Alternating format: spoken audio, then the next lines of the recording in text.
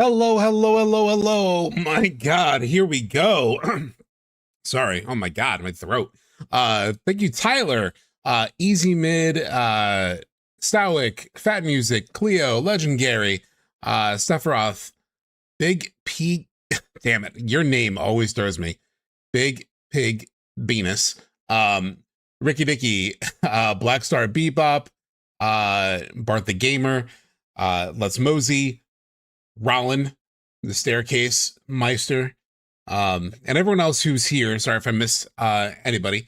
So we have a bunch of stuff to do today. Today will be a very FF7 focused sort of day, because as much as I really want to, in a lot of ways, play, I really want to play, hold on, sorry. As much as I really, really want to play Nier, I also want to get Crisis Core done, and we're near the end.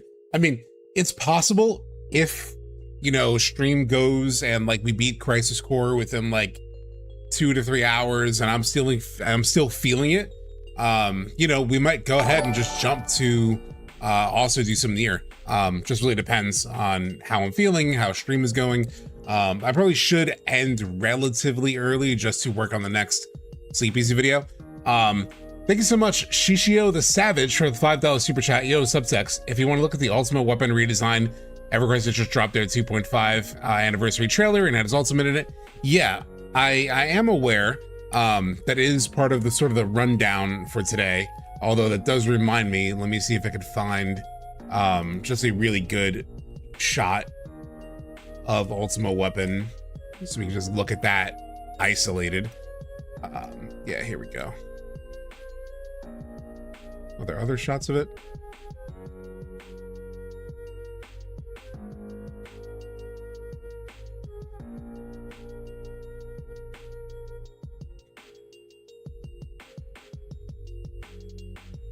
Let's do this one.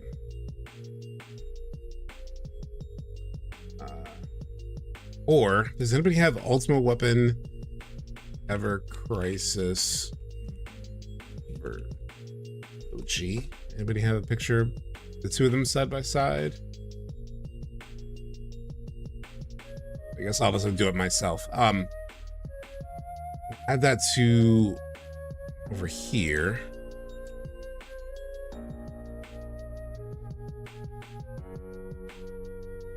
I'm sorry, I'm just doing this live now. Since that super chat mentioned it, it reminded me that I wanted to isolate the Ultimate Weapon. Then we can look at them sort of side by side. Weapon F7 OG.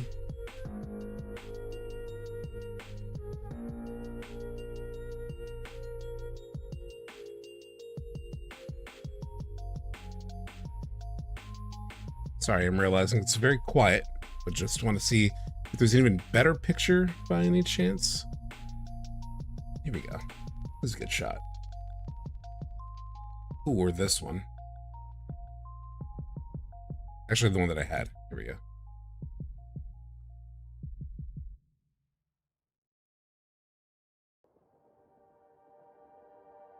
There we go. Perfect.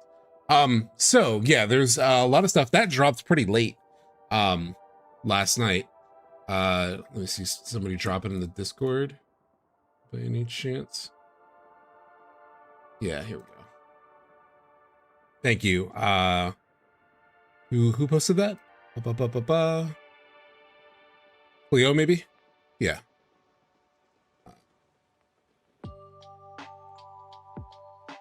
Cool.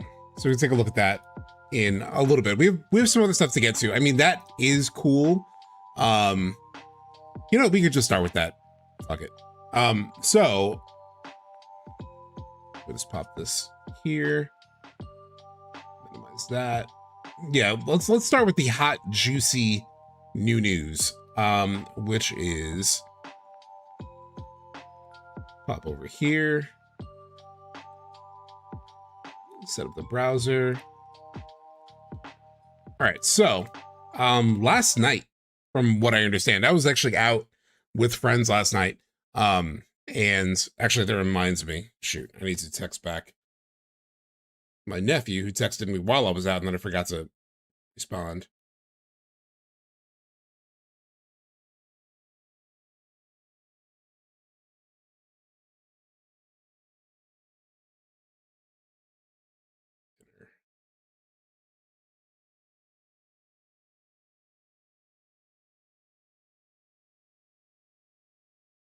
Sorry. So yeah, they put out a new update. There is a 2.5 year anniversary event happening, which is very funny. You know, I made the joke to some of my buddies last night. I was like, celebrating 2.5 years, we're surprised it lasted this long. Because you know, I still don't know just how successful or unsuccessful Ever Crisis has been. And the way they were rushing through some things like the Advent Children thing in particular. I was like, oh, are they closing shop anytime soon?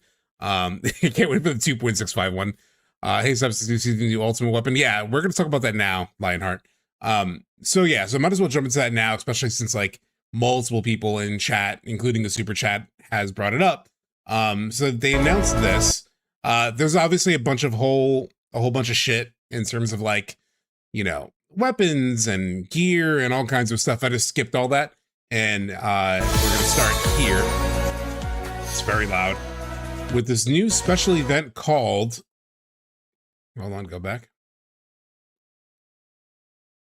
Weapon Showdown Battle for the Planet. Very fascinating concept. You even see some yellow flowers, sort of, sorry. Some yellow flowers circling the logo. And the description for this is very interesting. So this very much does look like, chat, what does this look like? I mean, it looks like Sephiroth and Aerith in the live stream. So interesting to have this. It's funny that so much of the conversation has been about the ultimate weapon and it being in being here in Ever Crisis. Hey Romy, I thank you for the follow. But it's like, for me, I'm like, holy shit, dude. They're showing like Aerith and Sephiroth like fighting in the live stream. Like, that's crazy. And this happens February 28th is when this and like there's a lot of this description in On the Way to a Smile, right? Like thank you, the Axe Mine. There's a lot of this conversation in On the Way to a Smile, like live stream black, live stream white, where Aerith is like traversing the live stream and she senses Sephiroth and she tries to stay away from him as much as she can. But then occasionally does sort of like get close just to figure out what the hell he's up to. Here it looks more like a direct confrontation, where she says, what is this power? Is it a weapon? And actually that reminds me, I should bring something up that was posted on Shinra Archaeology on Blue Sky.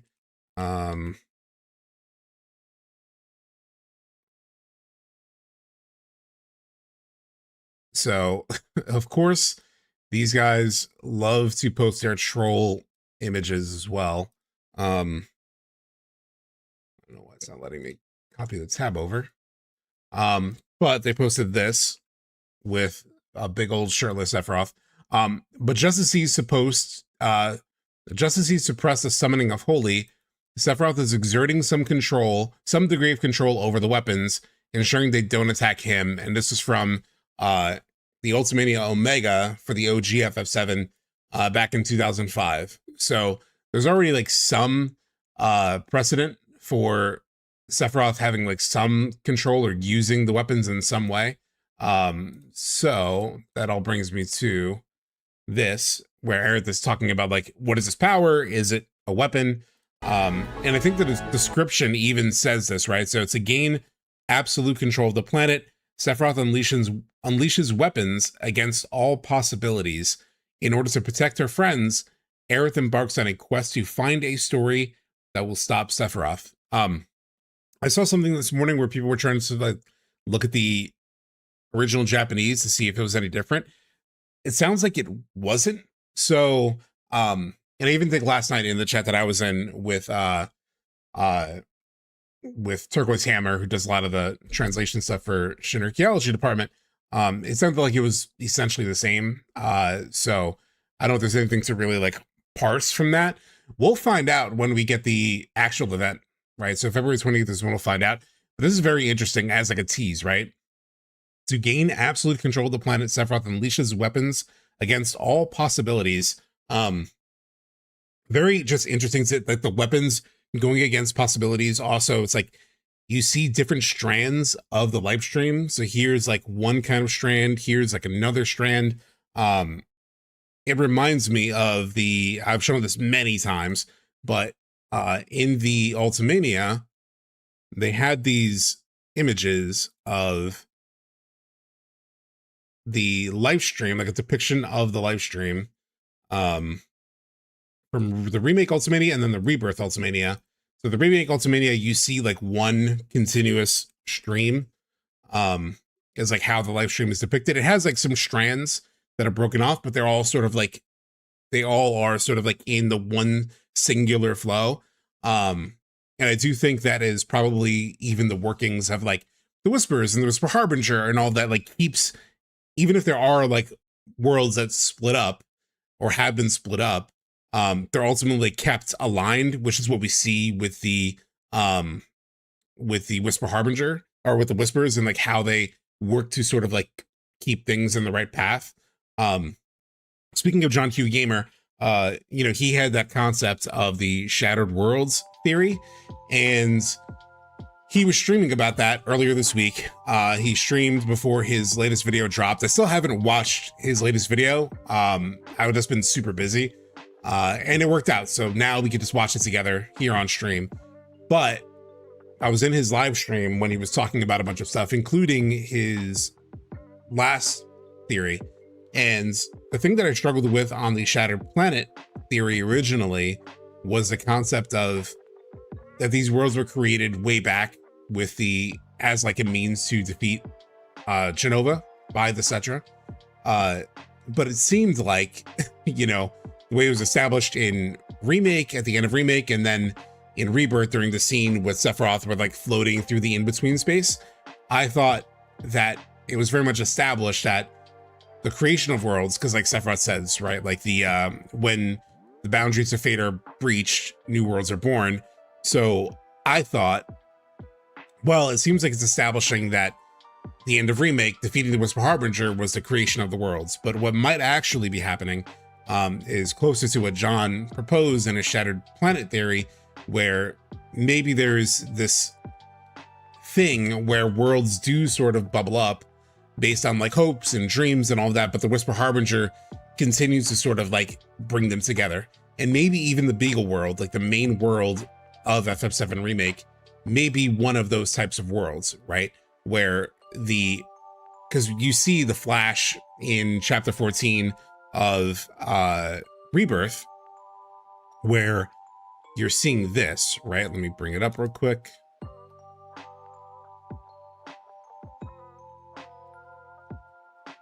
Cloud sees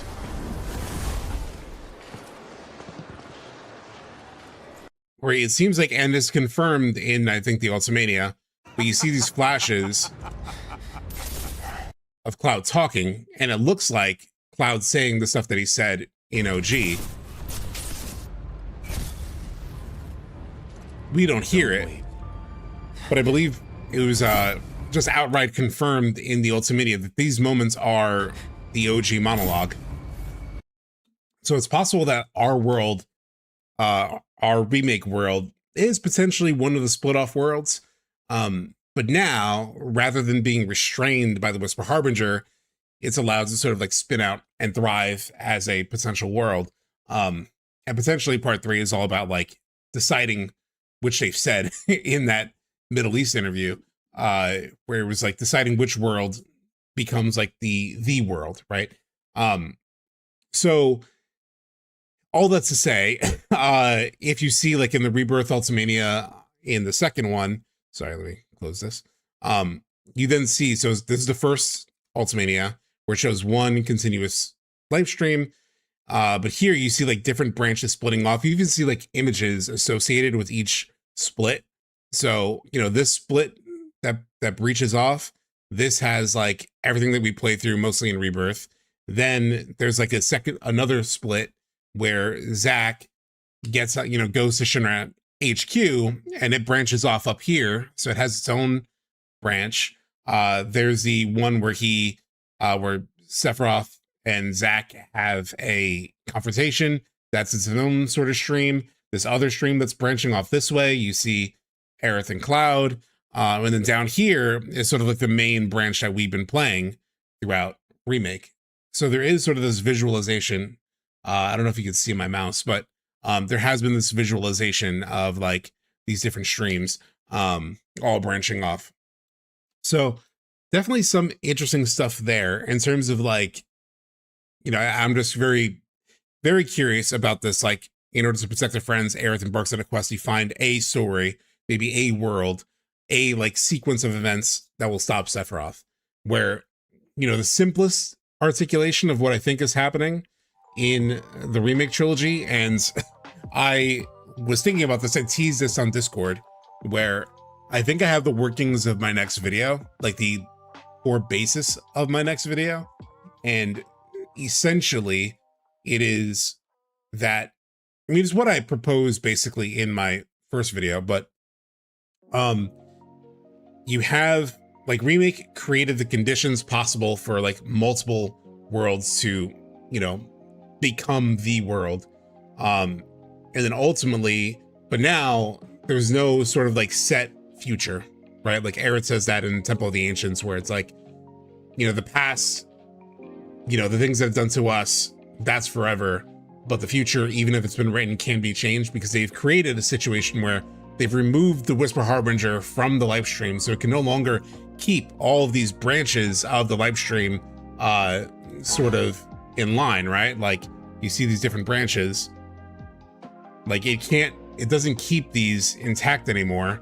And so it keeps all these possibilities. So these possibilities sort of spin out and are possible. And here, like Sephiroth is trying to unleash weapons against the possibilities, right? He's trying to do something to sort of stop the ones that he doesn't want. And Aerith is trying to find the one that could make it. So now you don't have the Harbinger anymore constricting where the story can go. Unknown journey, no promises await. And it's all in an effort to find whatever the final path is to, I think, defeat Sephiroth for good, defeat Genova for good. You know, ultimately, I think that's what it's all gearing up toward. But let me catch up with chat. Thank goodness you were spared from such an emotional scene. I might have felt something seeing it with voice acting. I wonder how it would be with voice acting, because one of the things I heard way back, like before the remakes even, is that Cloud's monologue is almost like a way to convey something that you can only do because you only had text to work with, you know? Like it's almost not natural dialogue in some ways for Cloud to be saying like, he suddenly becomes like a poet, right? In the middle of the moment, where he's like, she'll never cry, she'll never laugh. And what about our anger? Like, it was almost a way to convey something to the player, but it might sound clunky if somebody were to actually say it. There's a lot of that challenge in the transition of like games from text only to voice acting, where sometimes you write things out in dialogue that sounds kind of clunky, because you're used to writing dialogue to be read in the mind versus read by an actor. So in some ways, you know, I don't know if that dialogue would actually work super well being spoken, but I don't know. I would have to hear it, I guess. Is this how we get our happier ending, but does it make Advent Children relevant? I think it makes it so Advent Children as we know it doesn't happen, and like Geostigma doesn't happen. Whether it creates the possibility for like Aerith to come back or Zack to come back,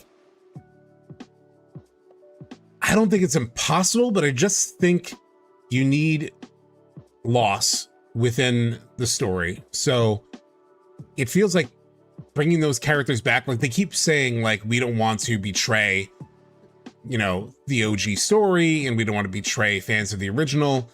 And while there are definitely lots of people who want those characters to be revived, at the same time, and like they said they don't want to betray even like the themes of the original.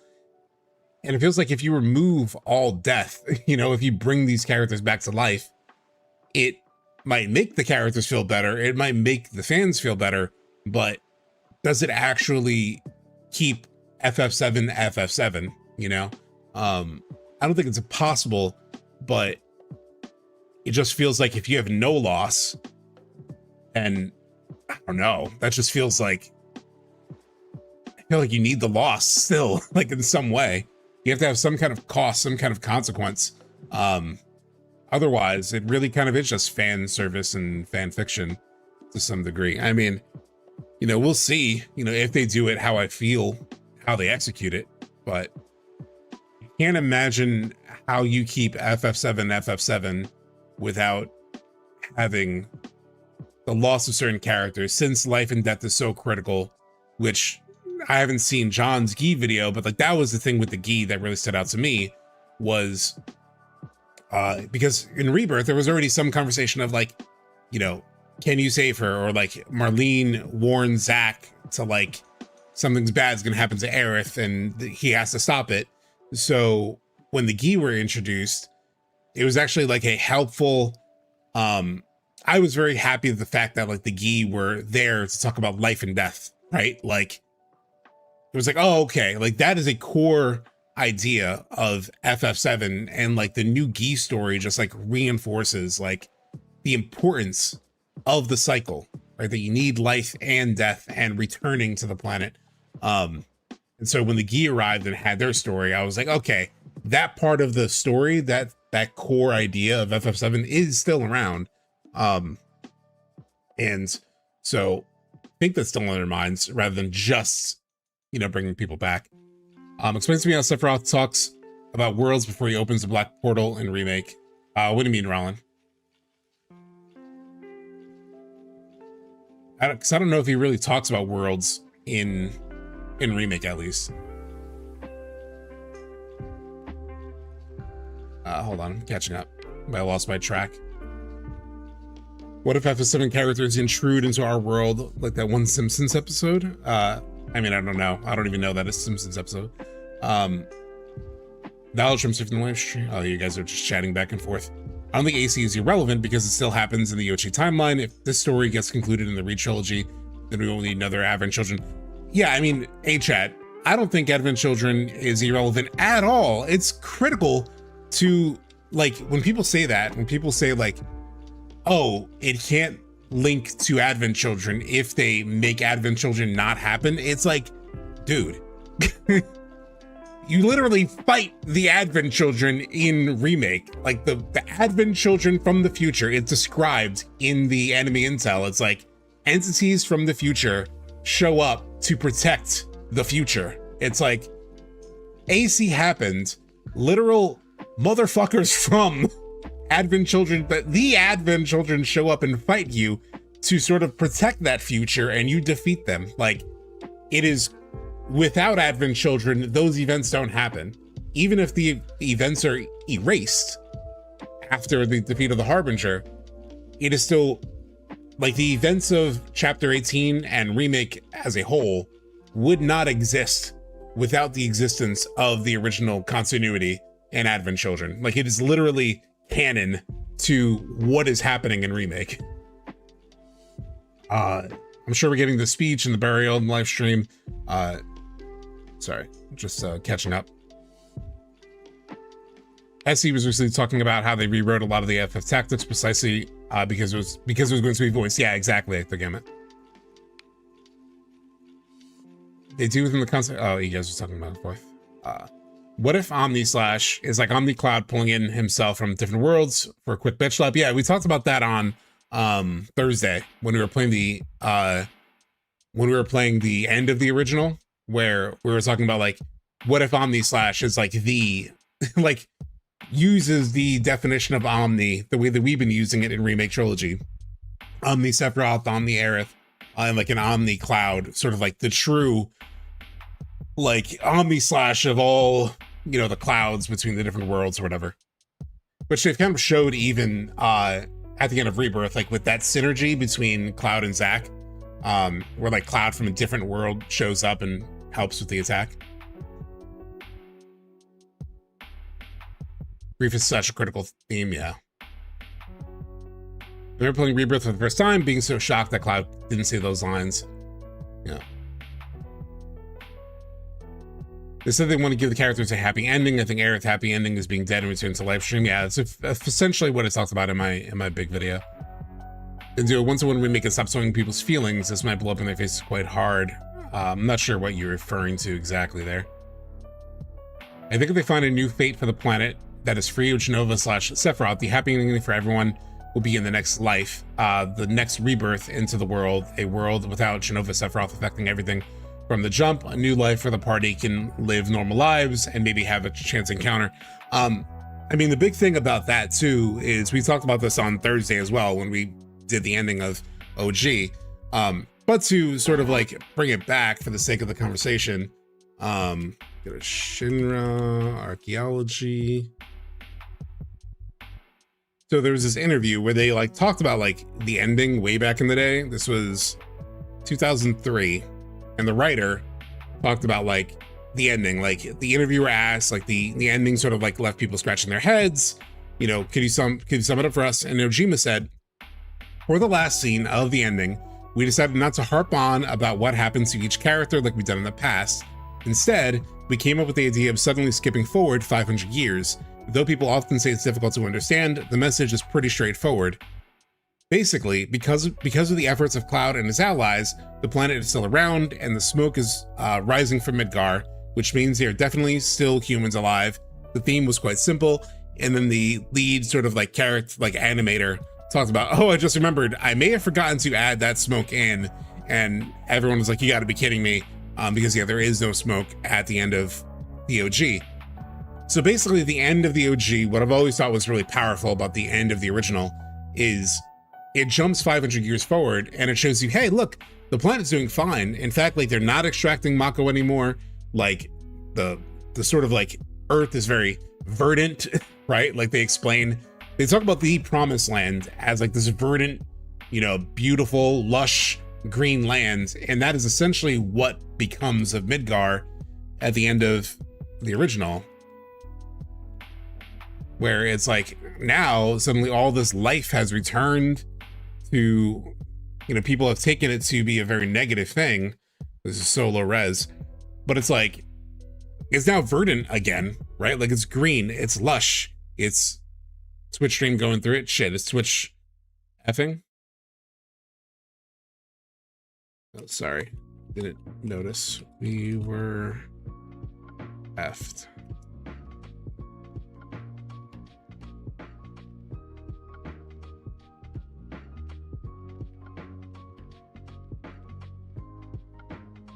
It's back again. It's been in and out. Twitch be switching. Maybe it's just a Twitch thing. Yeah, so if you're on Twitch, it might be better to be on YouTube for right now. If on Twitch they want to try to... Let me grab the link.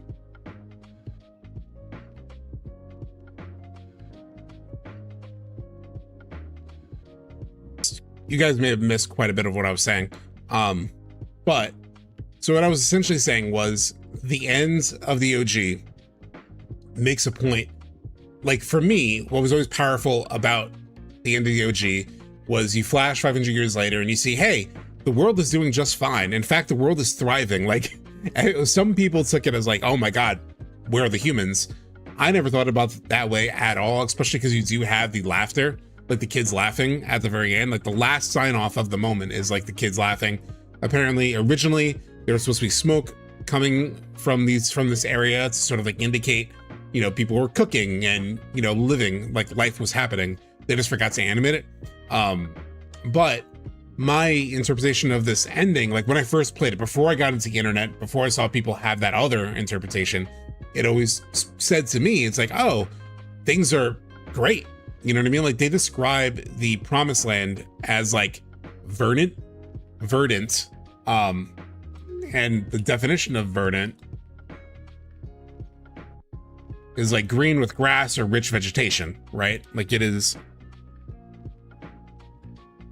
in some ways, the planet sort of becomes the Promised Land as it was always said, right? Like, look at this shit. Like, they stopped doing Mako extraction. It's verdant again. Like, the world is thriving. So to me, it always like seemed like they, you know, the planet was restored to be the way that it was. So the jump to 500 years later always felt like, hey, look, the real focus, like I know you love these characters, but the real focus from the beginning of this game was to save the planet. Like that is what Avalanche was trying to do. That's what ultimately the party wanted to do, was like save the actual planet. Which is what Aerith also says at the end of Rebirth. She's like, this is about saving the planet. That is the focus, right? But we are so focused because we love these characters. A lot of times people become very focused on like, oh, but X person dies or XYZ. But that's the point, is this. This is always the point. Thank you so much for the follow, Evitkin. We'll just catch up with other things in chat that were said.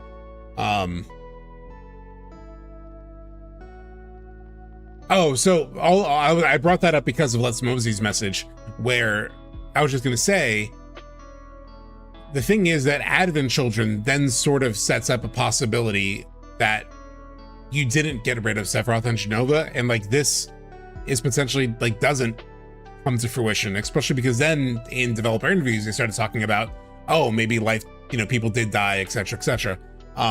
So it feels like a course correction that Remake could be about, in some ways, restoring the feeling you were supposed to have at the end of the original. At the end of the original, you kill Sephiroth for a final time, seemingly in Cloud's mind space. He dissolves into the live stream, and you end the game thinking, okay, maybe I don't know exactly what happened to Cloud and Tifa and Barrett and whatnot after the events, but I do know that 500 years later, the planet is fine. I do think the end of Rebirth, or the end of part 3, will have more of that character epilogue. I think we will see our characters sort of like pass the point of meteor fall, especially like if they don't lead directly into Advent Children and our characters are in a different place, and things resolve a bit differently. They might just give us that final moment of like, here's the final moment with the characters. My dream would be giving players the opportunity to sort of like still roam the world. Like when you beat Red Dead Redemption 2, for example, it opens back up into the open world. And then you can go to places. You could see people who like used to be in the group with Arthur and the crew. You can find them sprinkled out throughout the world.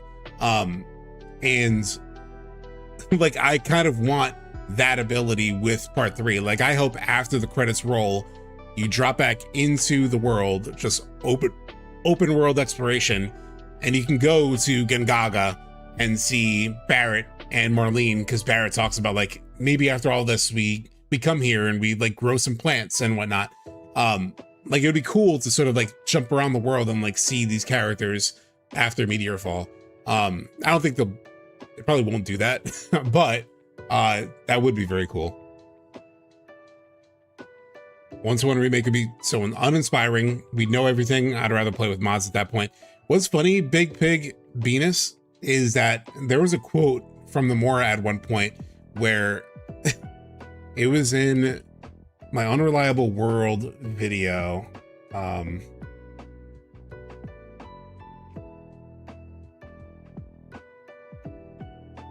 It was in this one where Nomura said essentially that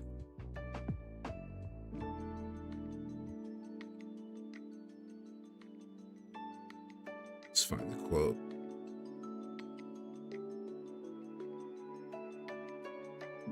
No. I think it's this one either. Yeah. I think it's this one. Wait, hold on.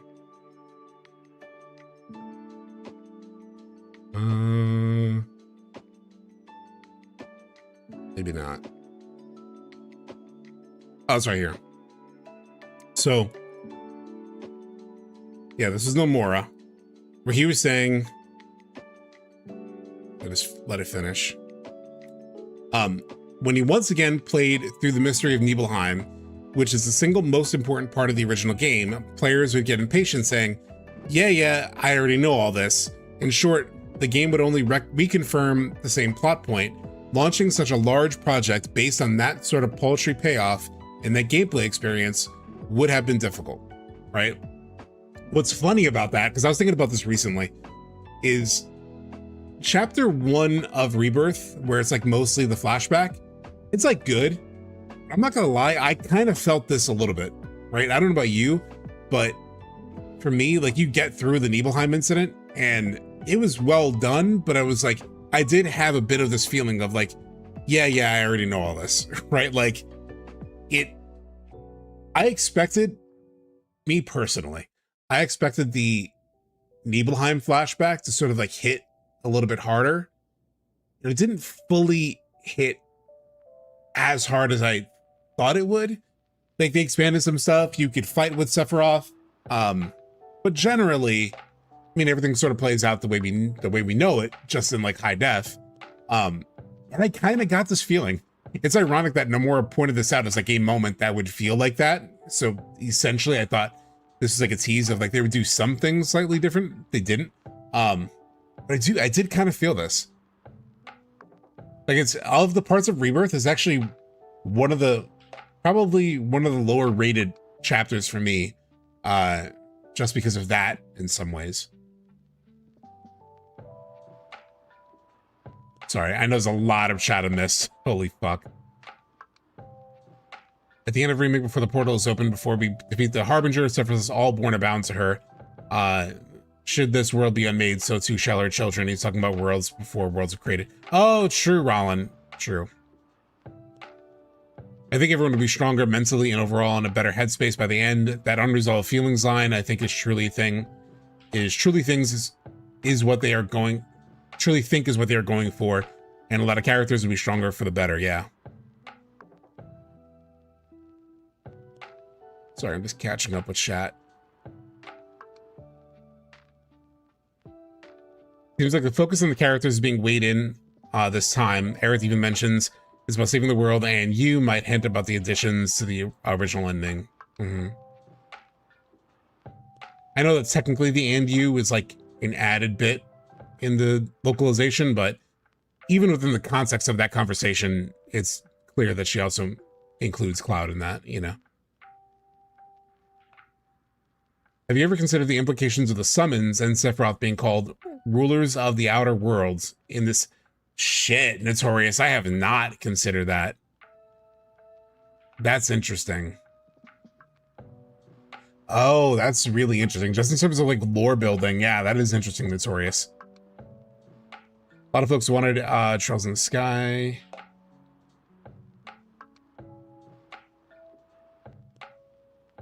Sorry, I'm just like trying to catch up quickly. When I went through the Nibelheim incident in the original, I kept thinking it was a side story. It was until the end I realized how big it was. Really? I mean, that was like foundational to me, always. Yeah, I was only looking forward to how well they could hit those points. Sephiroth is drunk and explains everything. I wish you could skip it on later playthroughs. Yeah, I've kind of felt the same thing. Like, I kind of like yada yada through the Nibelheim replay every time I've replayed Rebirth. It's like the part that I breeze through kind of the quickest. Hi, I have a theory concerning the Part 3 title and Sephiroth's endgame. It's nothing huge, it's a humble take. But since you're already on theories, I'd love to hear your thoughts. Is there a way to share those kinds of stuff with you, like via email? Probably the best way of Vidikin is on the Discord. That's probably the best way. So hopefully that Discord link works. I tried to make like a Discord link that doesn't expire, and supposedly that should be it. But then today, every time, like when I went back to get a new link for the YouTube chat, it showed that the link would expire. So let me know if that link works or not. You also have to consider the events of Dirge Cerberus to a degree.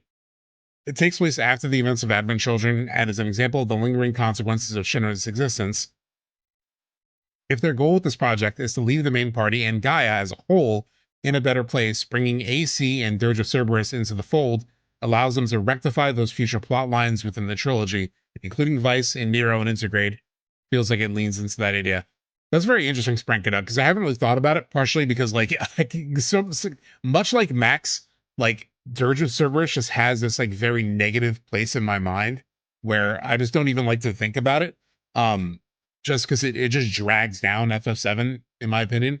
But you're right, in terms of, it does do that. I always like, I don't know if this is like worth a consideration, but they get yeah.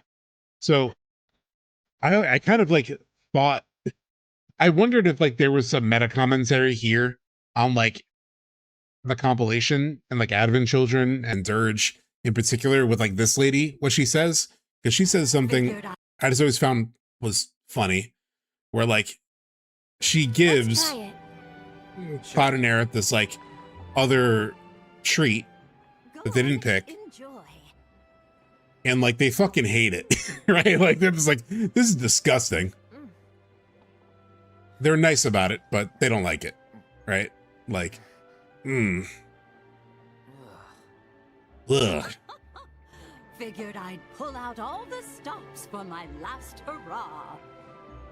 I could be referencing Remake. Guess I pulled out one too many. No, like, guess I pulled out one too many. No, it just needs a little sugar. Needs a little sugar. Yeah, and take out whatever's making my tongue. Like, this is kind of what the compilation left in my mouth. The compilation left this, like, sort of, it made my tongue tingle a little bit. Just wasn't the most enjoyable ending to everything. It sounds to me like it needs to start over. So, I don't know. That could be a stretch, but, it's like maybe we went a little too far with this whole compilation thing, and we need to sort of, like, come up with something better to sort of wrap all this up.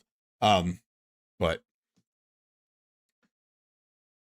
I did like the scene with the destroyed Corel reactor, but I kind of missed the scene with the Corel reactor from the original. The candies about Dirge of Cerberus, exactly. Yeah, that's what I was thinking. Thank you so much. L4 yo-yos or lay yo-yos. The colors of her candy are interesting. She's got black ones too, like the candles are symbolic of the different worlds options.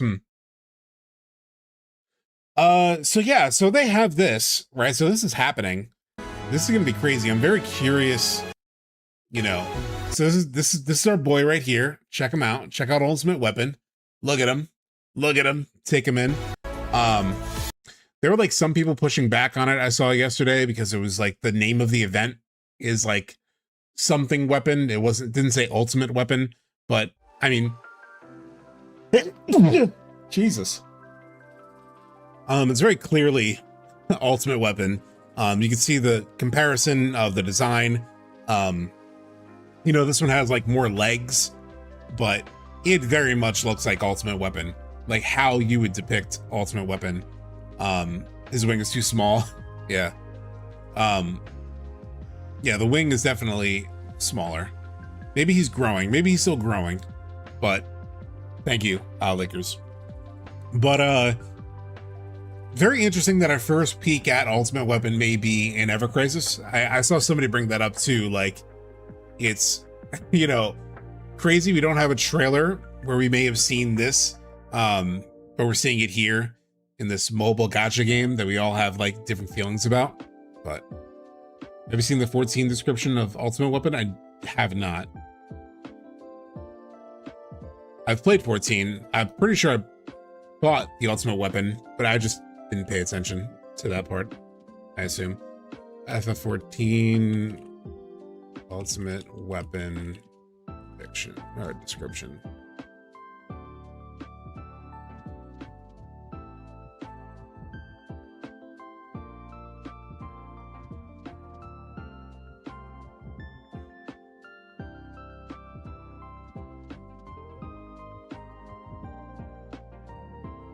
There's a relic of ancient Allag excavated from its resting place deep beneath Alamigo. The Allegans use it to crush primal and foe alike, and now the Garleans must do the same. That was Benphilia's description.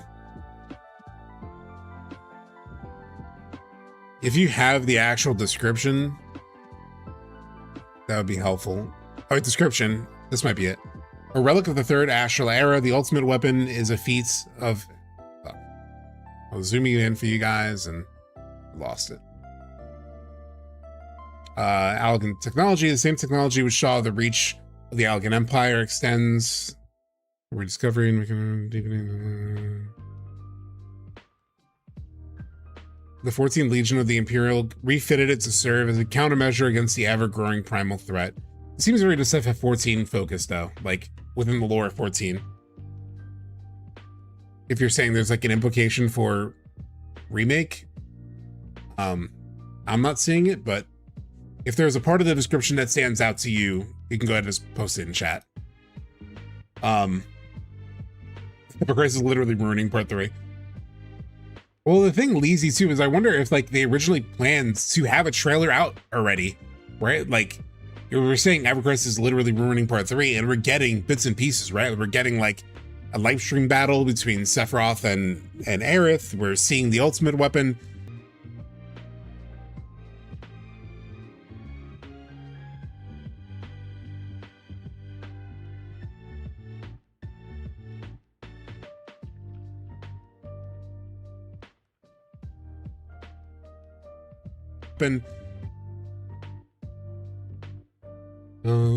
Son of a bitch. Back on YouTube.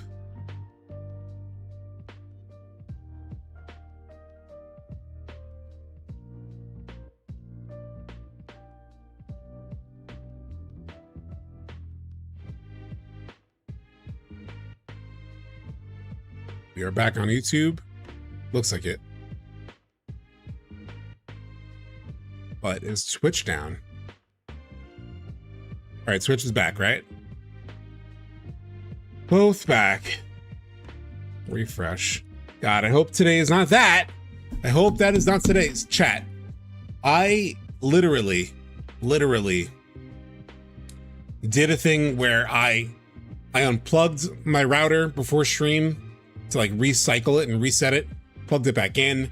I did the whole like IP flushing thing on my PC, where it's like you do the IP config / you know, all those like resets.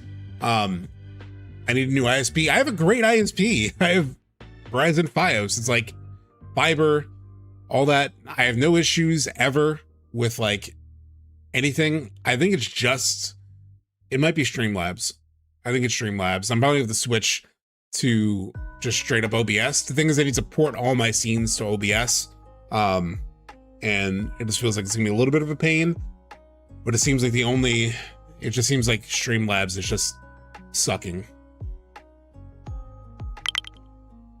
Thank you so much for subscribing, Melter. Thank you again. Phil, the trailer is ready. They're just waiting for the release of Rebirth on Xbox and Switch. Yeah. Yeah. I think we're all in that space. NSP had issues multi-streaming with Streamlabs as well. Interesting. Yeah, I'm just gonna have to figure out how to do it through base OBS. It's just that Streamlabs supposedly has like, well, it does give you the ability to like do the dual streams through like one login. It's built in. You have to pay for it, but you know. And then last time I hadn't updated my Streamlabs, so I thought maybe that might be the problem. So I updated it. And then on Thursday we streamed and it seemed fine on Thursday. But I may just need to completely ditch Streamlabs.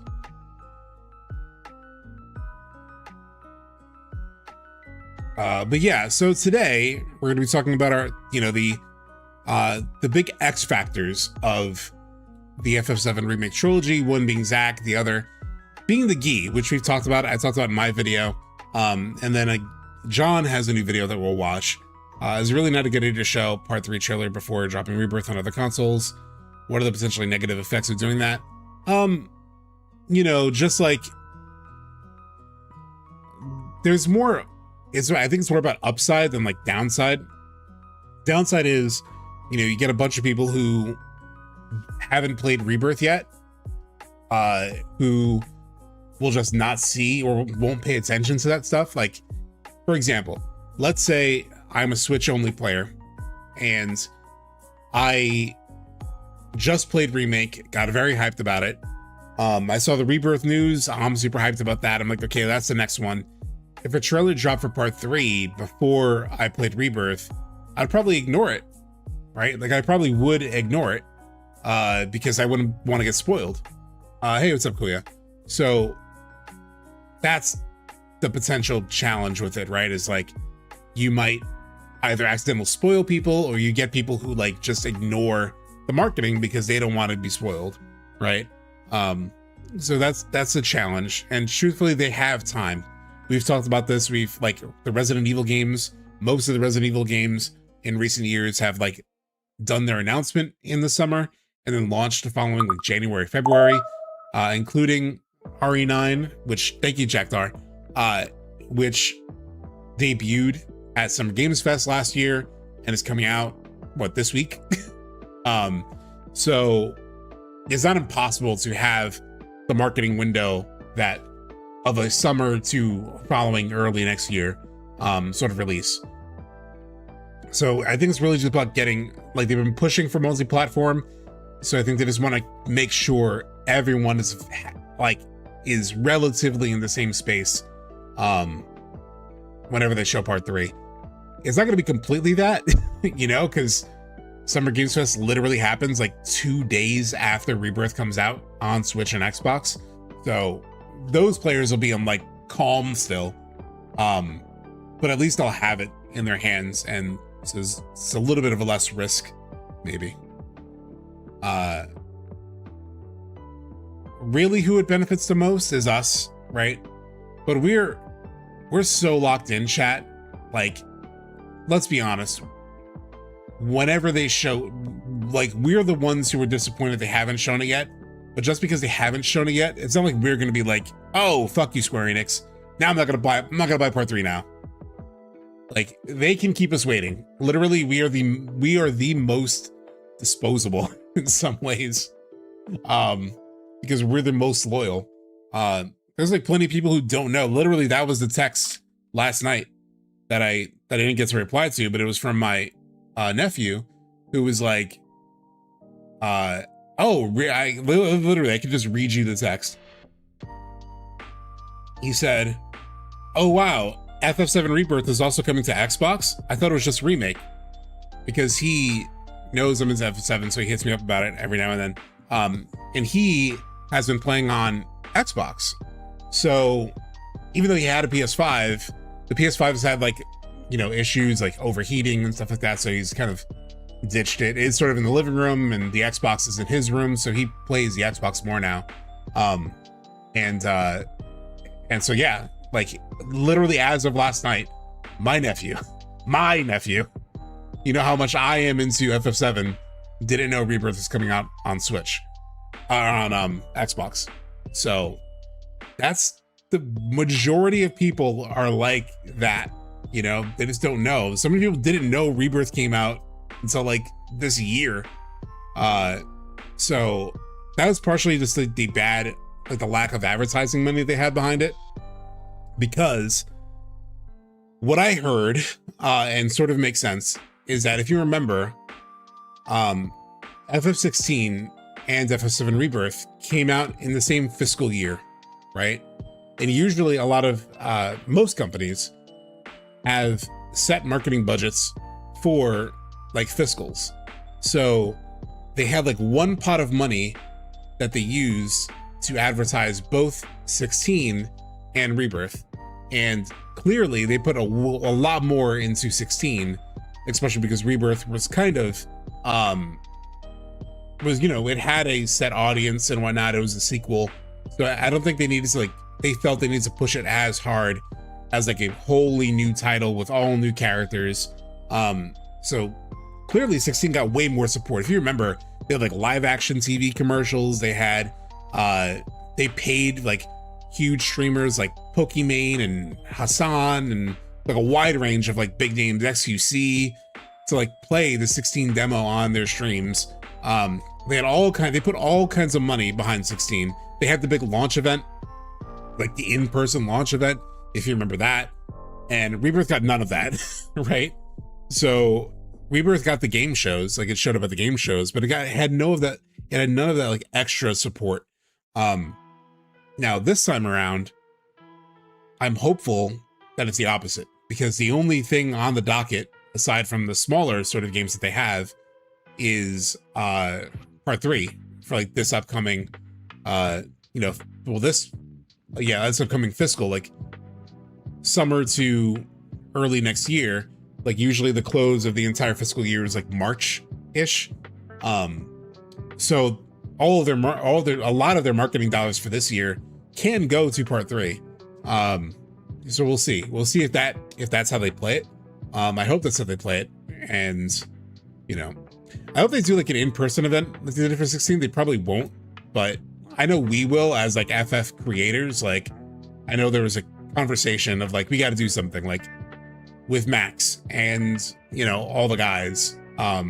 So hopefully whether it's like there's something official to bring us together or just unofficial, we all get together. That'll probably happen.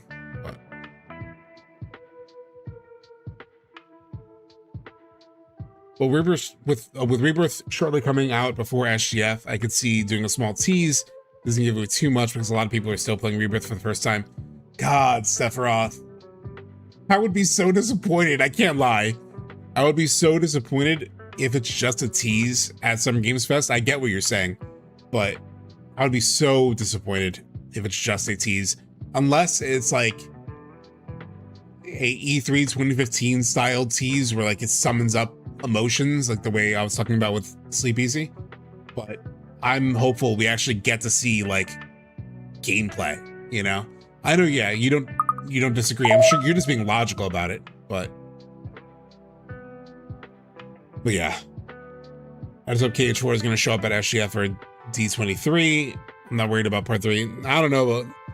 Look, I'm not a Kingdom Hearts fan anyway, so I'm immune from that timeline. Like I have no skin in the game, so I can't relate to you on that. All I know as a non-Kingdom Hearts fan is that you guys just always have to wait almost too long. So fingers crossed, but they haven't shown anything other than like that post last year where it was like 7 screenshots and like a 500 by 500 square. You can't even like look at the individual screenshots in a big size.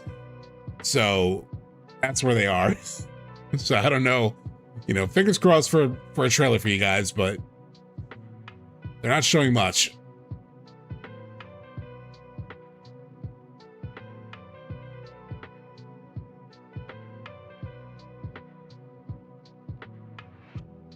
I think the reveal trailer got delayed because of the multiplayer strategy. Yeah. So let's get into everything. So this past Thursday, I was going to play some stuff, but we already ended up talking about it. But I did my finale of FF7. Like I said, I already showed a lot of the things that I already talked with you guys about, a lot of things that came up in that stream. The only thing that didn't come up in that stream that was kind of cool was this. Hold on, let me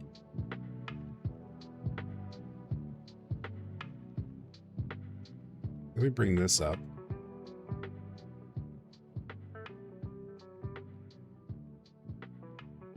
Let's experience it. This is kind of cool for anybody who wasn't here on the Thursday stream. Cloud laughing. So Cloud has this line. Why is he Cloud? Where Cloud says, why is he laughing? And I pointed out that it was like, weirdly, we heard this dialogue already, and we've there's been a lot of things in Remake and Rebirth that have like moved up and we've seen earlier than we would have seen them otherwise. For example, like Cloud even remembering who Zack is, even though he remembers it incorrectly, he remembers that early. Him and Tifa talk about the Mount Nebel scene from the live stream sequence. earlier than they do in the original game. The we fight Bizarro Sephiroth earlier than like you fight Bizarro Sephiroth after beating Genova here at the end of the OG. Now that's happened that's been moved up to the end of Rebirth. And then this line of like, why is he laughing? If you remember, was actually said here.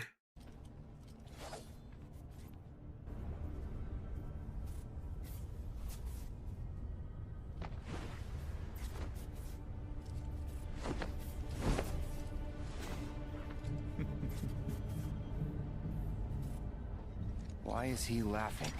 Because he knows this isn't over. Why is he laughing?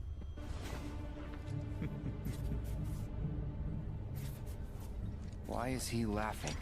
Because he knows this isn't over.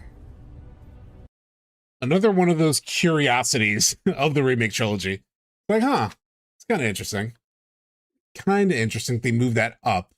But so yeah, so we did that. So we talked about the end of the OG, and we, discussed a bunch of stuff from the OG. You could check out that stream. Actually, let me just grab this link and drop it in chat. So I still need to add the sorry, I forgot to add YouTube chat on that. Still need to add the timestamps on that stream, but you can check that out. But the big thing also to come out of that is that now we're past the OG FF7. So Thursdays, what are we gonna do? And I think it's time. I've talked about this before about after FF7. I've been like wanting to replay FF8, and I haven't played it in over 20 years. So I don't remember a whole lot. There's like certain select things. I remember a little bit about Laguna. I remember a little bit about, for lack of a better word, like orphanage stuff.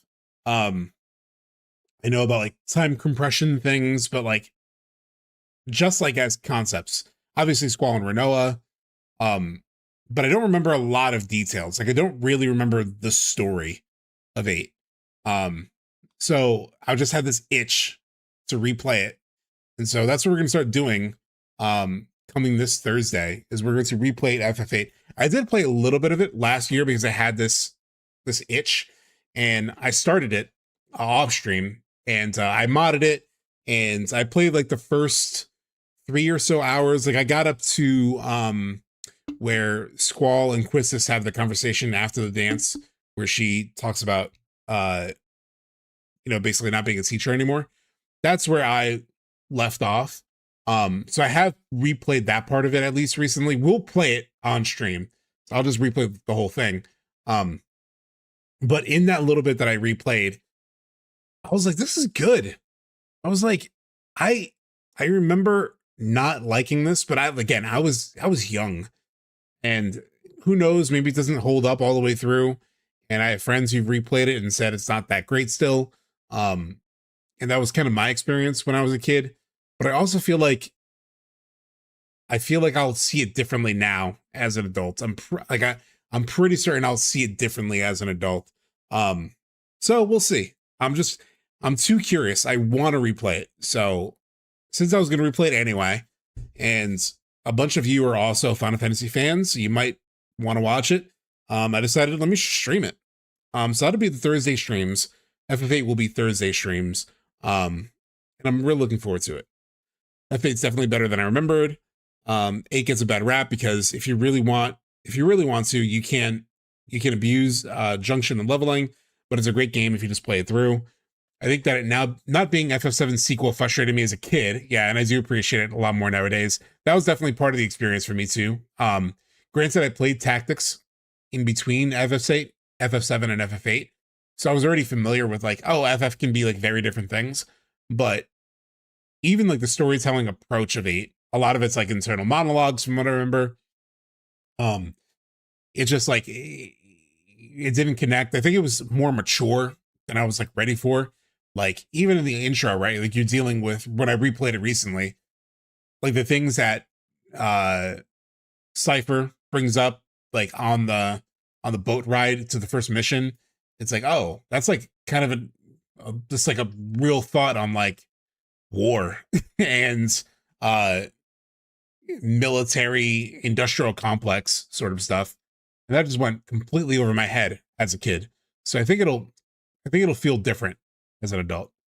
Not sure why everyone is coming up with these theories. Nobody knows how the story is headed, but one thing for sure is the storyline and ending will be the same. We're making an anthill into a mountain. Well, K-Ham, that's like your, you know, that's your viewpoint, right? But like, you can't deny that Remake has had some fuckery in it, right? So even if it's an expansion of existing ideas, it's not as if like all that stuff is purely the result of fans being weirdos, right? Like literally the game has you fight a manifestation of destiny itself, and you see flashes of the future and you defeat it. So whether it's all bullshit or not, and it all ladder up to the same thing, you can't say people are crazy for thinking that might mean something, right? Like, even if it doesn't mean what people think it means, there was clearly a signal to the audience of like, hey, things could potentially change. Like, it's not fans making that shit up. It's the developers did that to people, right? So it's not as if like we all played Remake and it was essentially the same as the first game, and then we're like, we just made up a reason why it could be more, you know? I'm going through it again right now, and while there's still some odd stuff, and it's really propulsive plot-wise in a way that FF7 isn't, and the junction system is way simpler than materia management. Yeah. We're just worried some of the great cooks in chat and other chats will be better than what Square ends up coming up with. I've had that concern too, for sure. But we'll find out. Nobody knows. Nobody knows, you know? But that's the thing that, like, with like that kind of opinion, because I've seen a lot of this on Twitter too. It's like, oh, it's just the OG. How do you know? Like, it's not as if we're saying it's definitely a sequel or a requel. Like, nobody is like claiming. The only people that seem the most like certain is that they're right are the people who say it's going to be the same. Like, every time I hear theorists, they're just saying it could go this way. For the most part, they're just saying it could go this way. But like, nobody is very set on like what will happen, except a lot of people who are in that camp of like, oh, it's just the same thing again. Like, oh, I can't wait. So like, we finally get part 3, and like people see that I've been right this whole time, that it's just the original game, just like a clever reimagining. Like, I see that kind of like confidence and cockiness from that side of the fan base a lot more than from the theory crafters or theory bros who are just throwing out ideas and exploring the stuff that the developers have given us, you know?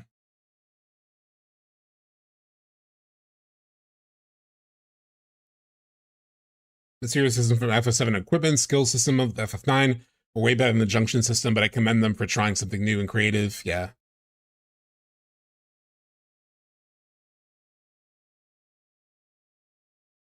Yeah, nobody in the space is claiming they're certain. Yeah. So let's talk about a few things. You guys have probably seen how complete an answer to questions will we get. Do you think devs have valued the conversations that happen after, and we will likely get DLC? I don't know.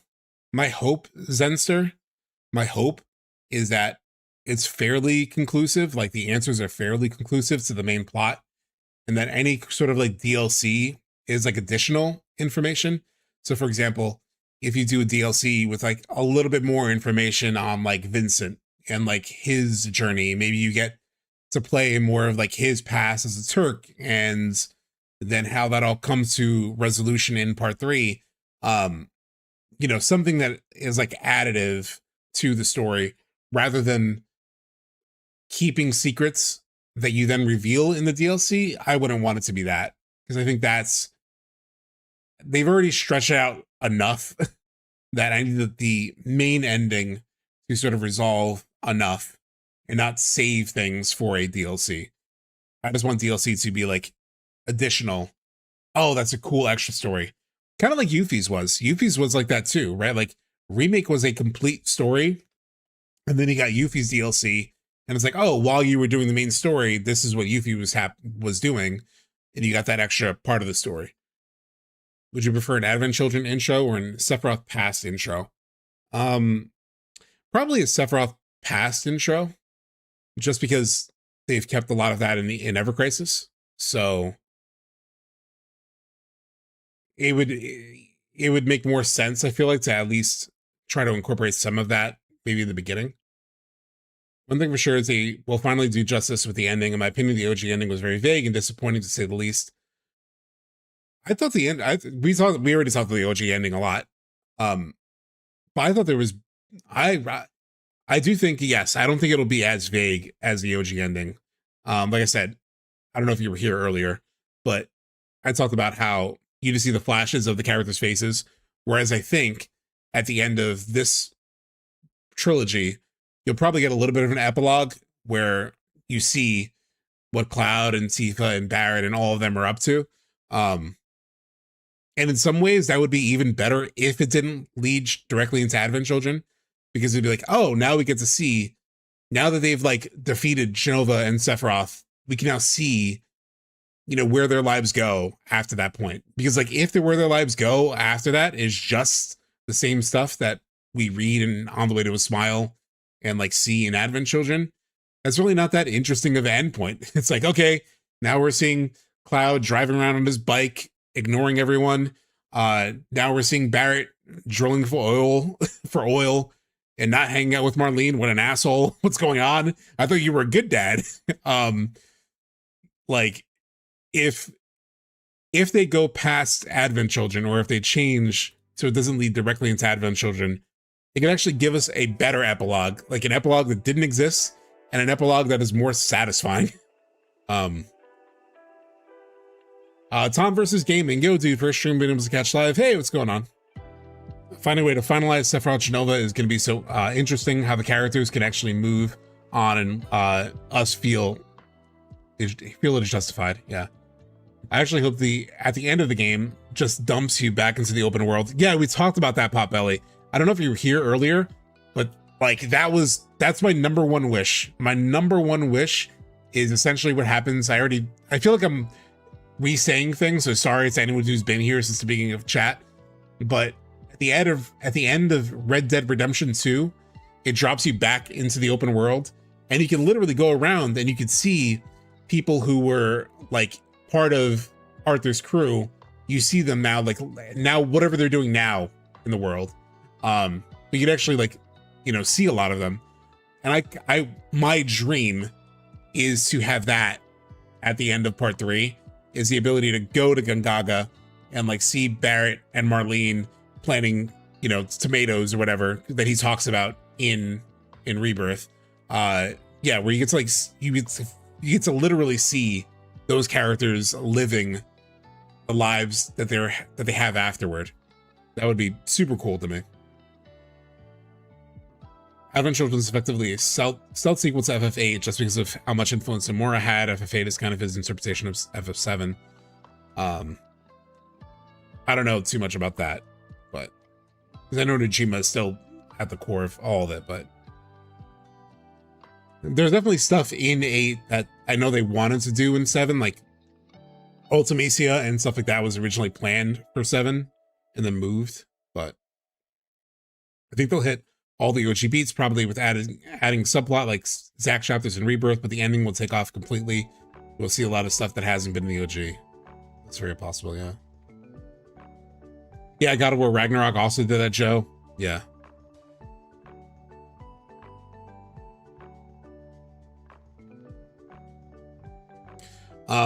So let's talk about some of this other stuff. So part 3 stuff, a lot of you have probably seen this interview and like highlights of this interview, so I won't spend too much time on it, but Hamaguchi did another interview with Automaton where he talked about like, hey, working on multi-platform is not gonna disrupt what we're doing with part 3. It's not going to impact the quality of part 3. You know, he said FF7 Remake Trilogy's 3rd entry will not compromise on graphics whatsoever despite multi-platform shift.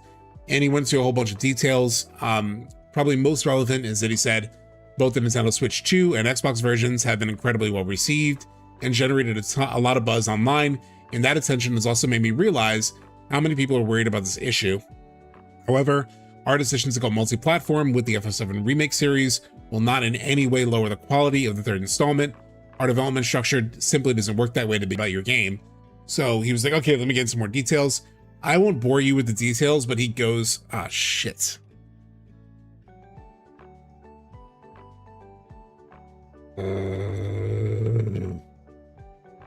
Is YouTube still up, or is it? Okay, Switch is back. Switch is back. Switch, refresh. So frustrating. I don't use OBS, Kuya. I use Streamlabs, and apparently that's just the problem. I've been trying different approaches, and I think I just have to port everything to OBS, which I just haven't had time to do, because all the scenes and everything are set up in Streamlabs. So yeah, I'm just gonna have to do OBS, just straight up. The only reason I wasn't on OBS originally is because I purchased not even these scenes. I had different scenes. I had these scenes. Hold on, if I could find it. I had like this format back in the day, like when I first started streaming, and I purchased this format, and it didn't work when I installed it in OBS for whatever reason. Like everything was like scrunched up into like a corner of the thing, and like it didn't lay out the right way. So because of that, I ended up using Streamlabs because it ported in perfectly. And then now, ironically enough, I've remade all of these scenes anyway. But yeah, so I just need to export them and get them into OBS. And then I need to figure out how to do the multi-streaming through OBS, which I know I just need a plugin for. But yeah. So anyway, this interview, I won't go into too much detail. He starts to break it down a lot more. The thing is, like, yes, they do have optimization problems, as Drake mentioned.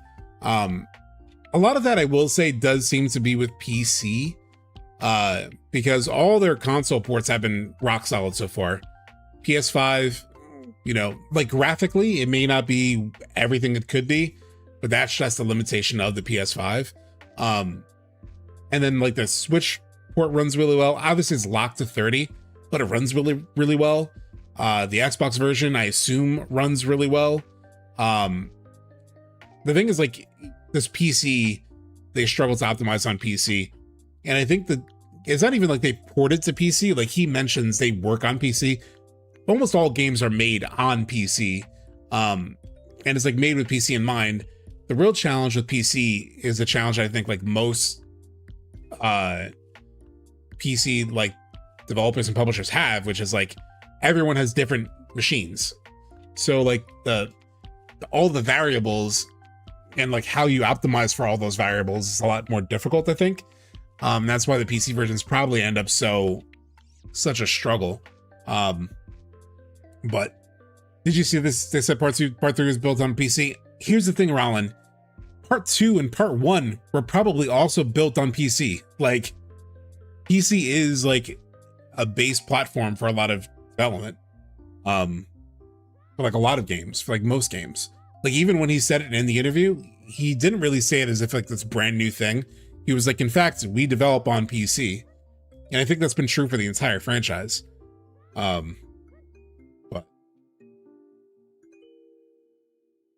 either way, so they do some things to sort of like help with a lot of these ports. So like Switch to Xbox Series S, for example, they'll have less NPCs in town, things like that. Yeah, they're made on UE4, so it has to be PC. Yeah. And then they'll like lower the textures and stuff for each of the consoles. Interesting, like Steam Deck is apparently like half the PS5's baseline. So that actually made me want to look at something, which was I wanted to look at how this thing looked on Steam Deck as like a potential example, because I've been wondering how Rebirth will look on Switch. So I found this video where this person sort of like plays it, and it mostly runs at like 30 FPS. He says it sometimes like dipped a little bit when like here you can see 26, 27.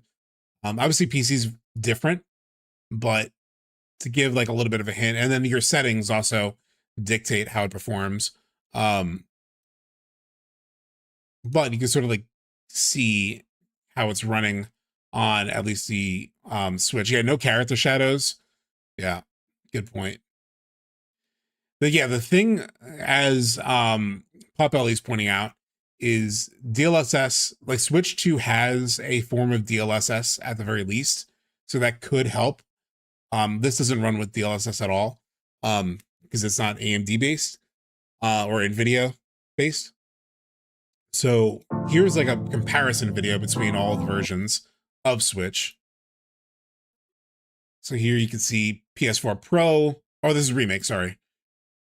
And you can actually see the Switch 2 version looks a bit better than the Steam Deck version.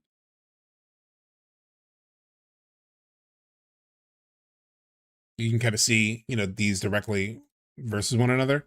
It has the PC version lighting and all that, but the Switch 2 did handle Remake quite well. It handled it a bit better than the Steam Deck did. Steam Deck got like more, I mean, look at that. This was Steam Deck. Look at the transition here. I mean, that character model Cloud is so much clearer in the Switch 2 version. Granted, Steam Deck can go up to like 40 FPS or so, but in terms of like actual quality, the Switch 2 is quite nice. The Steam Deck version of Rebirth runs much better now compared to launch. Yeah, I did find a video that talks about some kind of update. So there's, you know, in terms of like trying to predict how it'll look on the Switch 2, it's probably pretty decent. This is gonna sound like a strange segue, but related to like the development challenge that they've had, because we bag on them for like performance and stuff, but I found this interesting as well. Before, during our New Game Plus showcase interview.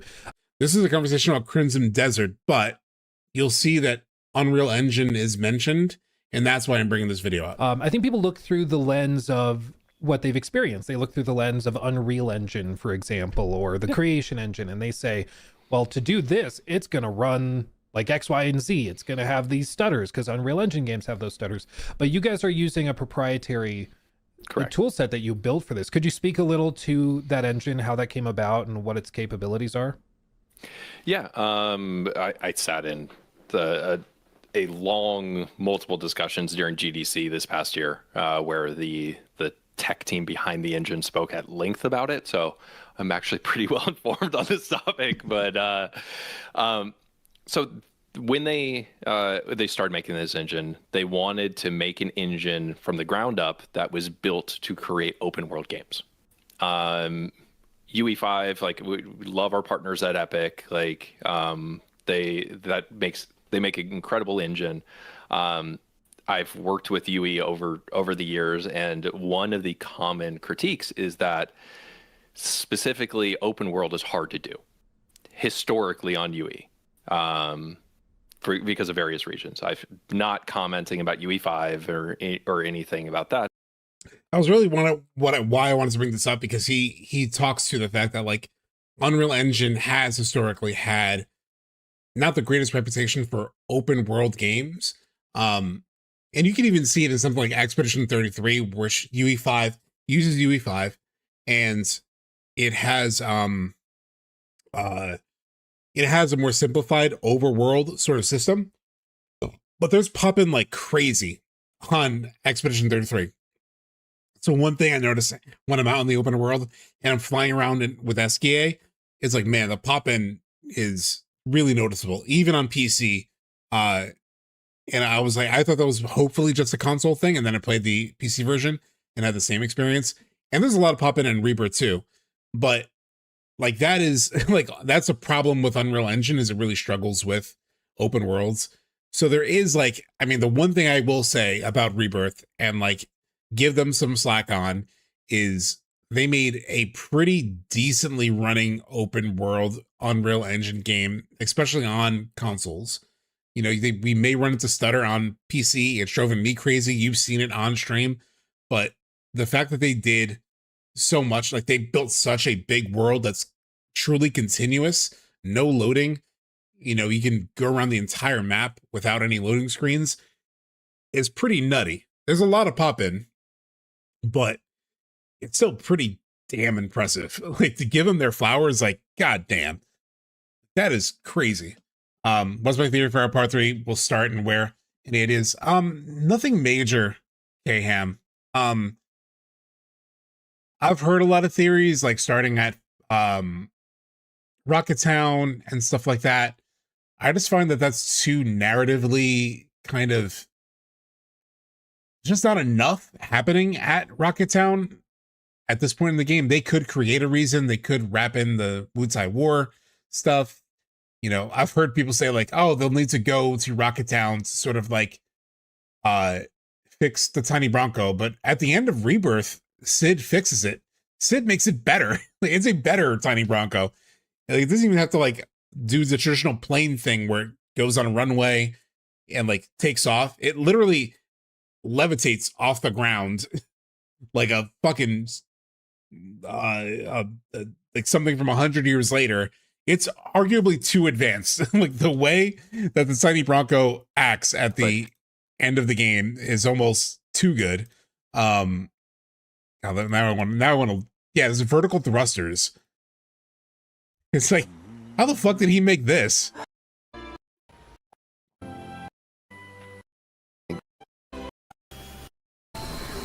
Look at this shit.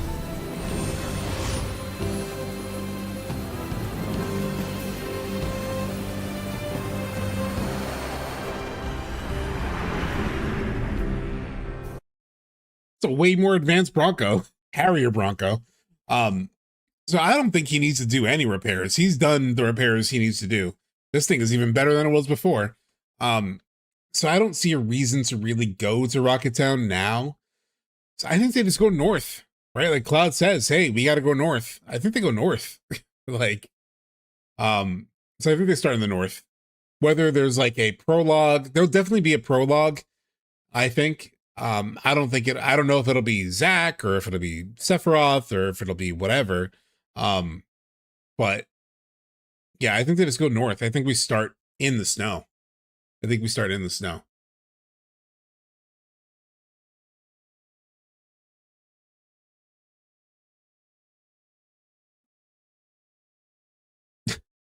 I just need to laugh at this Sakura comment.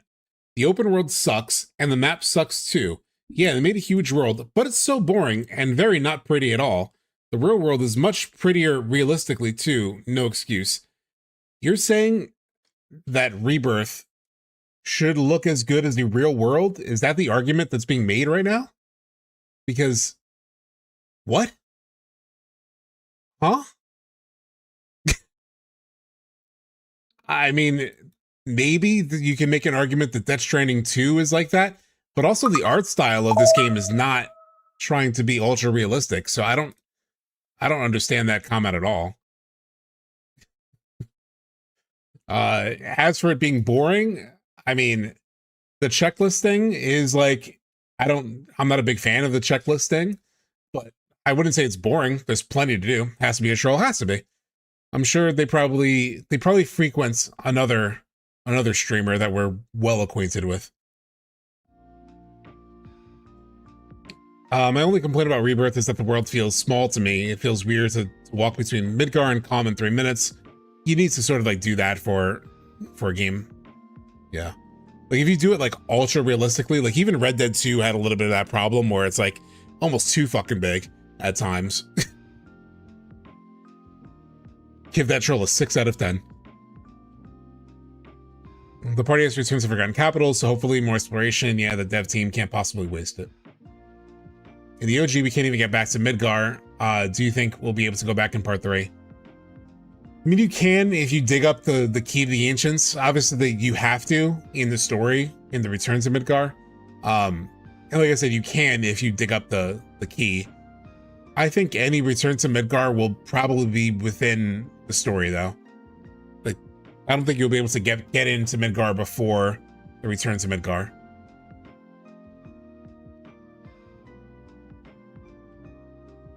But so yeah, so they said all this stuff. But one of the things that also came up was this worry about the multi-platform, you know, having an impact on the development of the finale.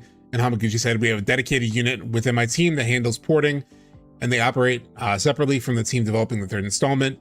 So that's good news. And then I think, where's the last one? This is the last one.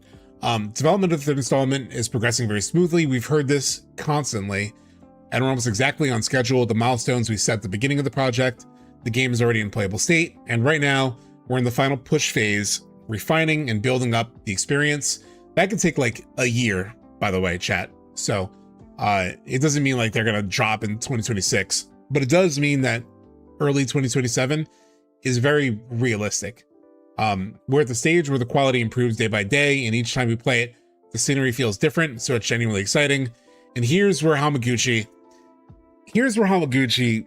does have a particular flaw. And he says, I think it won't be too long before we're able to share some kind of update with everyone. So in our normal human people terms, we're like, all right, so like a couple weeks, right? No. I mean, he's been saying this since September of last year. So hopefully in the near future, we'll be able to reveal some of that. Now, part of that is probably because like to him, you know, 6 months, 12 months after working on a project for like years, or a trilogy for like a decade, probably doesn't sound like a long time to him, but it sounds like fucking eternity to us. But I think probably even the more realistic reason why he keeps saying this is, having watched enough of his interviews, I think he's just like has a little bit of nice guy syndrome and like just wants to tell us good news. Like he wants to tell us what we want to hear. He's like, well, hopefully we'll show it to you soon in the near future. It's not too far away. Hopefully, like he knows that we want to hear that. So I think he just says it because it's also not completely a lie, but it's also not completely true. So I think that's really what's at play here. I think he's just like, he knows we want to hear this, and it's not totally untrue because his development is going well. So it's like that friend who like keeps promising you something and then like never delivers on it, right? Where it's like, that's what it feels like to me. He keeps saying that because they're basically done. Yeah, because they're so far along in development. He's like, oh, I can, and maybe he doesn't know, maybe he doesn't exactly know the marketing calendar. That's not impossible, but at this point he probably should have some sense of like when things are going to be said. But so all that's to say is like, don't put, that's why I didn't highlight it when I pulled this quote. I did not highlight, I don't think it will be too long. It'll be a while. I'm not expecting anything till Summer Games Fest at the earliest. If we get something before that, great. But I am not betting on it. If they announce a state of play that is, you know, in May, I'm not gonna, I mean, we'll watch it, but I'm not gonna be like, we're gonna see it. I'm totally SGF pilled at this point. Even if Hamaguchi comes out and says, we're gonna be at the May state of play, I'm not gonna believe it, chat. We will watch it, we'll react, but I'm not believing in anything other than Summer Games Fest at this point. I've been hurt too much. I've been hurt too damn much. So we talked about this already. So that brings us to John's video. Big Sam, yeah, I won't hype it anymore. It's just, yeah. Resanity.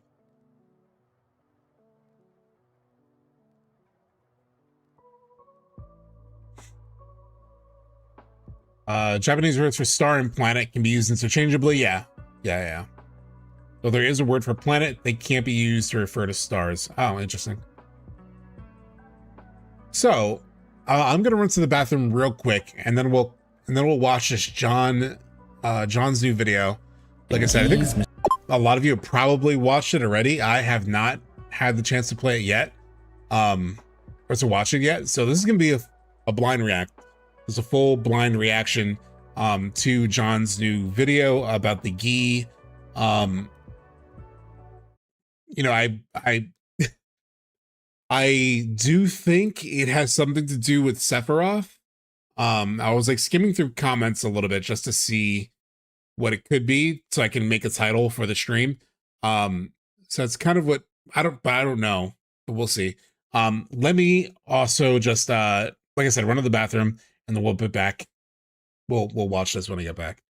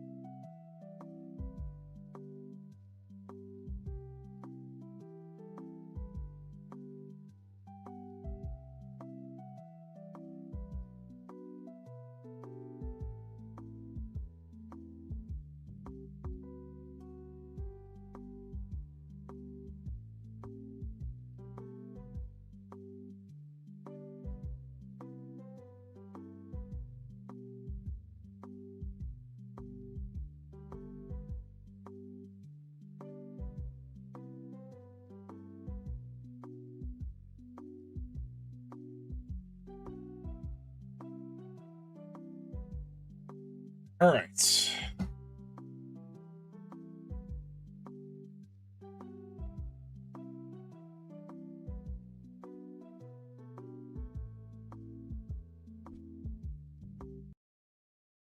this the full shebang? Yeah, here we go. I just need to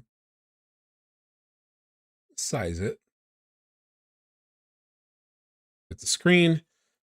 Zack also Sephiroth, I didn't get to watch it yet, but I'm excited. I do like his way of communicating thoughts. Yeah. So let's check it out. So this is actually, let me check hold on, let me share the link also. I should probably share it in the chat here. Video we're watching. And I'll pin it for now as well. Why isn't it letting me pin? I had the same problem earlier. Where it's like my own stream, but it's like not letting me pin the way it's supposed to. What's going on?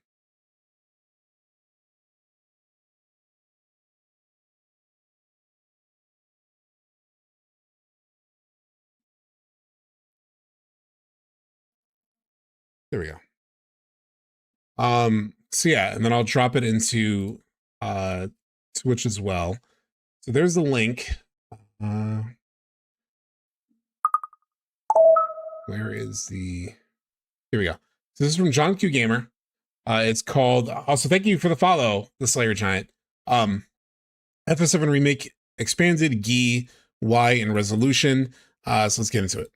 If I told you that Gi's mysterious portrayal in the Final Fantasy VII Remake series is not just an expansion of Nanaki's backstory, which now needs to be resolved by the end of Part 3, but the Gi could prove to be key to Sephiroth's ultimate goals. That's the exact reason I'm making this video, to talk about things surrounding the Gi which I haven't Hey, Slayer Giant, thank you. heard people talking about. And now we're checking out another one. But thank you so much, Slayer Giant. Think back to your first experience playing Final Fantasy VII. The game didn't explain everything. It trusted you with some questions that went unanswered. The Gi were part of that, mentioned briefly in Cosmo Canyon, unsettling but distant, more like an ancient myth than an active threat. And they worked precisely because they weren't over-explained. For many fans, that restraint was part of Final Fantasy VII's magic. So when Rebirth began expanding the Gi, giving them more presence, more history, more narrative weight. It raised a fair concern. Is this deepening the story, or rewriting something that never needed to be touched? For this part, I don't really feel this. And I also didn't feel this as like a common thing that came up. It could just be John like framing up something to comment on. I definitely, I was like, I just never thought about the Gi in the OG, aside as being the assholes that petrified Red 13's dad. I didn't really think about them either way, or like why they didn't work. They were very much like, they were pretty much a MacGuffin, not MacGuffin, because usually MacGuffin is something you're like actively chasing. But they were just kind of there, they weren't really, they're just these spooky things that were up against Cosmo Canyon. But there wasn't really much, I didn't, at least didn't really think much of them. So when we got the extra bit of information in Rebirth, I welcomed it, I thought it was a very cool addition, because otherwise it would just be, the only thing I really thought about would be cool to see in Rebirth was like, I always thought that was kind of like a river of blood under Cosmo Canyon is sort of what it looked like all the water looked like blood. So I was wondering how they would bring that to life.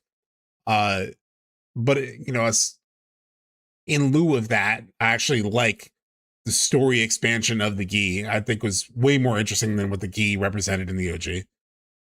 Gi are in the OG astonishingly little for how important they are, given their connections to the Black Materia.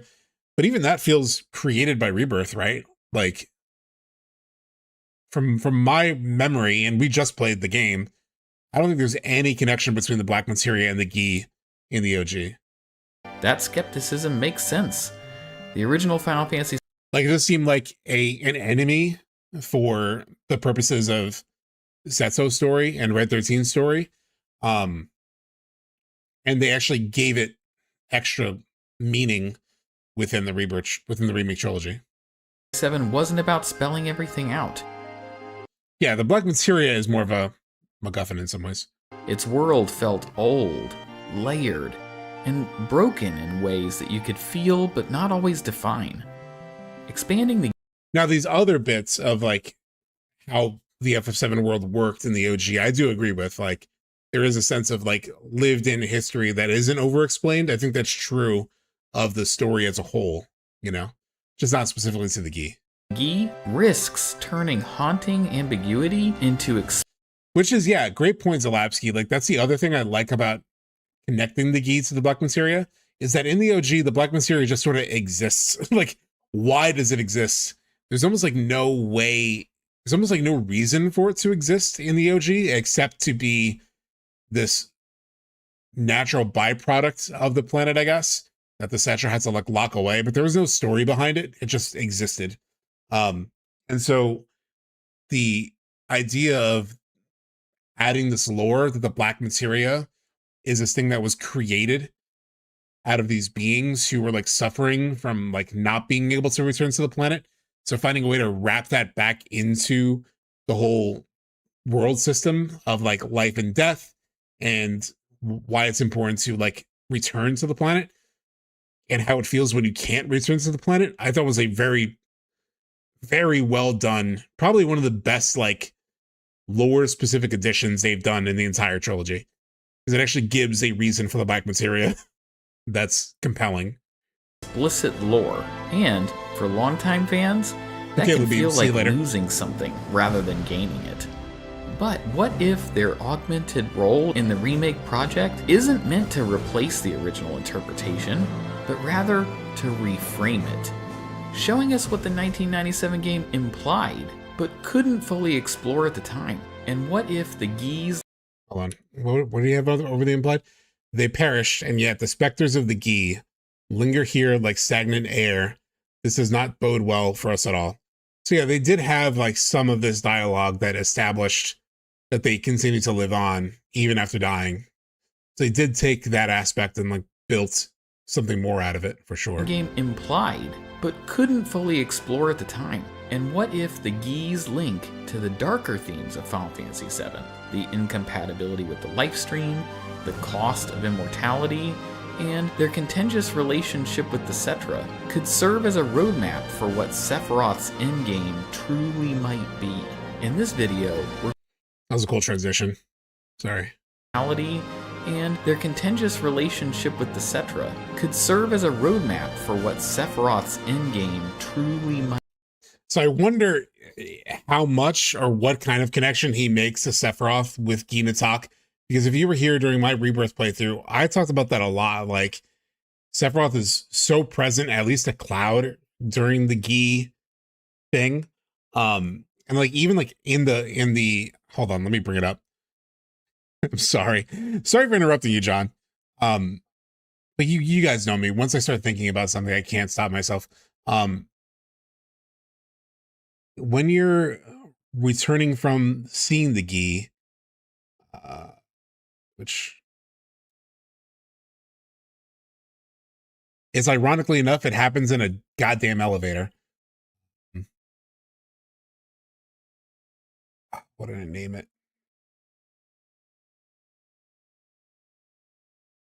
Here it is. I pointed this out, and I didn't really know the implication, but when they're in the goddamn elevator, Cloud brings up Sephiroth. Right here. Can't let him have it. Hold on. Ah. Either. Him? Seph. Wait, this is wrong.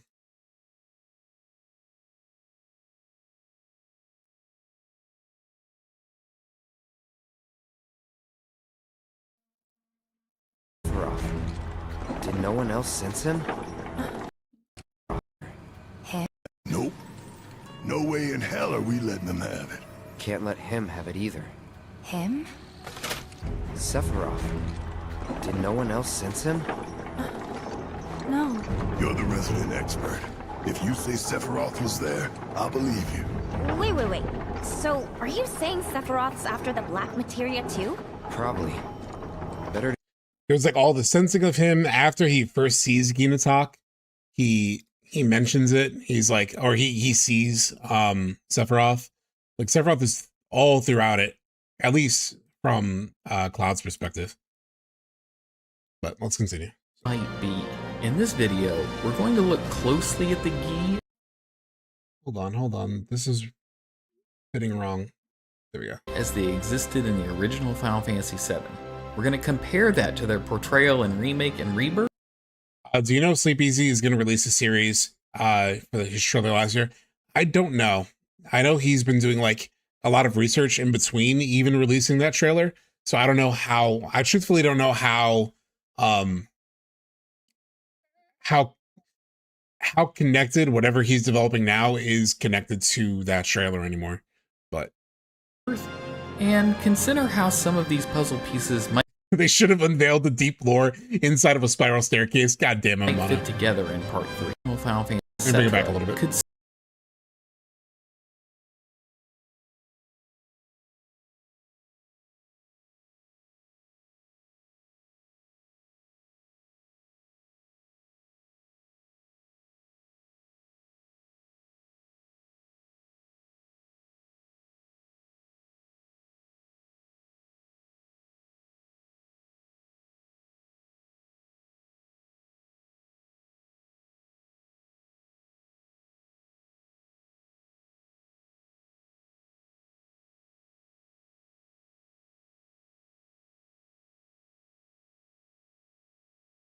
Let's break it down.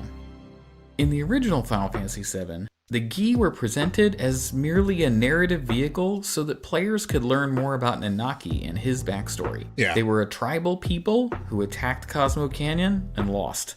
They essentially served as window dressing for the reveal that Nanaki's father Seto was not a coward, as Nanaki had believed, but in fact, he was a hero who protected the inhabitants of Cosmo Canyon, and even more broadly, all of Gaia, from an assault by the Gi. even sacrificing his own life in the process.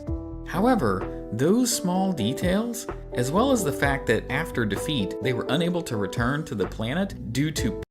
Oh, so yeah, it's mentioned here from Bugenhagen. I don't know if John mentions it, but for the hate-filled spirits of the Gi were refused the Lifestream's embrace and persisted even in death. Damn, I kind of missed this. I'm not gonna lie, I sort of missed this exposition. And we just replayed it. Pure anger are the extent of what we know about the Gi. No further explanation or context is provided by the original game, leaving fans to guess or fill in the gaps with their own interpretations about this mysterious tribe and their motivations. I definitely never added anything. I'd never thought about the Gi for 2 seconds beyond, hey, they killed or they petrified Seto. As we turn our attention to the Final Fantasy VII Remake project, we find there's a lot more information available about the Gi. Details which, when streamlined and analyzed, could help us to understand not only why their role is so clearly expanded, but also how it may be key to where... Yeah, they keep, sorry, I'm like interrupting this, but they keep bringing this kind of stuff up, right? Like good and evil, friend and foe, dichotomies not set in stone, as mutable as the winds. Like they keep bringing up these, like the fact that things aren't black and white. Like even Barrett mentions that's a cloud at one point of like, how does it feel looking at the world through those like black and white glasses? He mentions it in the Shinra building, and Cloud is like, feels good actually. But they keep bringing up these like gray areas as like a theme. Like here, Bugenhagen saying it too. It just reminds me a little bit of truly like what I brought up in terms of like thesis, antithesis, synthesis. Like we keep thinking of like, is it as simple as like changing the future, not changing the future? But it's probably something in between, you know? They do keep saying shit like this. Why their role is so clearly expanded, but also... My mic is out of sync. Well, at least the stream is working. At this point, I'll just take that at this point. How out of sync is it? Seems fine to you.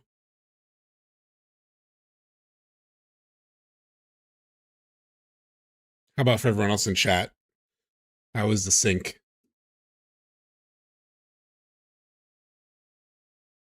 I know I'm not even talking right now, so it's hard to tell, but I'm gonna see if I can pull up my own stream real quick. It's not bad. Okay, we'll probably roll with it. So, how it may be key to where things are headed in the final game of the Remake series.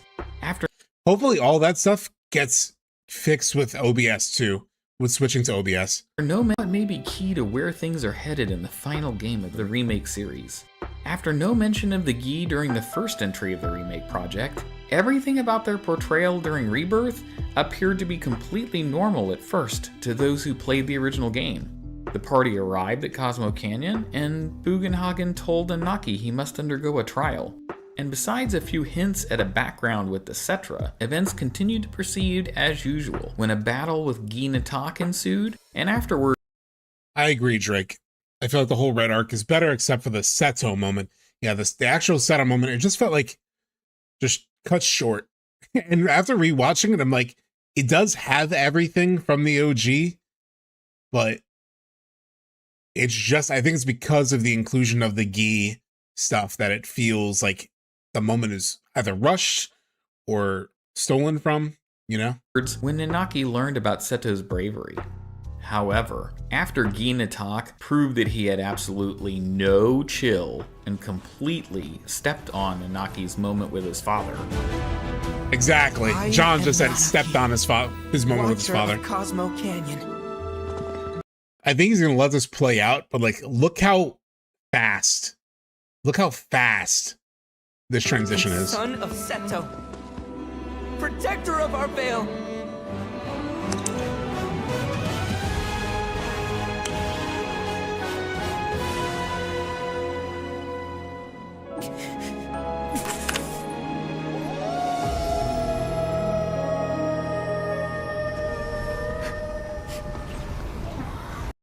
He actually shortcutted it, but let's do this instead. Hold on.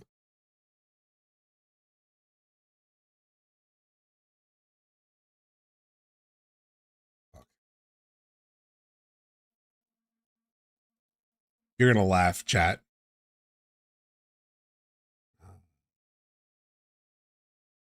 Where is the Seto moment?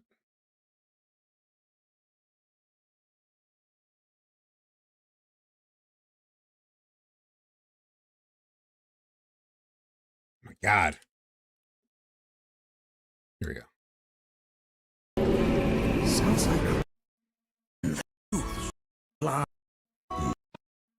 Do I have the interruption? I don't. Damn it. Hold on. I'm gonna have to do it this way. FF7 Remake, Chapter 10. No commentary. Oh, damn it. Rebirth.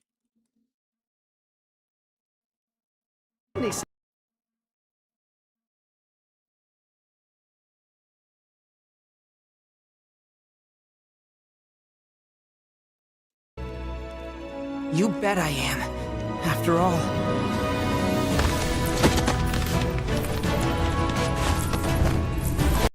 I wonder if there's a, how do I, can you do like a split tab thing now? I swear, oh, that's on Chrome. And I'm not on Chrome right now. Shoot. I want to like bring up a stopwatch. I am Nanaki, Watcher of Cosmo Canyon. I'll do it on my phone. I'll do it on my phone. I'm going to do a stopwatch on my phone when from like Barrett crying. Right, Barrett starts crying. I'm starting it now. It's running now.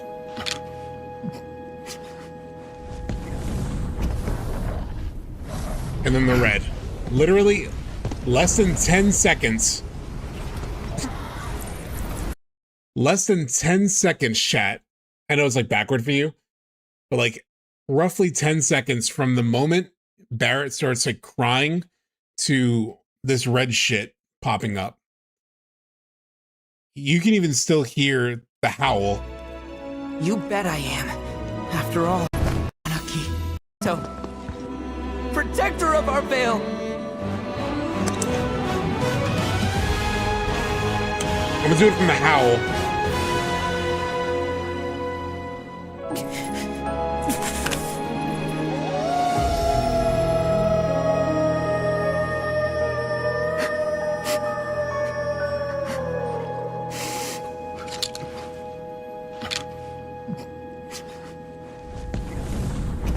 And then the red bullshit comes in.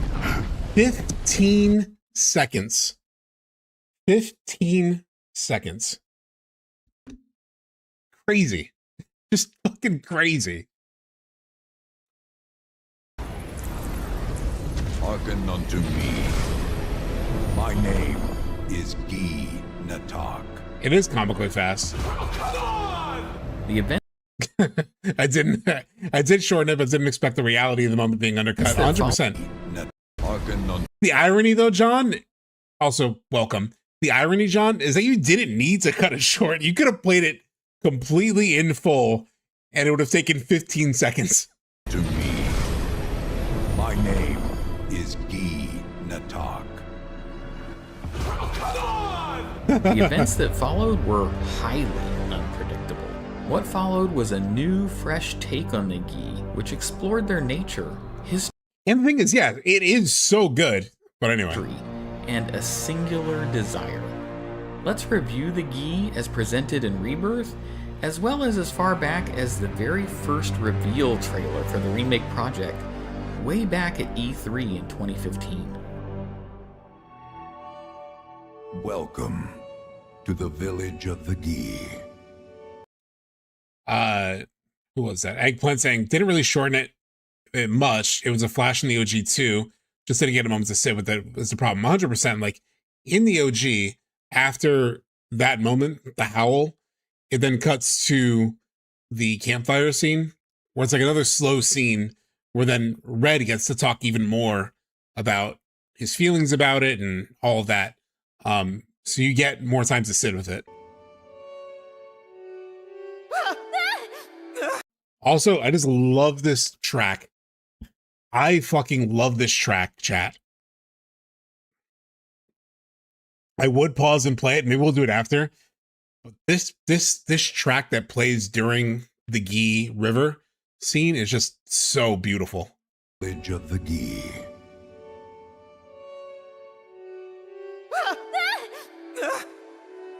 Be quiet. The planet is listening. And what's wrong with that? Anything that reaches the planet's ears, in due time, reaches those of the Cetra.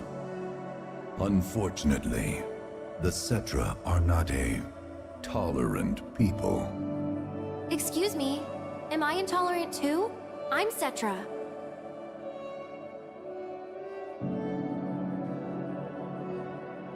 You are indeed one of them, by lineage alone. You know not of their history. That has been lost to time. Consider your ignorance a blessing. The Cetra's past is fraught with horror and sorrow. My kin now dwell within these effigies. I beseech you, lend them your ears. I'm just really taking this in, chat, because I know that John, he's saying it's a recut of scenes. But yeah, you can see he's like overlaying the dialogue with like different moments. And so I'm just really trying to pay attention to how he edited this so I could take in how he's presenting his idea. Long has it been since they have had an audience.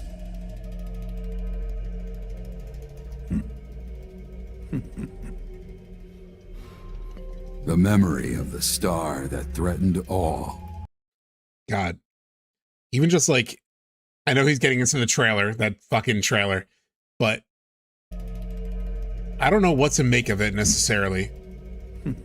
But how his body sort of like resolves like this shit. It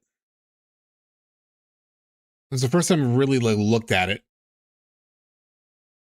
Nothing's really coming to mind, but like there's such a specificity and choice of like this image.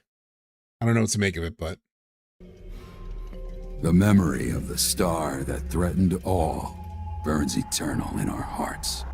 Long ago, we looked upon a foreboding sky. The earth shook, seas boiled, skies shattered, and time stopped.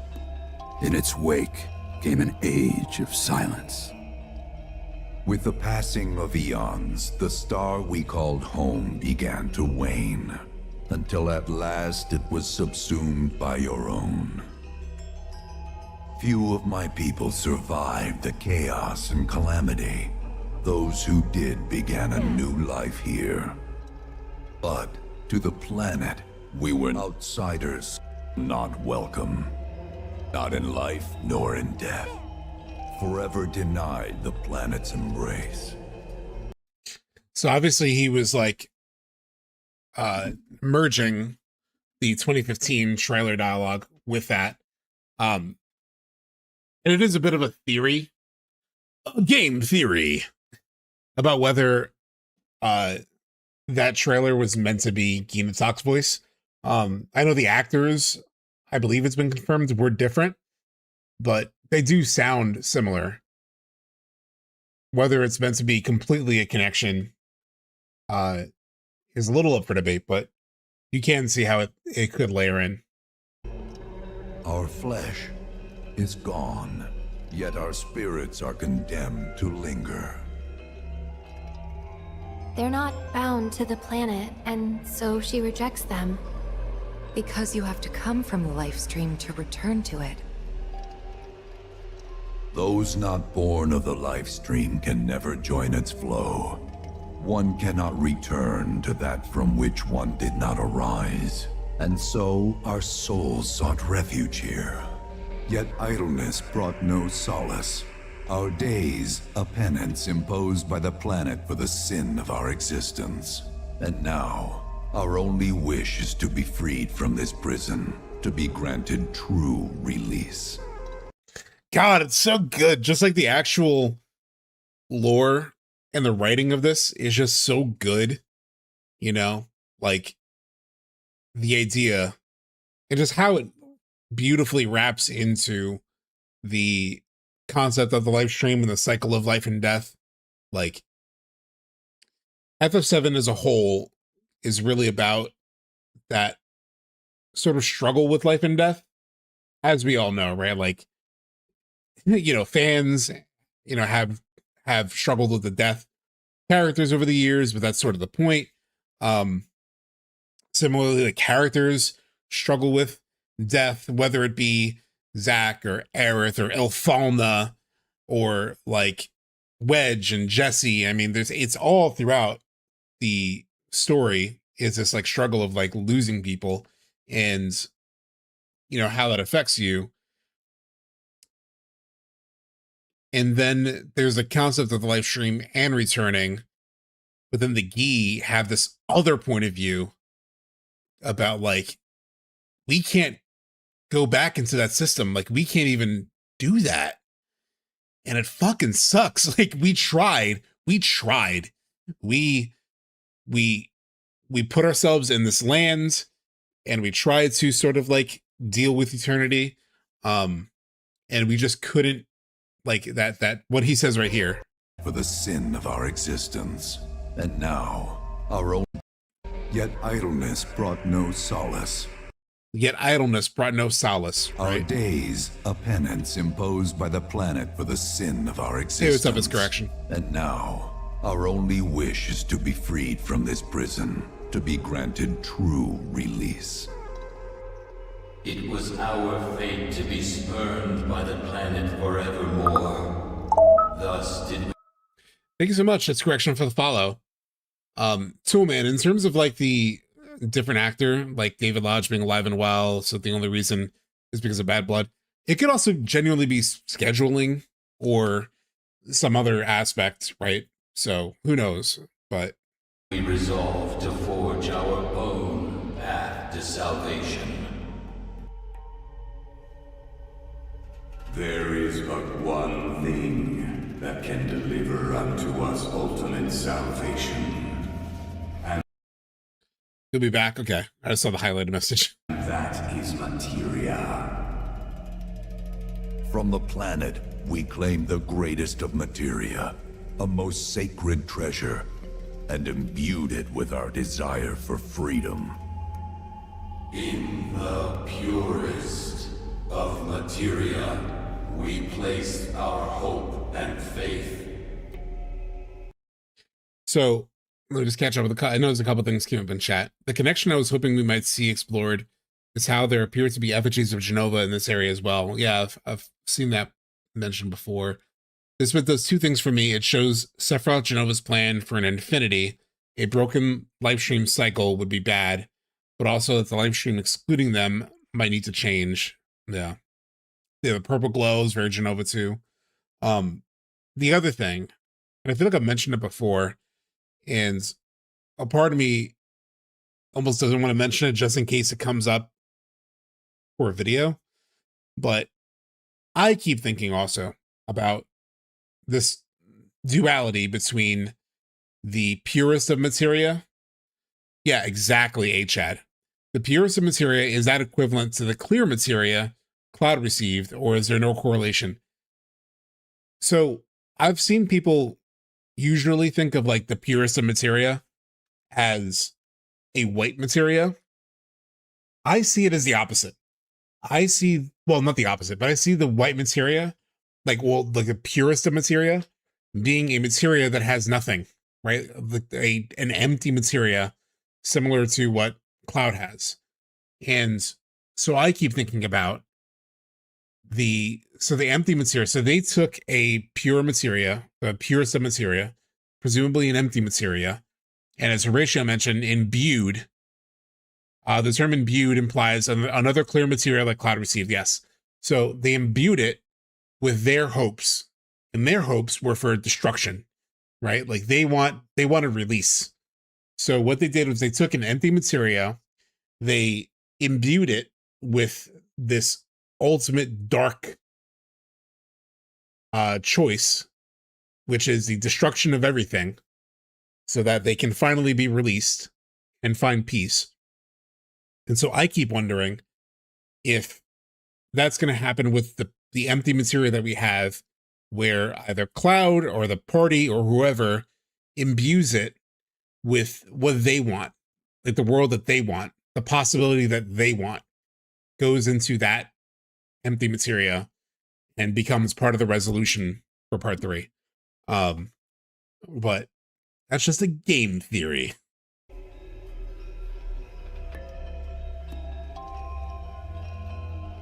After an eternity, the materia began to stir, and thus did we rejoice, knowing that salvation was within our grasp. We rejoiced, so convinced were we that our prayers for release had not been in vain. Yet the loathsome Cetra trespassed upon our lands and stole the treasure that would grant us deliverance. We long to lay hands on the materia of peace. In the materia of peace, we shall find the end for which we have long yearned. Our ultimate salvation is Steph. cessation. It is nothingness. Our wish is not to exist, but rather to no longer exist. Cast out from the cycle of life and death into purgatory eternal, forsaken by the Cetra, undone by treachery. We shall not rest till the materia is ours. Salvation will be ours. Yeah, it's so cool just to hear the dialogue on its own against like the music, you know. I want Given's like say I'm a materia girl in a materia world. Therefore, we ask that you retrieve it, the black materia, key to our oblivion. Please. It alone can liberate us from this endless dream. The Gi cannot rest until our sacred treasure has been restored to us. Moreover, in redressing the crime of her ancestors, the Cetra may help us to let go our ancient grudge. It is said the orb lies within a place of Cetra worship. Alas, it appears we have been discovered. I trust you will return our materia to its rightful home. Only you can end our torment. Even like what appears here, like when he says we've been discovered, and then there's like this influx of at least green color.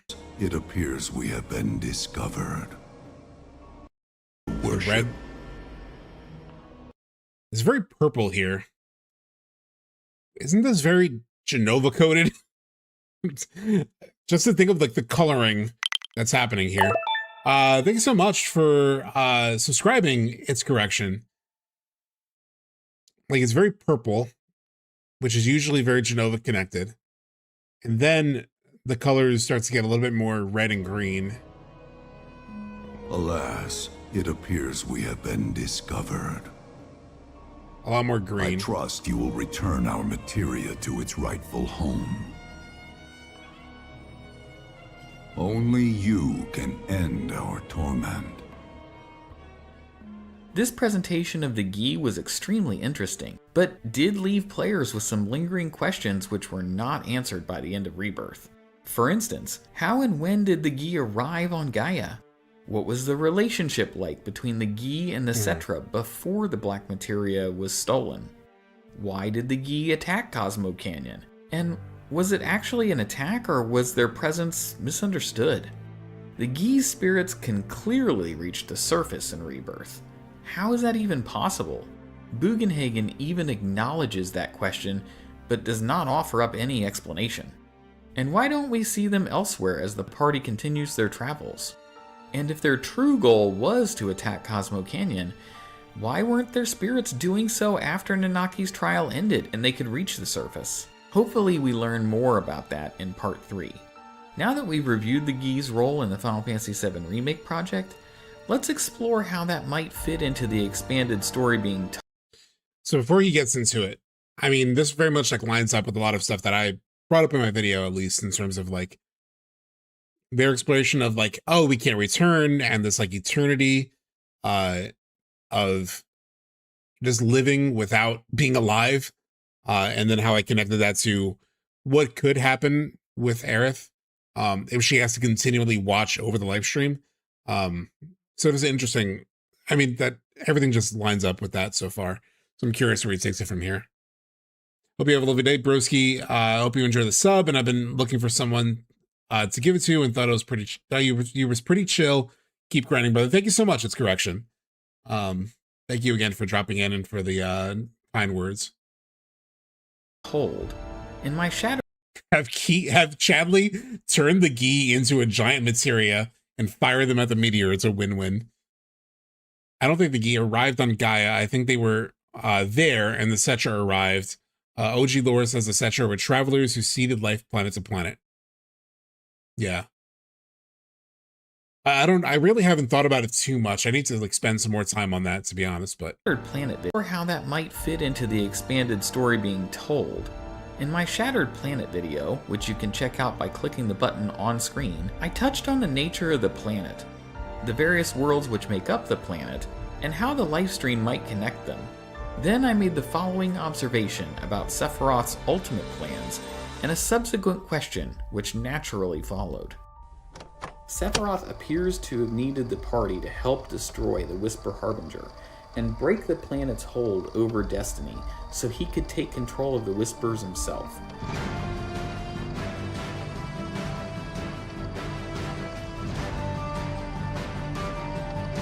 Perhaps to unbind those who were born on Gaia from the planet and the lifestream, and maybe bind them to whatever Sephiroth wants to create? But what might that actually look like? And how might the Gi factor into all of it? To attempt to understand Sephiroth's endgame, let's do the same puzzle piece, rearranging and assembly as we did with the Gi, to create a more cohesive line of thinking, and then review the information Sephiroth has already provided us across Remake and Rebirth. The planet encompasses a multitude of worlds, ever unfolding. Some quickly perish, while others endure. Yet even the most resilient worlds are doomed to fade. Our beloved planet is dying.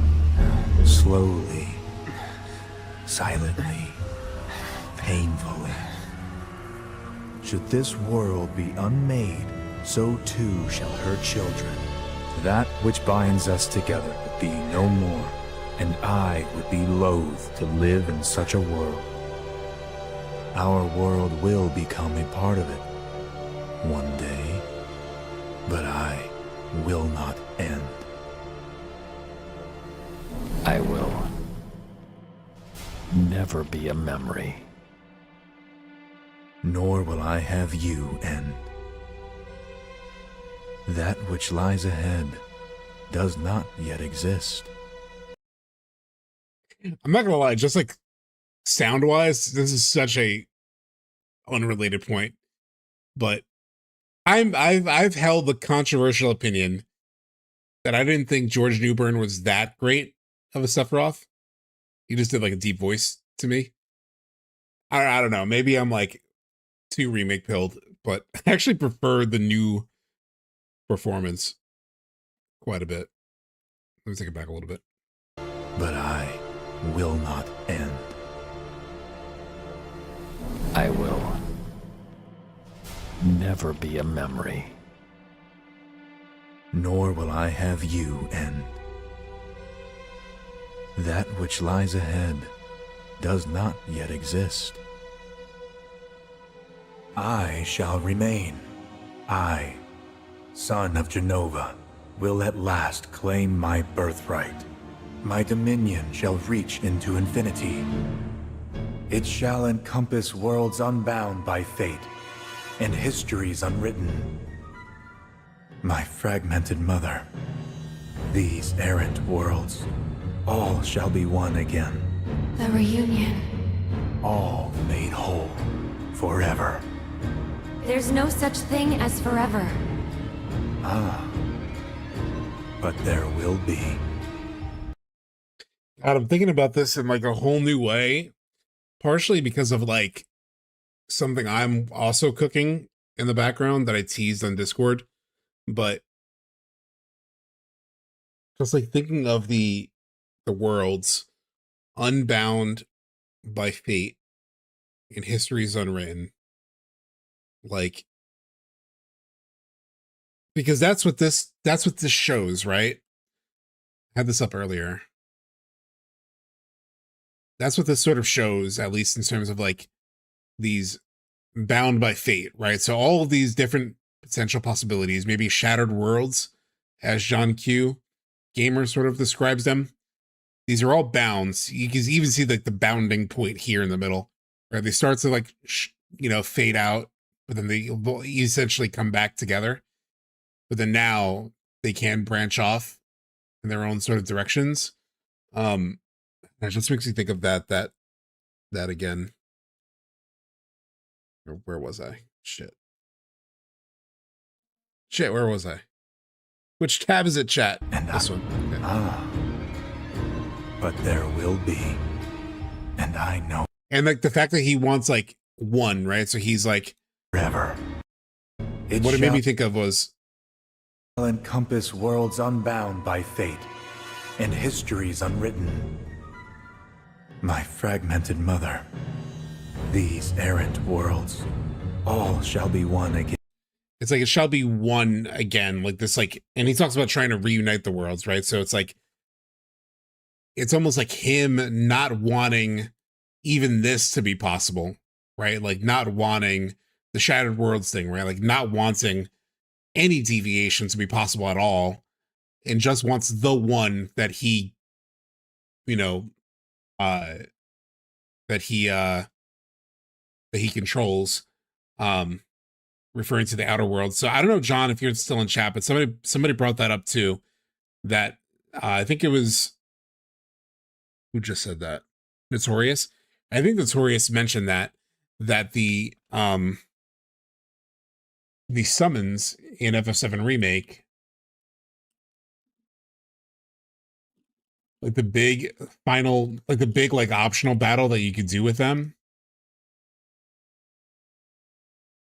it's called this shit, Rulers of the Outer Worlds, right? Yeah, it was Notorious. Is there like an image?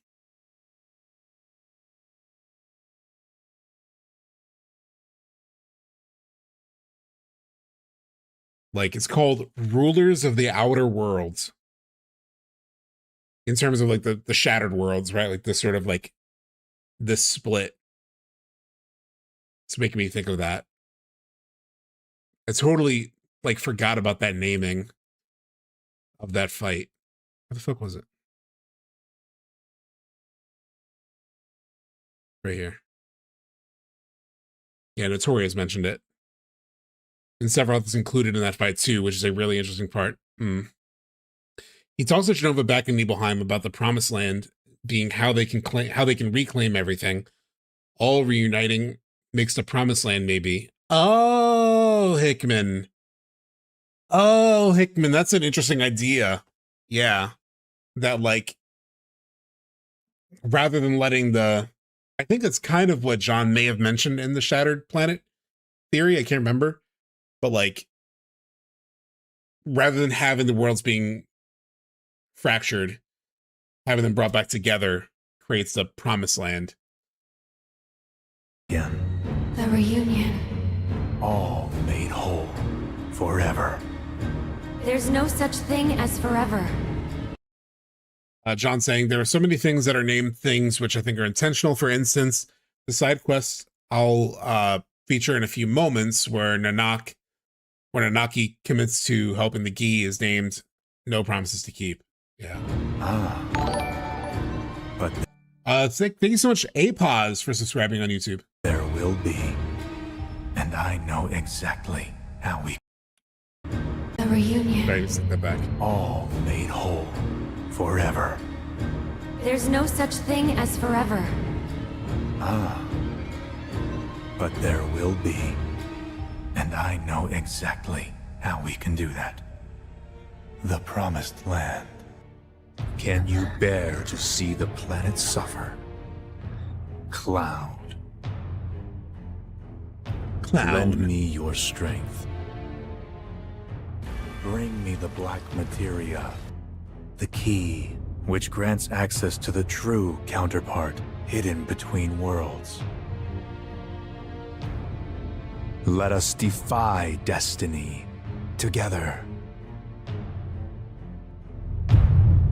With these pieces lined up in this fashion, it's a reasonable conclusion that Sephiroth's plan appears to draw inspiration from the nature of the Gi or Genova, and find a way to unbind people from the planet and the lifestream so they cannot return to the lifestream. This way, they could live on forever. Oh wait, John, the next time you're editing a video, and because I noticed a couple of those clips, you had the sound effects in the background.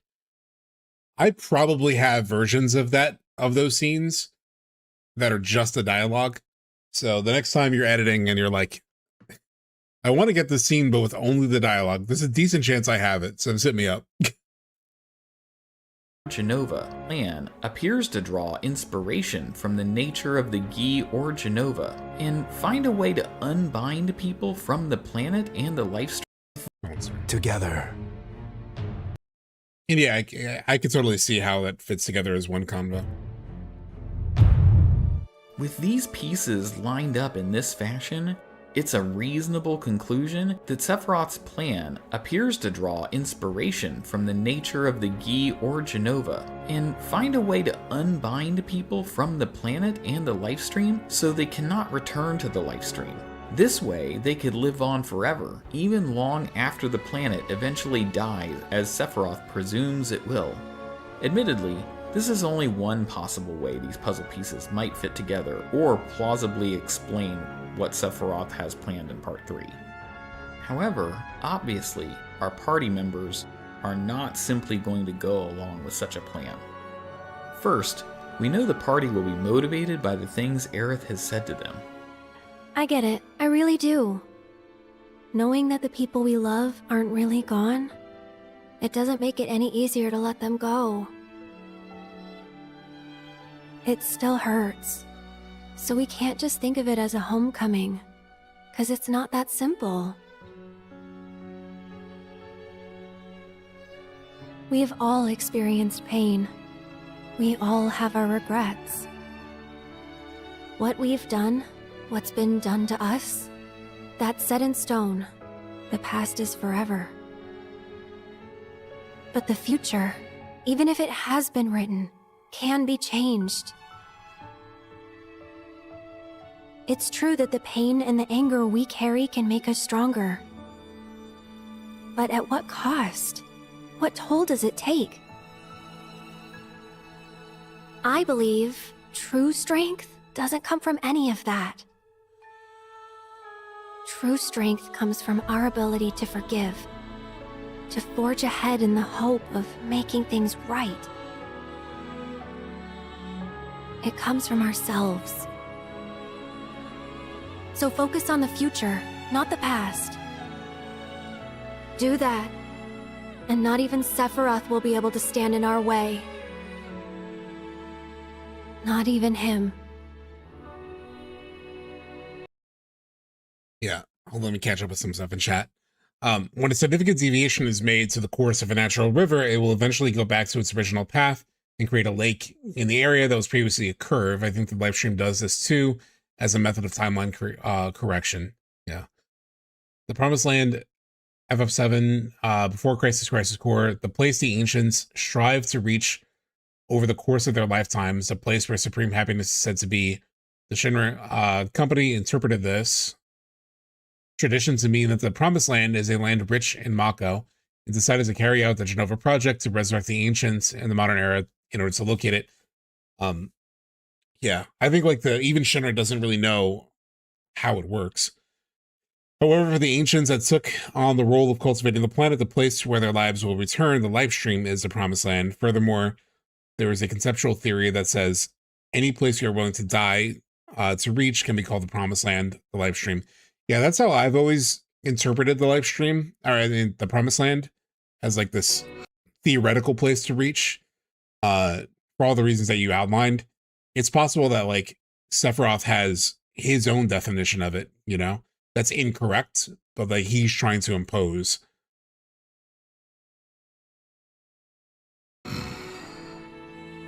He'd tell you that he only...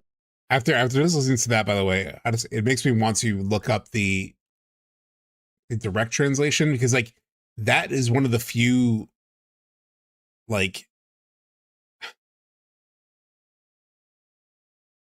bits of dialogue that is changed in localization in a way that's like seems bigger than a lot of other changes. So here, the more direct translation says, no matter how sad the past, no matter how cruel what's happened, we can't erase history. We can't wipe away what we've done, what's been done to us. But what happens from here on out can be changed. Sadness and anger may make us stronger, but they change who we are. Sadness and anger may make us stronger, but they change who we are. I believe true strength is different from that. It's something we carry in our hearts, something soft but unbreakable. That's what I think. So focus on the future, not the past. We can become even stronger than Sephiroth, far stronger. Really the biggest differences probably are like here in terms of like, it's something we carry in our hearts, something soft but unbreakable, rather than the whole like forgiveness thing. And we can become even stronger than Sephiroth, far stronger, is a different ending too. Because she just says, what does she say in the version we just watched? Our way. And not even Sephiroth can stand in our way. So focus on the future, not the past. Do that, and not even Sephiroth will be able to stand in our way. Not even him.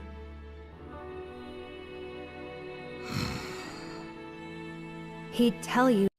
It makes more sense to end it the way the Japanese ends it, right? Where it's like, we can become even stronger than him, you know, far stronger. Like, we think strength comes from anger and sadness and all of that, but it can actually, true strength can make us stronger than Sephiroth because it's more about the inner strength. That he only cares about the planet, that he'd do everything in his power to protect and preserve it. But this isn't the way it's supposed to be. There's no greater threat to the planet than him. I'm asking you to help me. I know that together we can do this. Sephiroth has to be stopped. He has to be stopped by etc. Ah, clever. Clever, John. I don't see one as better or more true than another. I view them as a mosaic or prism through which we can get a more whole picture understanding of the whole. To help me. I know that together we can do this. Sephiroth has to be stopped. He has to be stopped by etc. And I'm the last. He's planning to use the black materia, but I won't let that happen. Then, we have to consider the Gi's requests and how the party might help them. Nanaki made a commitment to the Gi that he would find a way to help them. I want to finish what my father started. I want to fulfill his promise to you. Is that so? And even if you don't trust me, Yinatok does. He asked me to get back your materia. Like I told him, I'll do everything I can to make sure you can rest in peace. All I ask is that you wait in your cave until I return. And if we comply, you will keep your word.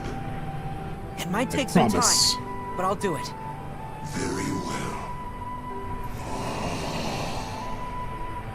Finally. At long last. And thus, the promise has been made. See that it is not broken, son of Seto. Sprinkadank, Aerith is talking about a greater level of strength, and it makes sense they would need to achieve that. Firstly, in order to defeat a presumably more powerful Sephiroth because of the reunion of Genova and Worlds. Secondly, to achieve the outcome that doesn't end in more despair and sadness that we know is after FF7 OG. The outcome that doesn't end in more despair and sadness. Yeah, true. I mean, the other thing is like the inner strength thing is how Cloud beats Sephiroth in the OG, right? Like he gets stabbed and then he still defeats Sephiroth. He, grabs a sword and tosses him. And it's really about his inner strength in that moment. Because he's not physically strong enough to defeat Sephiroth, but his inner strength allows him to. He also made it clear he has no intention to give them the black materia, or allow it to be used to harm the planet. Dad understood the Gi's suffering, but he also understood others would suffer if the Gi ever got the materia back. He was willing to bear that pain for them, even if it turned him to stone, if it meant that he could spare others from their wrath. It's funny, I brought this dialogue up in a reply to a comment on one of my streams or videos, I forget what it was. It was like some dude replied to my video and was like, oh, why'd they have to make the Naki sound like a fucking, like, why do they have to like remove his IQ or whatever and make him so dumb and yada yada because he has the younger voice? And I'm like, well, but did they lower his IQ? Because like, if you look at the way he talks here, give him the deep voice. In fact, I could do it for you. He was willing to bear that pain for them, even if it turned him to stone, even if it meant that he could spare others from their wrath. Like using words like wrath and bear that pain, like he's not talking like an idiot. But because he has a younger voice, suddenly you ascribe it's a lower sort of like AQ, and they've completely rewritten the character. And I'm like, no. That's not at all what happened. He's still speaking plenty wise here. We just had to stone if it meant that he could spare others from their wrath. We just have to find that black materia, and we have to make sure that no one gets their hands on it. Not the... Oh yeah, John Q. Yeah, we talked about that. Yeah, I have that in the behind the scenes Advent Children. Gi or anyone else. But I do want to keep my promise. I'm gonna find a way to release them from their suffering. There's gotta be an answer out there somewhere. And I'm not gonna stop searching until I find it. Given that, there must be some other option which can provide the Gi with... Like, I do prefer his deeper voice. Like, I prefer the sound of his deeper voice. For sure. But, yeah, exactly. Claiming that that if you sound younger, that makes you not intelligent. What a stereotype. I just disagree with the statement that like they reverted him completely, Yeah, no, I know it's very much a Sebi thing. It was probably a follower of Sebi. Peace they want, while also protecting the planet and everyone on it. And fans who have played the OG likely already know how that can be accomplished. We just 200 on YouTube. Oh, wow. Also, reminder, if you're on YouTube, if you hit the like button, that helps people find the stream, find the VOD, all of that. That'd be really great. Have to put together. Especially because, yeah, all these numbers are going to help me for like, hey, Square Enix, so is it possible for me to play Part 3 before it comes out? Are you guys at Summer Games Fest? I could be at Summer Games Fest. I could check out the game. So yeah, all that support would help, even in the form of just a like. It's not very helpful. There are a couple more pieces we already have in our possession. Ginatok told us that they came from another star which was subsumed by Gaia. There's actually a few things to unpack there.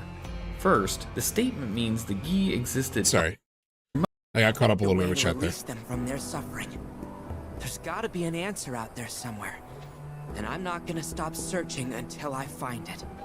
Given that, there must be some other option which can provide the Gi with the peace. Hold on, I kind of want to read this Gi dialogue. So it was not long until we lost heart, conceding the futility of our plight, and sank back into the dark depths whence we came. There must be some other option which can provide... Yet the darkness granted us no comfort, and certainly not the oblivion for which we so desperately yearn. Until I find That's so good. Given that, there must be some other option which can provide the Gi with the peace they want, while also protecting the planet and everyone on it. And fans who have played the OG likely already know how that can be accomplished. We just have to put together a couple more pieces we already have in our possession. Ginatok told us that they came from another star which was subsumed by Gaia. There's actually a few things to unpack. This shit. Okay, John. John, please help me with this stuff. Because this is the stuff that, like... Yeah, this is some of the toughest stuff to really conceptualize. Like, I know there were debates about it in chat earlier, but it was like, are they from another planet? Did we somehow say subsume them? Did they come from, like, a meteor falling on the planet? Did they come with Genova? Like, this is where I'm getting the most questions in my mind. The statement means the Gi existed elsewhere, away from the planet of Gaia, prior to their arrival here. But how or why their home star began to wane, or how it came so close to our character's planet, is unknown. Next, the use of the word subsumed is a very interesting choice here. It's notable that the devs didn't use the word absorbed, which would be where one thing would be taken in or incorporated into another thing, implying a deeper merging where the thing being absorbed would lose its identity.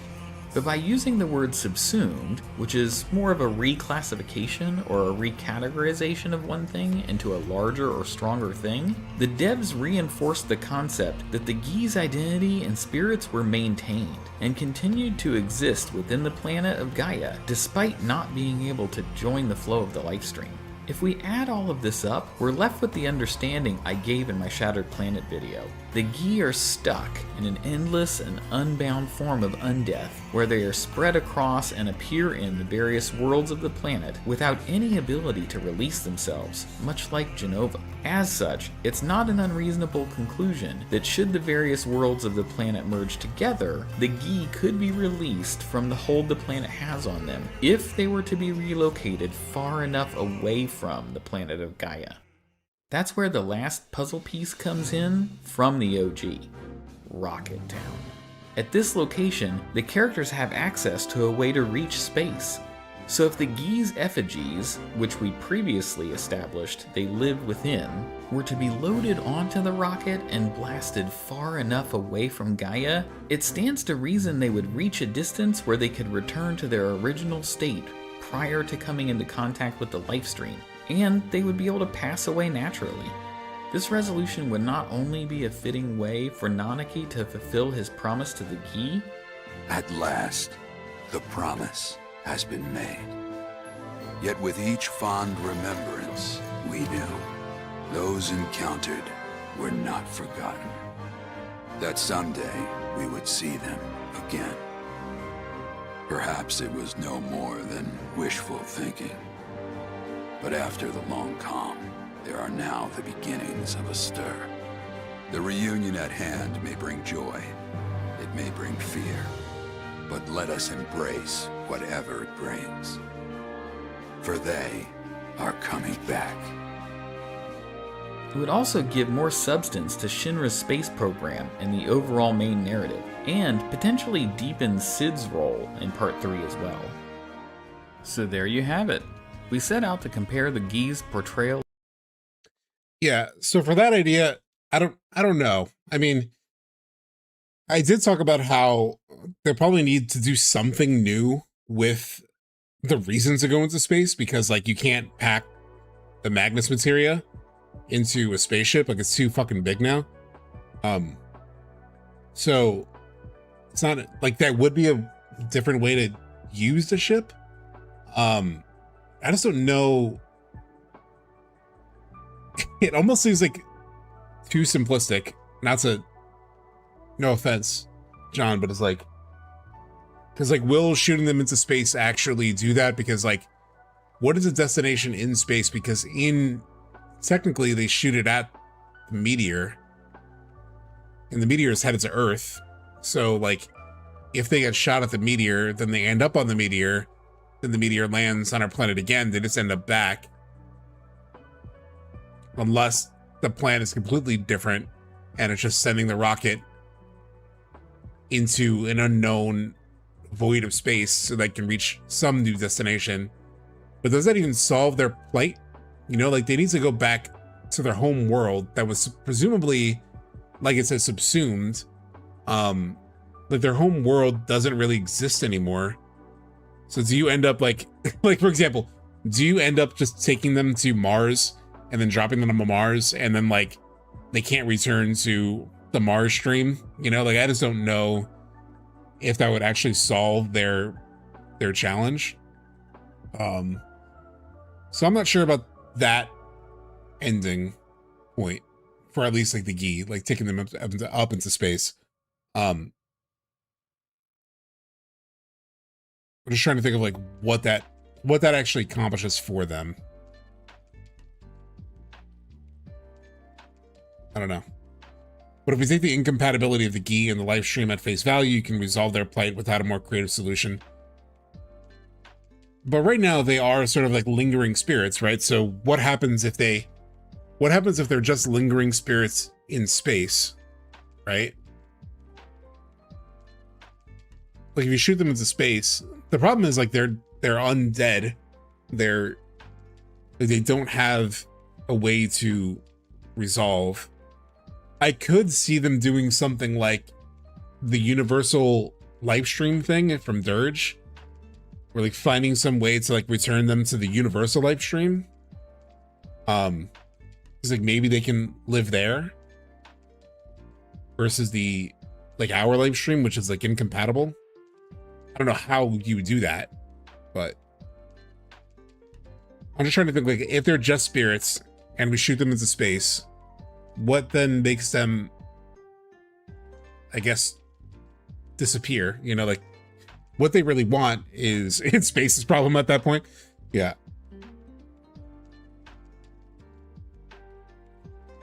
So I don't know. But I do like in this proposed solution, the Gi are trapped within the pole of the live stream. So by getting them away from it, does the hold or tractor beam release? Possibly. But then to what? I guess my question then is like, to what? You know? Like where do they, even if they're like gravitationally pulled away from the planet, where does that leave them? You know? Like I said, especially if the rocket still explodes into the meteor, because that's what happens in OG. And then that's coming back to Earth. That just brings them back. Like I said, Shinra would have to sign up with like, let's point it. It basically have to come down to Shinra then would have to say, okay, let's point this rocket. Let's take the Gi out of here and just shoot them into space. Because they're not aiming at the meteor then. Well, like the coordinates of the meteor, unless on the mission out, we find a way to redirect the rocket. Because if you remember in OG, it's heading toward, like the coordinates are set to collide with the meteor and you can't change it. So unless they find a way to change it. But then why would Shinra pack up the Gi into the spaceship unless we just sneak them onto the spaceship? I don't know, there's many questions sort of come up for me. But I do think they want to resolve the Gi somehow. I just don't know how. And I know Red's quest is called No Promises to Keep. So it almost implies that it won't be kept. I don't know. I'm like thinking in real time. They would then die or pass naturally. They have no bodies. But aren't they spirits currently? So I don't know how they die again if they're currently dead. Like that's the problem, is that they are dead and they can't pass because they have nowhere to go. They don't currently have bodies either. I don't know. It's a logistical nightmare. Yeah, this is where I'm like, this is where I get lost in terms of like the world logic. So you could jettison the Gi into space. Could launching them into a meteor negate it ultimately? If meteor destroys the Gi before it hits the planet, maybe. Oh, okay, Sprankadank. Okay, Sprankadank. Okay, I could maybe see that. So if the meteor is the ultimate destructive magic, right? And okay, that's a way to maybe do it. Where if the Gi are strapped to that rocket and they hit the ultimate destructive magic that is meteor, then it could actually erase them, right? I could see that. Okay. Now we're sort of getting to something. I could see that maybe. Because that's ultimately what the meteor is supposed to do, is like erase them. That's what they're hoping for. That's what they prayed for it to do. So if they are on the rocket and the rocket hits the meteor, that could be a way to wipe them out.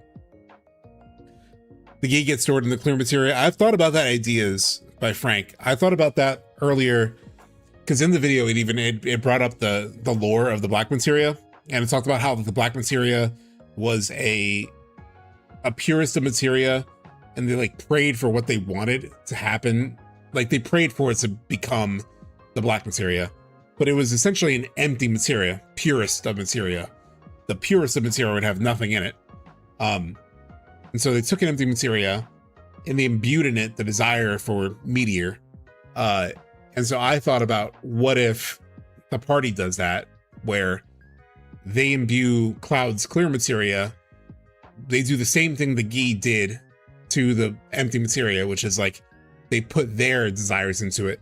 And so like their desire is maybe to get rid of Genova and Sephiroth and the Gi.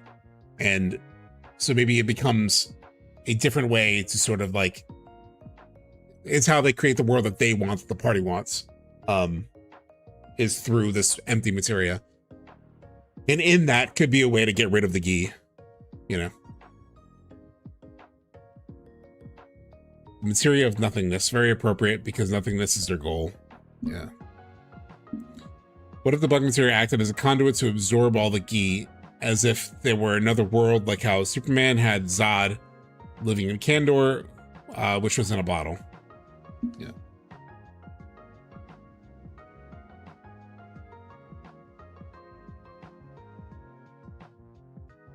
What's interesting about Red's, I'm just reading Subsistence message. What's interesting about Red and his like promise is that it technically happens in a side quest. Does he also say to Gina Tak that he promises?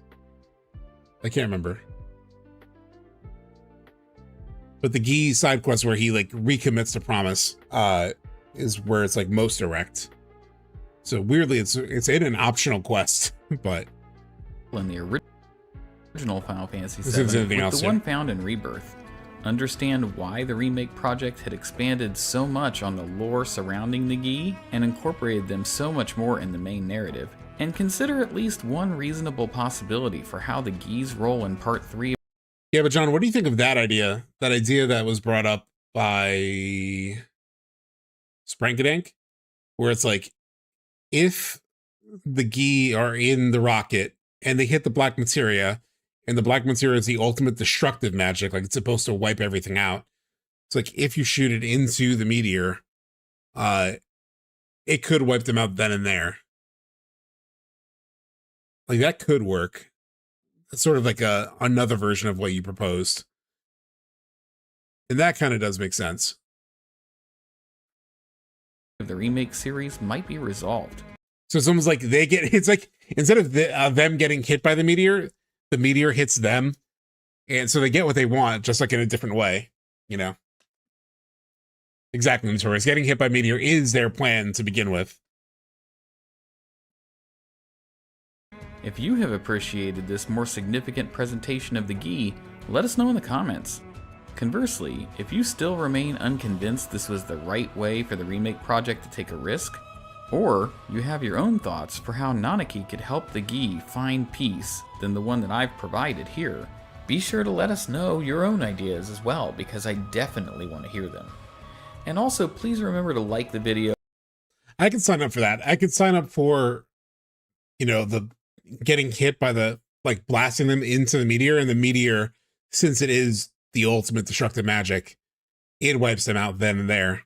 It would be giving them what they want, literally eradication through the black materia or through the meteor, without letting the meteor hit the earth, you know?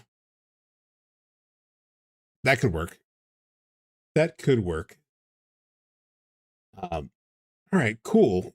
So, I just think it's satisfying. Yeah, it would just be like the logic for it, like how they. I'm just picturing the dialogue that creates that in a way, right? Does Red 13 say, "Hey, we're going to space. Let's go grab the Gi." Like I don't know how you like narratively make it happen in a way. So, with that, we can jump to Crisis Core. Let me just get it going. I did some leveling up, yesterday, which should make this even better. I went from like level 37, 36 to level 46. I just did more VR missions or whatever the fuck they're called. Let me also update the Twitch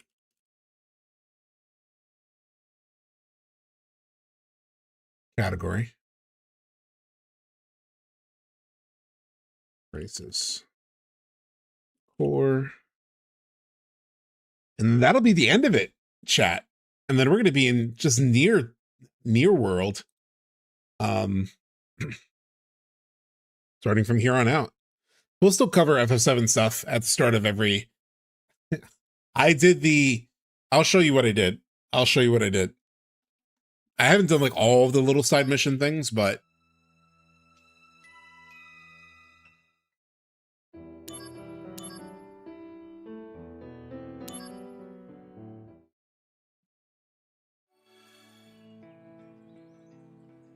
I got a mission. So I did this shit. By the way, I never noticed this because I actually never did this before. But these training missions are fucked up, chat. Look at these training missions. So basic training, advanced training, and then 50 Shinra troopers, 100 Shinra troopers. Oh, you can't see. I'm blocking it. You can see it in the top right. 200 Shinra troopers, and then 1,000 Shinra troopers. Sons of bitches. They literally have you run through a gauntlet. It's basically like the end of the game, where you're just fighting endless waves of Shinra infantrymen. I'm sure everyone has noticed this because like they're bigger fans of Crisis Core than me, but I was like, damn, that's fucked up.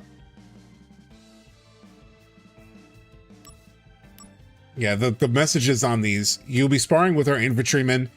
Though each individual poses a little challenge, the fact that they will appear in a constant stream should even the odds. Let's see how you fare, Zack fare. 100 troopers. It's another practice session, but with powered up infantrymen and more of them, this could be pretty tough, even for a soldier operative. Give it all you've got.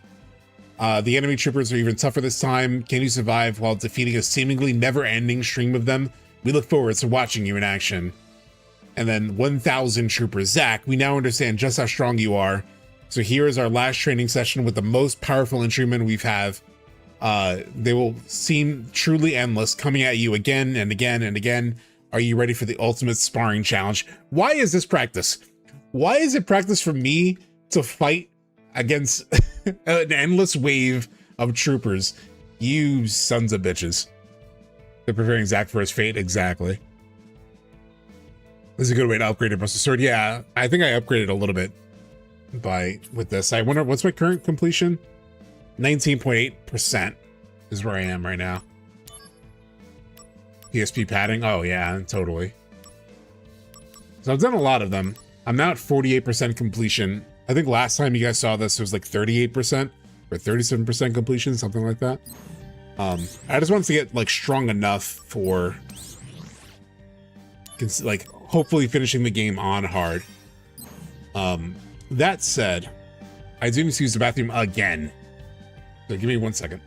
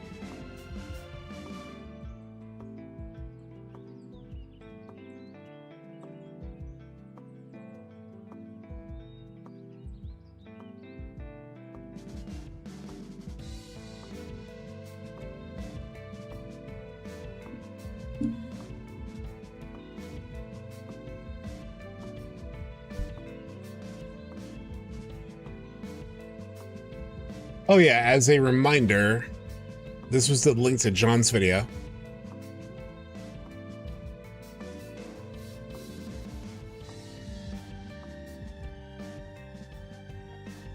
Cute gamer. John, still my favorite idea of yours though is that Zack one, the Zack theory of like him ending up in a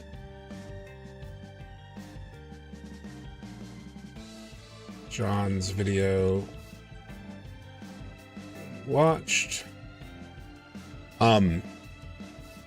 I almost think that's almost like it's a 90% chance that they do what you propose in that video. It makes so much sense. There's so much like setup to the idea of like a soldier with a Buster Sword, and then that potential confusion leading the party to Zack instead of Cloud. That would be such a, like, people will be so surprised by that one. So, like, people think, oh, we're gonna find Cloud, like we always find Cloud, and then fuck.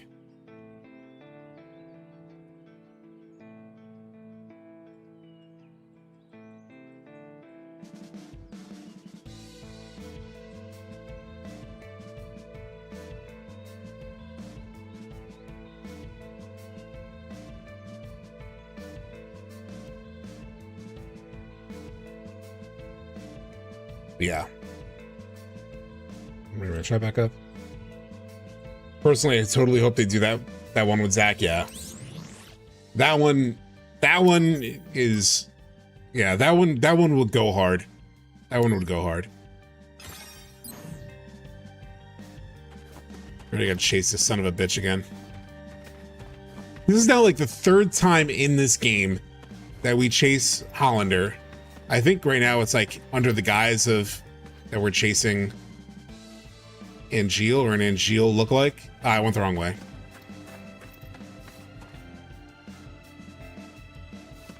There are plenty of comments from folks who don't like that idea though. They feel like it would undercut Tifa, Sid in part 3. Oh, true. No, I see that. Out of the way. This'll do. That's enough. The end. Conflict resolved. Oh yeah. I don't mind having Zack be the leader other than Sid in particular. Activating combat mode. Bye now. This is gonna sting. Like, it's technically part of his arc, but This'll do. That's enough. they haven't really even set him up for that need in a way.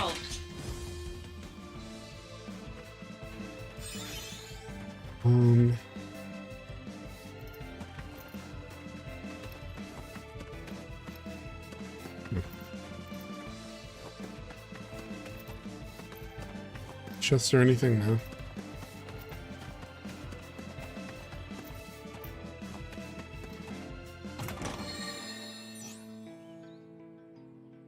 I don't think Zack would want to be the leader. The other thing too is, like, I don't know if the party would even really want him to be the leader. Like, that was the one thing that was always weird to me about the idea. Only in that, oh shit. Oh shit.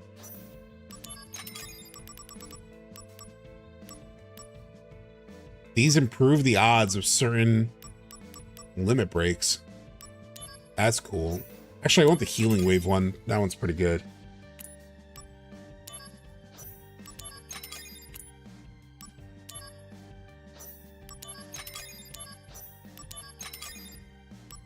These are cool ass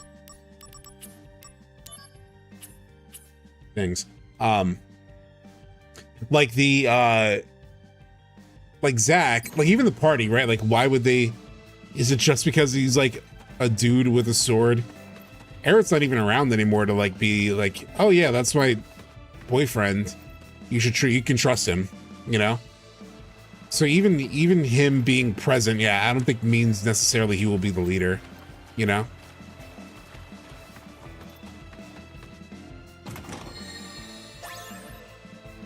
He would function as their merc, yeah.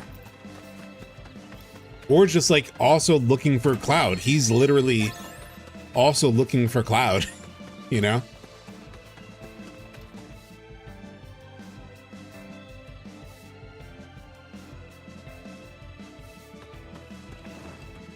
Hey, wait! Oh yeah, Tifa would recognize him. That's true. Yeah.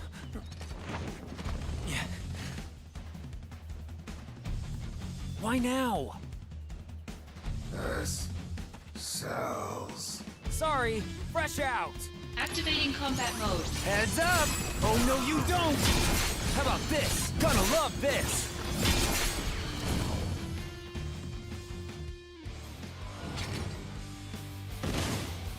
Ow. Taking you down, this is gonna sting! Here we go! Hi, hi. This'll do!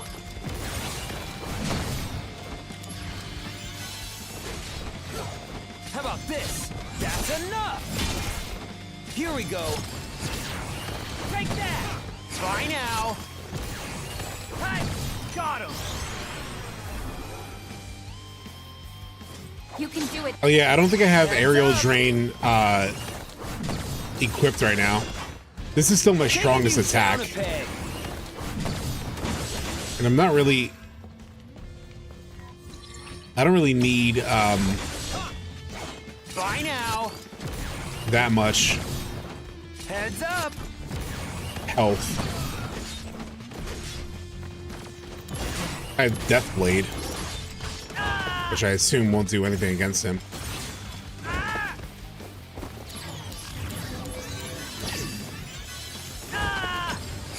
Do I dispel? No, I don't. Not equipped, at least.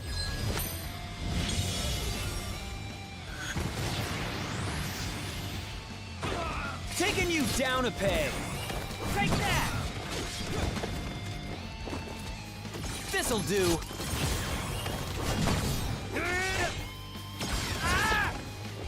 Taking you down if this is gonna sting. There we go. Conflict resolved. I will say, really had no interest in playing this game, but it ended up being pretty fun. Yeah, it is pretty, like, the gameplay of it, especially Reunion, is pretty awesome. Like well, not awesome, but it's surprisingly decent. Like it's a good enough time, you know? Aerial Drain isn't broken because it's a strong attack. It's up there. What makes it broken is the fact that it's the safest attack, yeah. I just also like doing like 40,000 damage versus what Aerial Drain does. But there may be a fight where I need it. You are a former member of Soldier. Your cellular structure has already mutated. Hollander, you did it to yourself? Yes. After nearly being killed by Genesis, it was really all I could do to survive. I merely borrowed some cells from Genesis. You know you're degrading. Well, that was dumb because, yeah, now he's degrading. Indeed. But there is still some hope.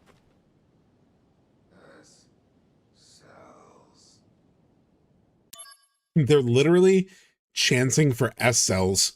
They're like, S cells.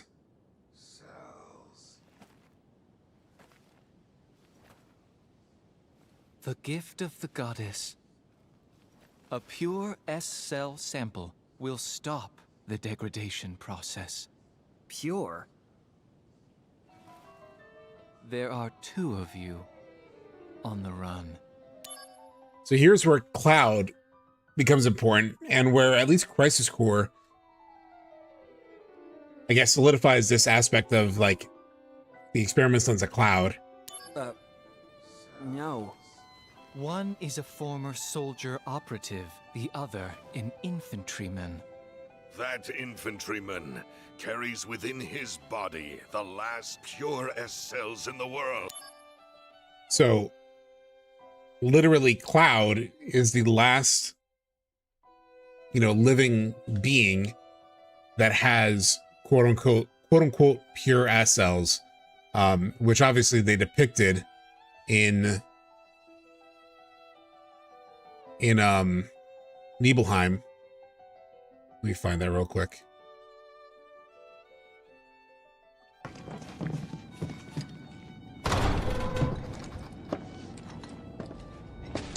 They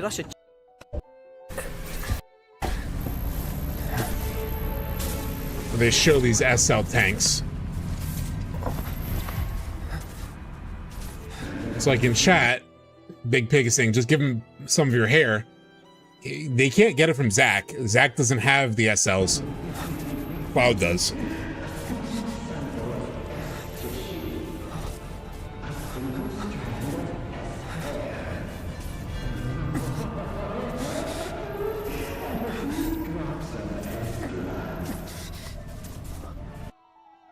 So they just further, you know, really double down on that.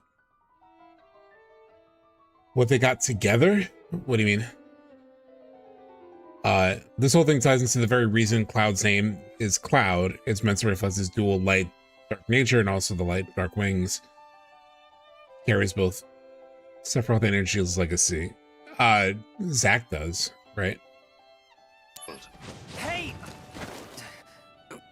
Do you know the verse in Act 4 that leads into the final act? You're saying Cloud does. I don't know if Cloud necessarily carries Angel's legacy. Zack carries Angel's legacy. Granted, Cloud then carries Zack's legacy, which was informed by Angel's. I don't know. I don't think that's what his name is, Cloud, though. I've always said his name is Cloud because literally his mind is clouded. You know, he's not sure of what's right or wrong. Both got captured for 4 years, getting something. What was it?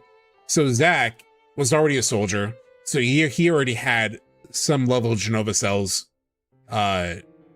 used on him. And so then when they tried to add the Sephiroth cells, it didn't have an effect on his body because he already was affected by Genova. That's why, if you remember the OG, there's those notebooks in the Nibelheim basement where it's like, we tried it on 2 specimens, one a former soldier, it didn't have any effect, and then one infantryman, it had an effect, because Zack already had something, So adding the SLs didn't really take for him, but they did for Cloud. Legend shall speak of sacrifice at world's end. The wind sails over the water's surface, quietly, but surely. Just the annoying thing again, just Enough like about repeating the same sacrificing dialogue. enemies. I don't want to hear it. I like that Zack at least calls it out. Understand the beauty of these words. We don't. We actually don't. I'm not surprised. Even I didn't understand all of it. The greatest mystery behind the gift of the goddess? The water's surface. And the answer I have arrived at is the life stream. So I talked about this with Sleep Easy, where he talked about the water surface as being like consciousness, but also once the wind blows over it, it like signifies change. And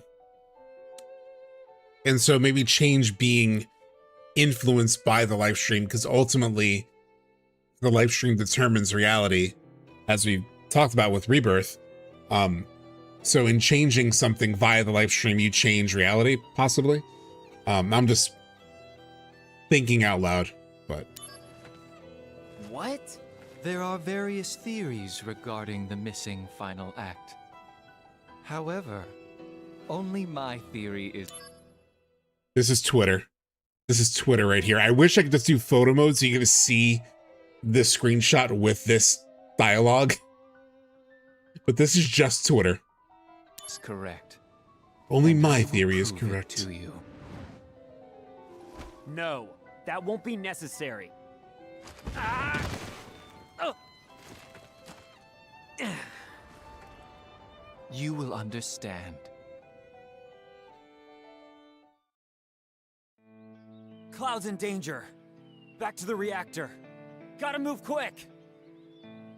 Any chance Genesis ever shows up in Part 3 flashbacks, or is he too hated? I mean, he might be hated, but it hasn't stopped them from re-releasing this game.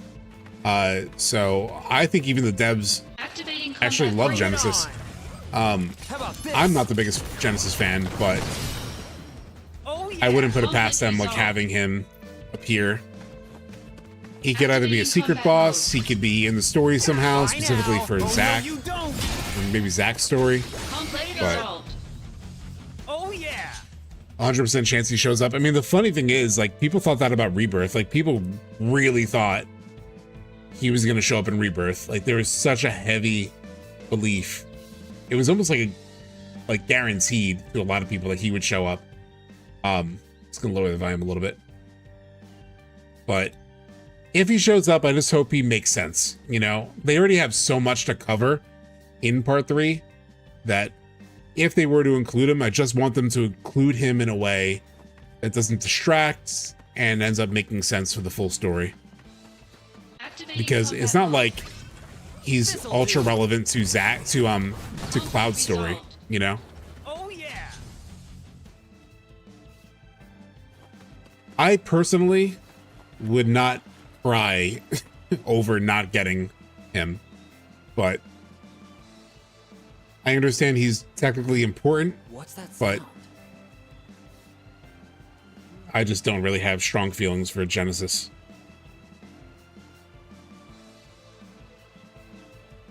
And I know he shows up in Dirge, and that's been like a point of, you know, unresolved point in the compilation for a lot of people. If they do it in a way that makes sense, sure. It doesn't bother me. I've said it before, like, if we never get clarity on the Dirge cutscene, the Dirge secret ending, and it's like, oh, what happened there? Totally fine with me. Personally, totally fine with me. Because that scene involved two characters I don't really care about. Genesis and Vice. Thanks so much, Kofi, for the super chat. Me thinks that Genesis will be a secret boss in Remake Part 3, and there will be a reference of him in regards to the Genova project. What's up, SubTXT? Yeah. And there will be references to him in regards to... Yeah, I mean, there's already been references, but also, what's up, Kofi?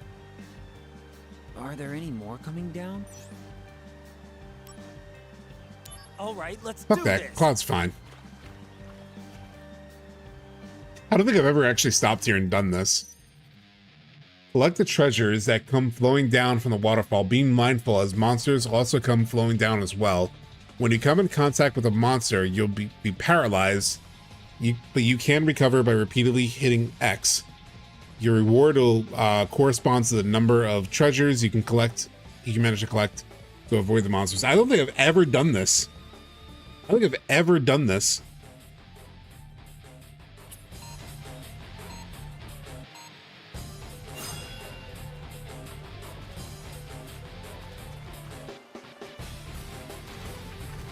Here we go.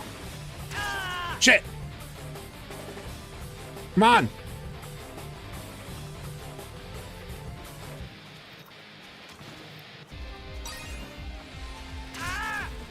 Oh, come on!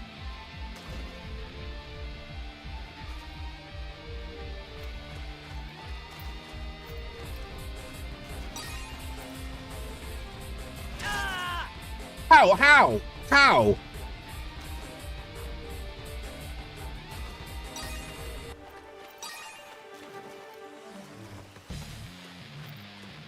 I'm not gonna go in between them. Goodbye, Platinum. It doesn't matter. I was never gonna get the Platinum for this game.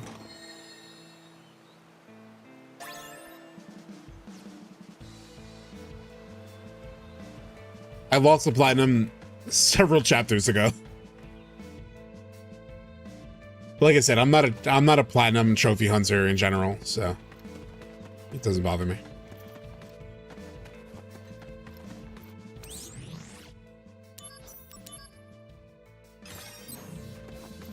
Oh, I level up again. Must have leveled up in that fight with the Genesis copy and the G deleter or whatever it's called.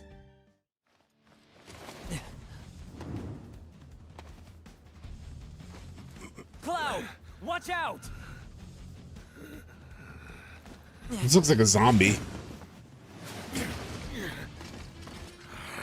Now, so for context, the last time I did hard mode, when this game first came out, the re-release, the remaster, this is where my hard mode playthrough stopped. This Hollander fight ended up being so difficult. I just wasn't leveled up enough or whatever it was, that I could not beat Hollander. I just could not. And so we'll see how I handle it this time.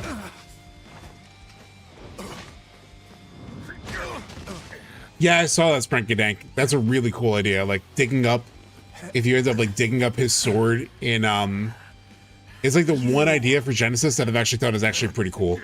Like you dig up his sword in Bone Village as like an optional thing that's missable. And then you take that to the Banora, like blown out cave or whatever. And that's where you fight him. Heads up! Hi. Here we go. That's enough. Bye now. Take that. This'll do. Hi. Fucking worms. Taking you down a peg. Take that. Ah. Heads up. Hi.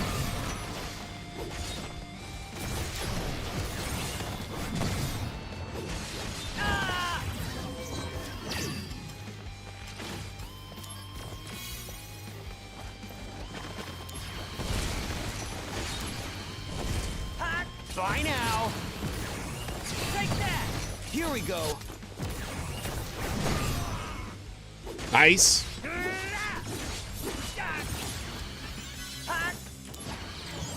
Taking you down a peg. Bye now. Better run for it. Okay. Taking you Yeah, Chad, I was just have been super underleveled. How about this? Here we go. This'll do. Take that. How about this?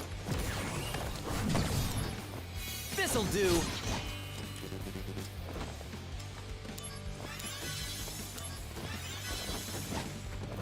Taking you down a peg.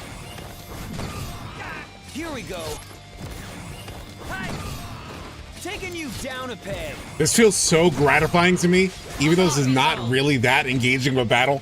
I feel so happy just to beat the shit out of him because I could not beat him the last time on hard.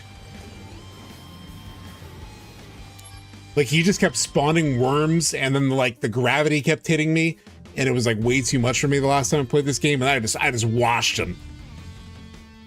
I really wish Crisis Core allowed Zack to have partner guest members like Sung, Sistank, Cloud, and Aerith. Wait, you didn't get the Zedric? What is a Zedric?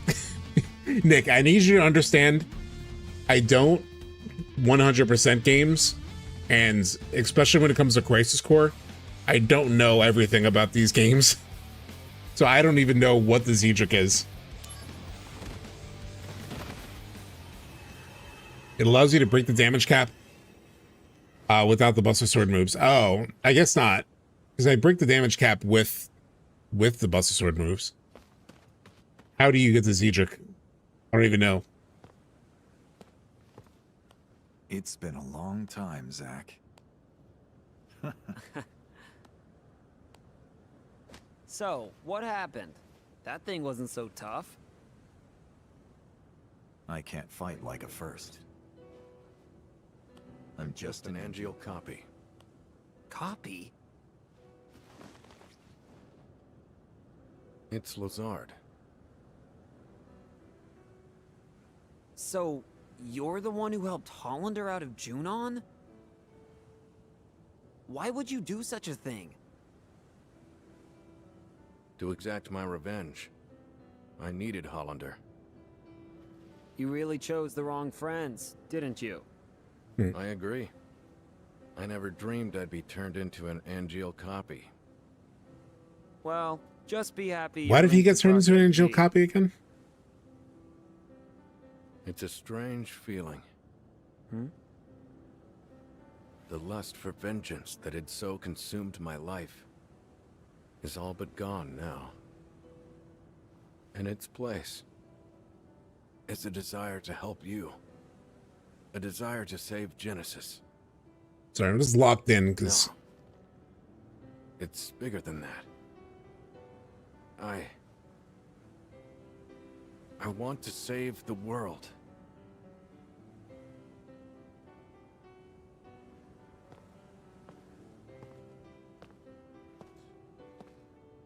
Well, that's admirable, I guess.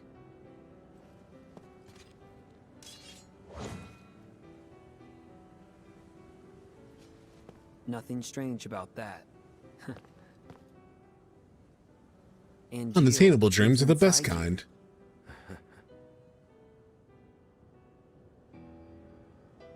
Genesis is trying to obtain the gift of the goddess. But what is it exactly? No. Whatever it is, he must be stopped. I just don't understand what he's talking about at all. What should I do? Thank you. Angeal may show us the way. Perhaps. Although I do know it a little bit more in the context of like how it's described by even the fan mail sort of describes it, right? Like he wants to give the goddess to sort of like cure him of degradation. And ultimately Genesis's story is fairly interesting. Like the core aspects of it, similar to like Dirge of Cerberus, where like when somebody like clarifies it for you and explains it to you in the form of like a video, like a Sleep Easy video, that's where you sort of like you actually can see what's interesting in the story. It's just the way that it's executed makes you feel like Zack, right? Like, but I don't understand. And that's what makes playing this so frustrating, is like, because there are interesting bits of tragedy to Genesis's story, but it's just not communicated well, you know? And you as a user have to either like be so in sync with the creators that you appreciate it, or you have to spend so much time thinking about it to get what they're trying to communicate. And it's just such a barrier to enjoyment, you know? Zack doesn't have a clue, just like he doesn't in Rebirth, yeah. Just catching up on some stuff in chat. Nomura stated that they can't really say Dirge Remake because the ending of Dirge spoils Remake. I couldn't think of what it may be, but I have a tinfoil theory that Genesis has a part in intervening Seph in the live stream somehow, but I'm not sure how I feel about it. But it does tie into the time travel and close up the loose thread beyond the compilation. Sodri, that's actually very interesting. What's most interesting about that, I'm Sodri or Sodri, I don't know how to pronounce it. Or I'm so dry. I'm so dry. I got it. I just got it. The thing that's interesting about that, because I do remember that quote from Nomura, isn't that interesting, right? Because they've been totally fine letting you play Crisis Core, even though that spoils the truth of who Cloud is. They're totally fine having you watch Advent Children. They re-release it into theaters. But supposedly they're so protective of Dirge and a Dirge remake because it would spoil the Remake trilogy. That's weird considering what they let you experience otherwise. All the other things that could spoil it. So it is interesting. So whether they do exactly that or not, just you reminding me of that is interesting.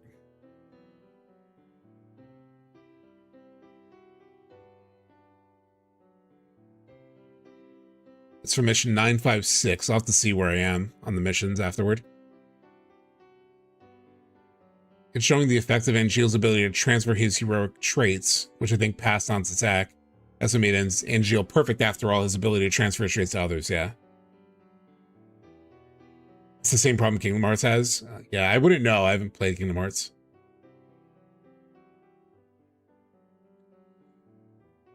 I think some shit is going to change or be moved around, so we will see. I think they're holding out for Genesis, on Genesis for a reason. I think it's fine knowing about Cloud, different experiences. The other tinfoil theory, in my opinion, is in reference to the proto-material with Vincent and possibly the use of Deep Ground in Part 3. It's weird because AC just outright spoils Aerith's death. Yeah. Vincent's chaos is going to save the planet. That's concerning to me, considering Dirge is Dirge. Sure, but they've even included stuff from like Crisis Core and like before Crisis. Like the way they've integrated compilation stuff in the Remake trilogy has actually been good. You know, even the Dirge stuff that they have incorporated has been pretty good. Maybe. I hope so, Director. Huh. Director. So, Zack, what is your dream? Huh? Oh. Let's see. To become a hero. Huh. Unattainable dreams are the best kind. Oh, come on. Lend me a hand. You and Angeel both. If we pull this off, we'll all be heroes. At the very least, I feel like one. So, Zack, where is Genesis?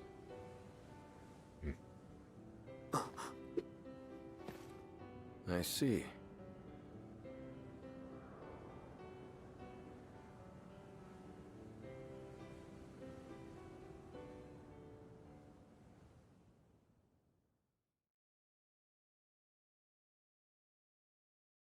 If they'll introduce Evan, yeah, I don't know. They have done other characters, yeah. Oh, we got a chapter change. A chapter change. How many chapters are in Crisis Core? Is 10 the last one? I'm pretty sure. I know we're close to the end. Crisis Core chapter list. There are 11. So we'll see. But the plan is to finish today. So. Dumb apples only grow in Banora. Why is that? Something to do with the soil here, apparently. Genesis always carried a dumb apple with him. I should have realized sooner. I will never get over how dumb the name Dumb Apple is. Like, to call it a dumb apple, it just makes you take it. It's just so unserious. It's just like, they could have named it anything. They could have named it, I don't know, anything Apple. You know, like, just specific choice of dumb apple. I will just never understand that choice. Right now.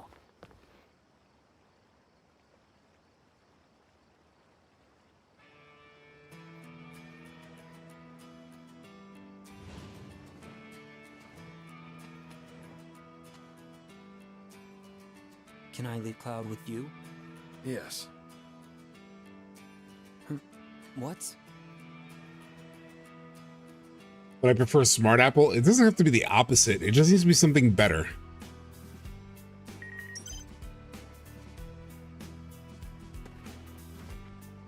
I can't think of one off the top of my head, but just something better. A Re-Apple. I would take Re-Apple over Dumb Apple. Don't worry about Cloud. I promise. I will... At Shinra, I barely ever left my office. But now, I feel like I can face any danger. FF7 Re-Apple. After all, I had my share of trouble while I was flying around looking for you. And above all, inside of me, a part of Angeal lives on. Zack, you must focus on Genesis and nothing else. Now with Angeal and Sephiroth gone, you're the only one who can stop him. Zack. Cloud, buddy. Cloud, wait here, all right? I'll be right back.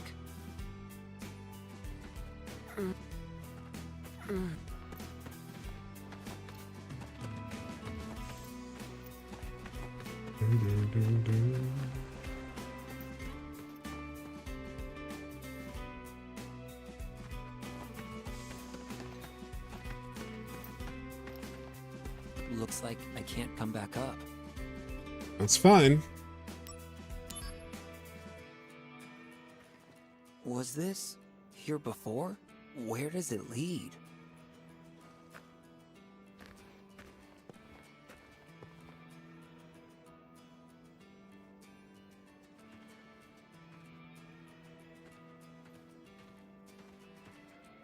Oh, speaking of cut content, whenever we get to a save point, I want to show you guys one of the missions.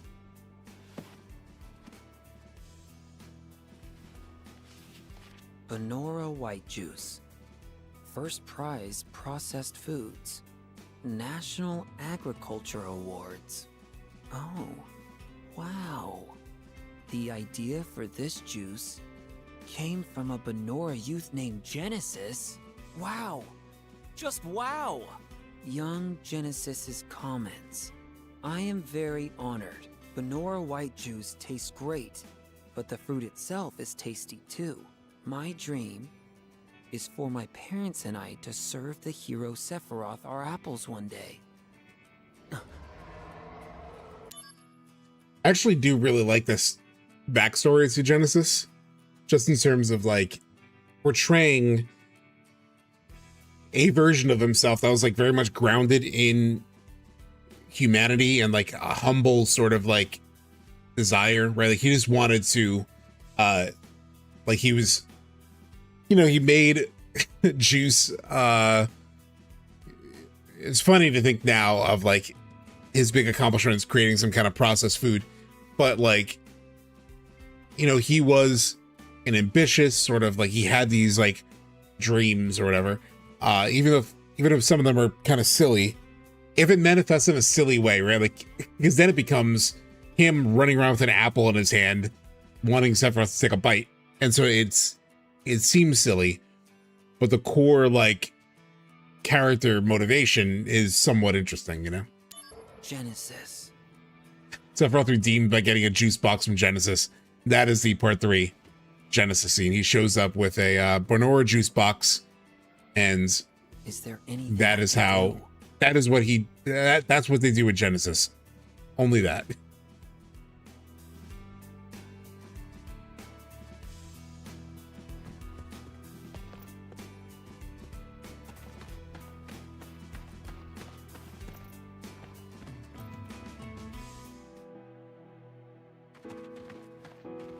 One of your personal favorite FF games, Black Star Bebop? Unfortunately, it's not for me, but I know it's important, so that's why we're playing it. And why I'm re-exploring it, you know, to sort of get a better understanding of it in the context of the remake project. In terms of cut content, though, shit, where was it? It was one of these.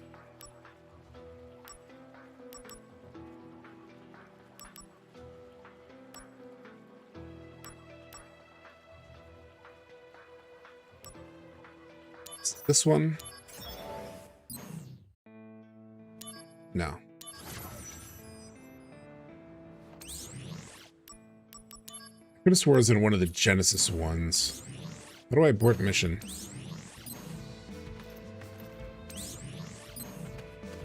It's not letting me abort mission?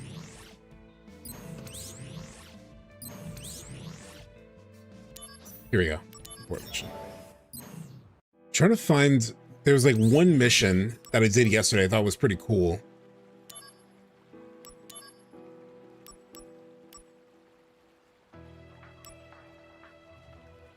Oh, here it is. So... No, this isn't it. Damn it. There was one mission I thought was really cool. I was like, oh, this looks like a setting for like maybe a cut piece of content.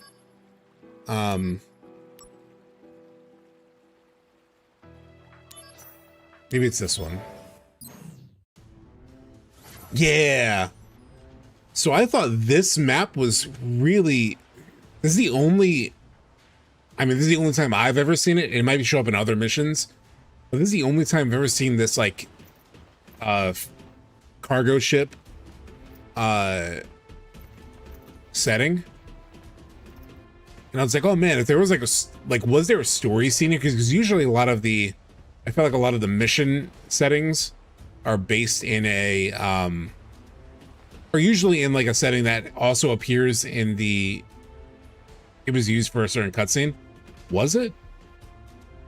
Oh, yeah, there is like a scene where they're just like on this carrier, right? It's just a cutscene though. It's not explorable as like a thing. Because I liked it as like a setting. I was like, oh, this, it would be cool if there was like a story cutscene here. Or not story cutscene, but a story moment that played out here, you know? So that would be cool. It's a cool setting. I just like the setting in general. Now somebody says an M9. Oh, so that's why I didn't unlock that. I don't even have M9 available. Yeah. So in terms of that thing that lets me break the 999 cap, I don't even have it available as a mission, like a category of missions. Must have missed it. So I came from that way.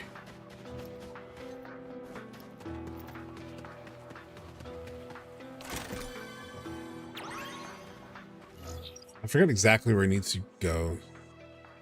Is it worth going there first, or should I explore? I'll probably explore.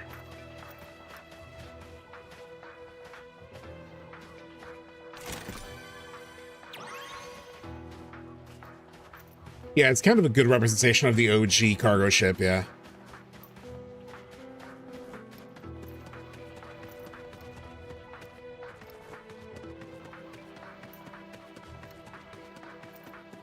Oh, here we go. We got water, too. Loveless Act 1. the infinite mystery, the gift of the goddess is what the three men seek, but their fates are scattered by war.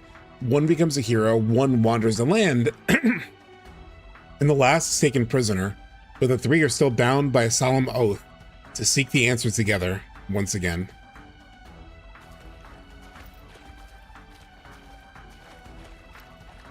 Chat, can you help me out, especially those who have played Crisis Core? I forget, is it worth going to the objective? Because, like, does it give me context for using the Loveless plaques, or should I just play it naturally? I can't remember. So I'm gonna go to the next section, but I just don't want to make sure it's like pointless to go to the next section or not. I do love this map. This whole area is very cool looking.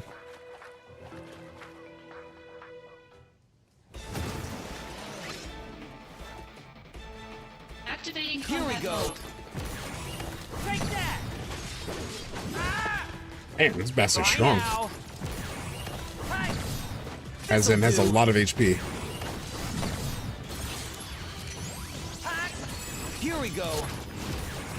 Take that. Did he avoid me? What?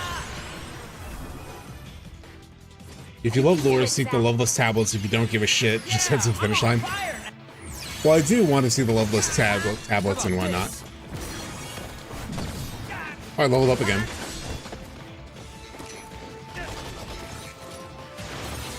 Heads up. Bye now. Already seen that. Warm-up's over. The power of soldier. This'll do. Yeah, not having that cap breaker does kind of suck for the context of, like, even my limit breaks, they don't do more than 999 damage.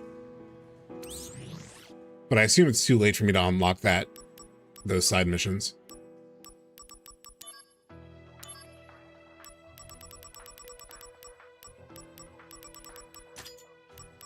Wonder if they're all weak to Thundaga. I guess we'll find out. I could also re-equip Aerial Drain.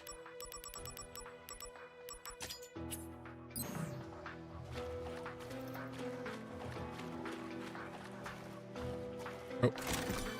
Chest here.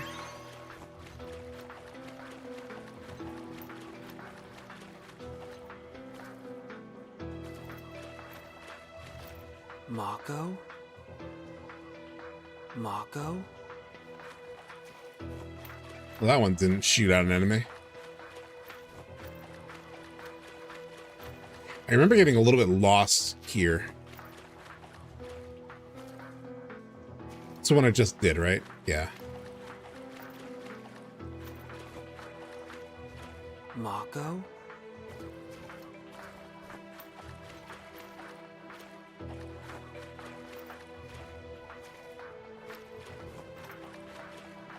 Mako?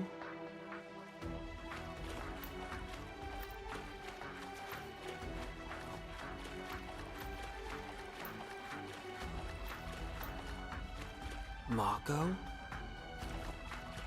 Okay.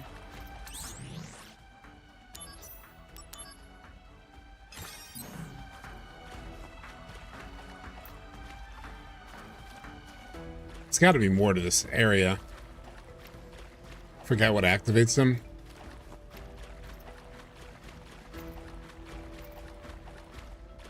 Mako?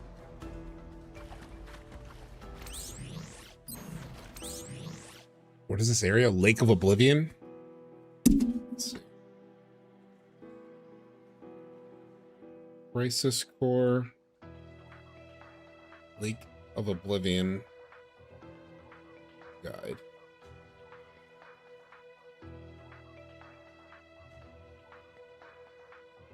Oh, I think I need to read all of them.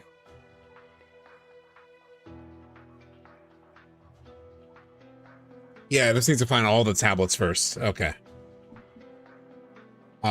Actually, I'm so sorry, chat. I just need to use the bathroom again. I feel like I've drank too many things during stream. Give me 1 second. I don't know what happens if you get Buster Sword's proficiency up, but somebody in chat might know.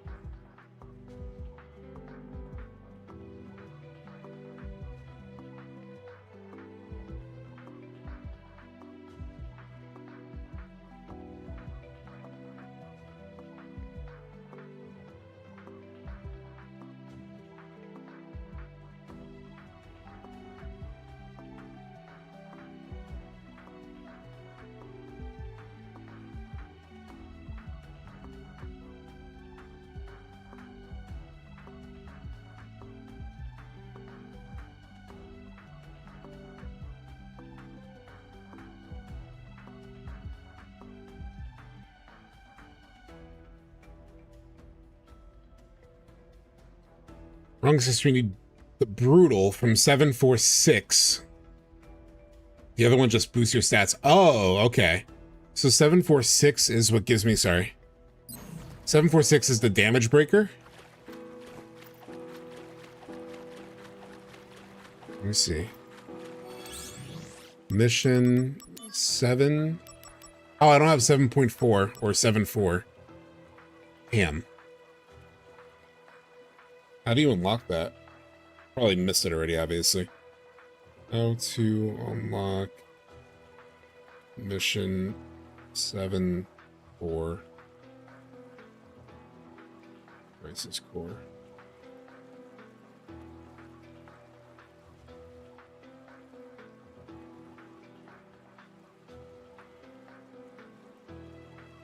Progress started chapter 4. Complete the preceding M7.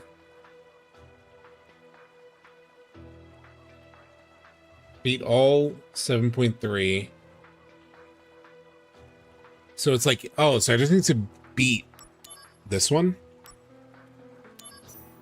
All right, we can give it a shot.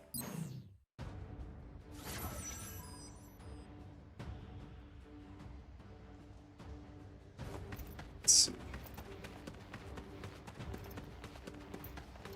I kind of actually do enjoy these missions.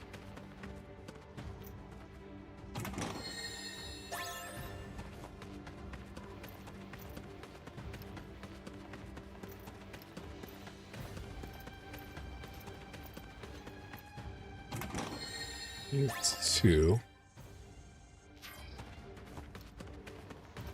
Activating combat Out of the way. Shit. Heads up. Here we go. Got him. This'll do. This is gonna sting. Bye now.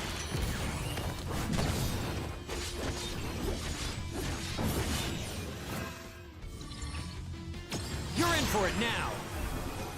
You want aerial drain and Lucky Star is a monster you have to fight. Has a ton of hit points. Okay. Conflict resolved. Well, I do have that materia now that like boosts the potential for Lucky Stars.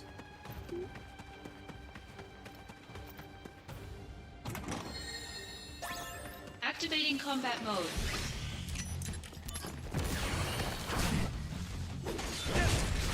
Ow. Taking you down a peg. Hi.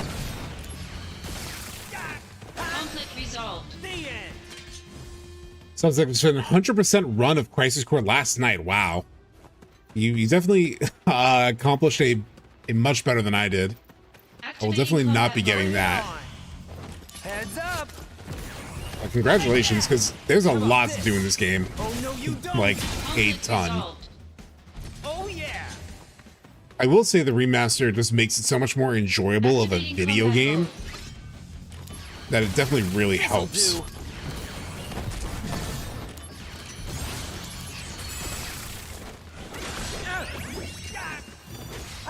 Taking you down, I'm gonna love this. Oh, thanks so much, Michael, for subscribing. And again, congratulations on beating this 100%. I believe the Buster Sword Also doesn't completely get to 100%. I feel like I have a friend who reached like 99.9%, something like that.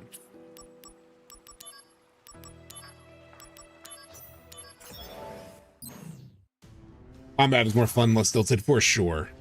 Yeah. All right, so I got 2 chests here. Activating combat. There's one.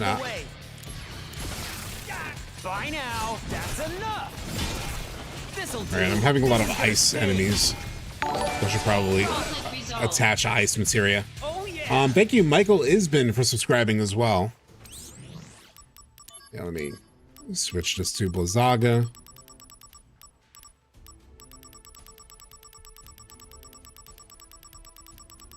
I have so many standard blizzards and shit.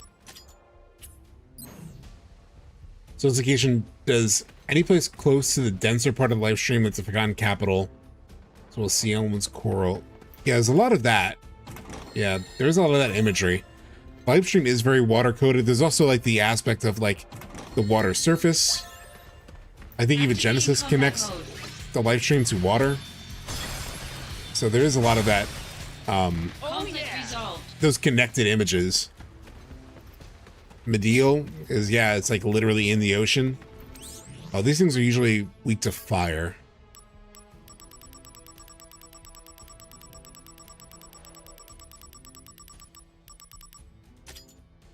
Probably should just make a set. Wish I could just like copy a set.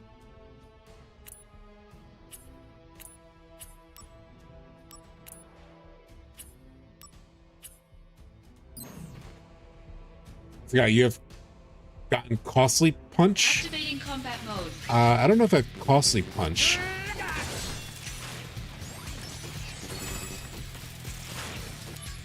Oh, I switched to a set.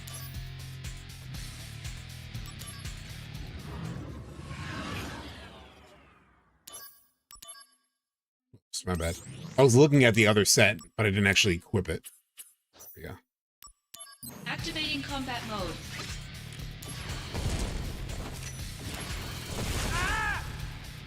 Oh, god damn it. An insta-kill attack. Activating combat mode.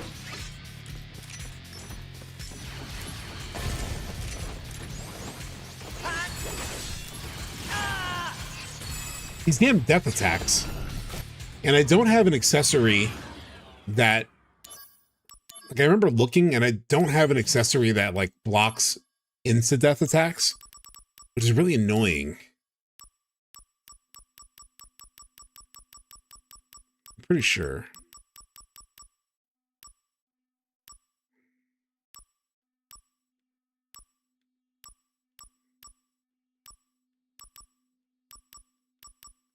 I don't know what endure status exactly is, but...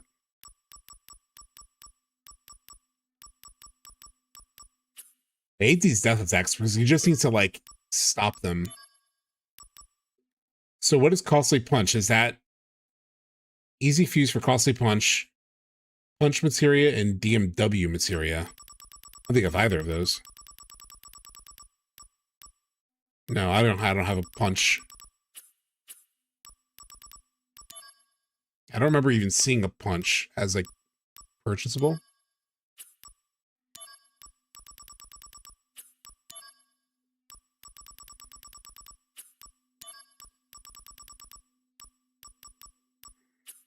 Yeah. Do I have a warding materia? Because if you do so... Oh, really? I think I do have a warding. I definitely have warding, I feel like.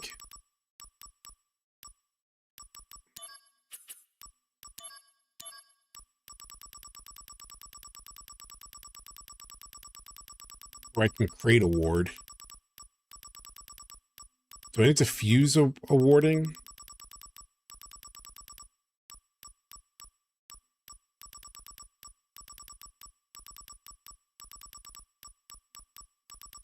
Because I remember seeing, like, I was in the middle of, like, materia fusing yesterday, and I did see, like, status ward. Is that what you're thinking of? Yeah. So I just put that. I don't have to link it to anything. Because it has to match those of equipped materia. So I would need like a death. I would need a death thing, right? I would need a death materia. So what would be a death materia?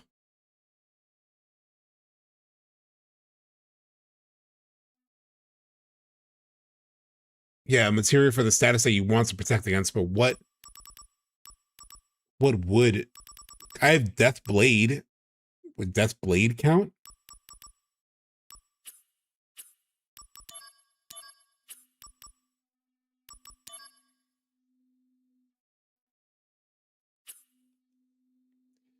Maybe it was fused, but what am I trying to use? Just gonna look it up. Death materia.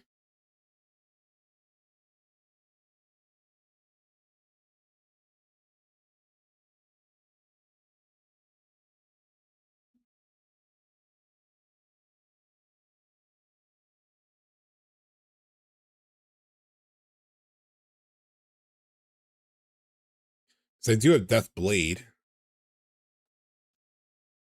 I could try that.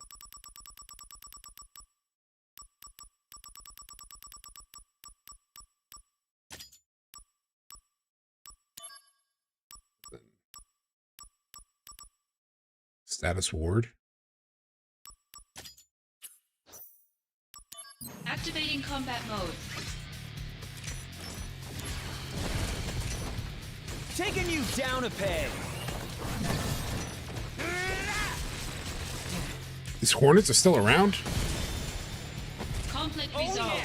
Well, they didn't get a death. They didn't get a death off, but finish 5, 4, 6. You should get a ribbon. I think do I not have a ribbon already? Let's see, sorry. Oh, I don't have 5, 4. I'll need to complete 2 whole levels for that. I don't really want to do that.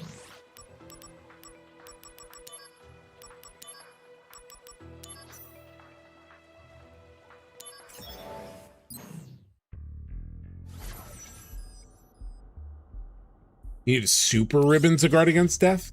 God. All right, I have 2. My HP is so much lower without my HP up materia. Activating combat mode. Bring it on.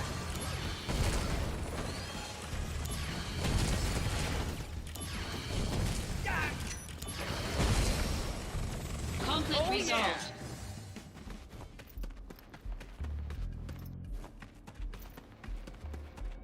Yeah, it's 1.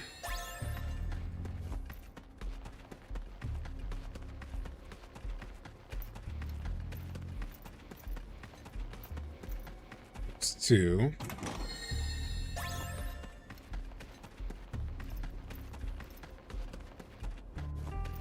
Activating combat mode. This'll do. Right. Here we go. Take that. Heads up. How about this? Bye now. Heads up. Taking you down a peg. How about this? Almost done. Conflict resolved. I'm not sure if this did it on purpose. Ginatok says their star waned. Guessing their electrum swords diminished by time, yeah. Alright, we're getting there, chat. We're getting there.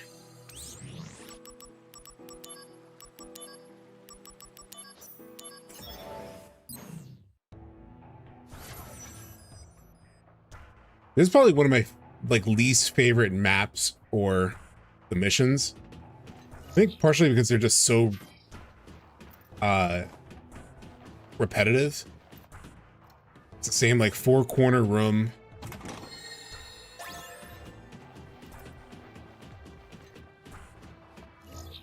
This is the main way now. There. Oh. It's 2. How many are there? 3. Is this Kunzel's theme? I never really knew it was Kunzel's theme. Oh, there's the third one.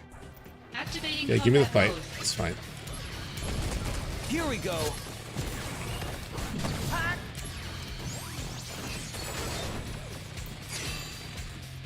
This'll do.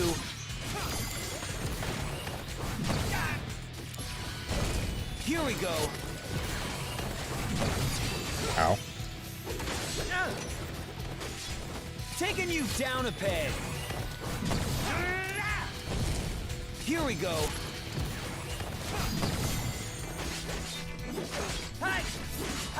How about this? Take that. Taking you down a peg.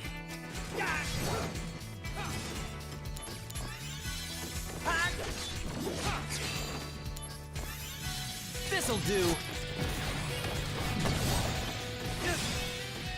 Here we go. Ow, shit. This'll do.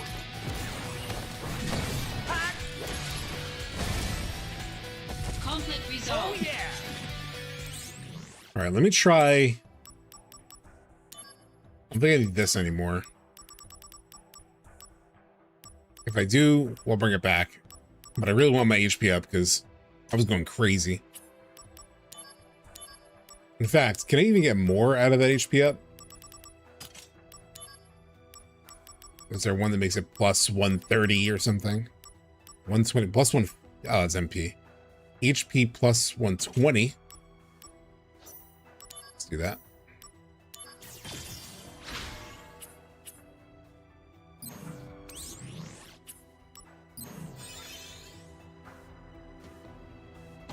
I do really like Materia Fusion. I hope that's a system they bring to Part 3. I've always thought Materia Fusion is incredibly cool. Especially because of like the RPG sort of flexibility it gives you. I obviously have not used it to its greatest potential, like those in chat who 100% of this game, like Nick and so forth, but like I've always thought it's a very cool gameplay element. Damn it.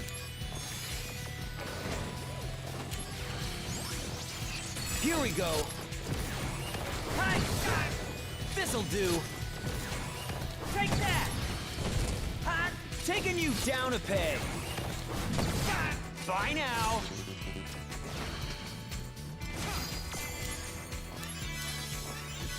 Taking you down a peg. Here we go. This'll do. You can have a max out HP with an additional 150% from fusion. Wow. Can you get your HP level above the 999 cap? Like, is that possible? This is kind of a waste now. Bring back aerial drain. Activating combat mode. Bring it on. But you can. Take that. How about this? That's cool. This'll do.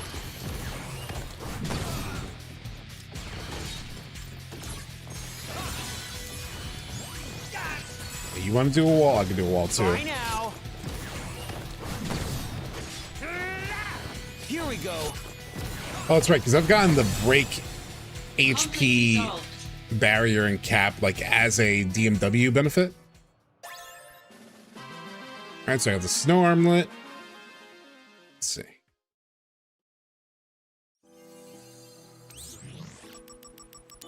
Okay. There's one more. Shit. You can use the Darkness Farm to get plus 999% HP. Holy shit. I know you guys are 100%, Michael Jason. What was your like highest HP number?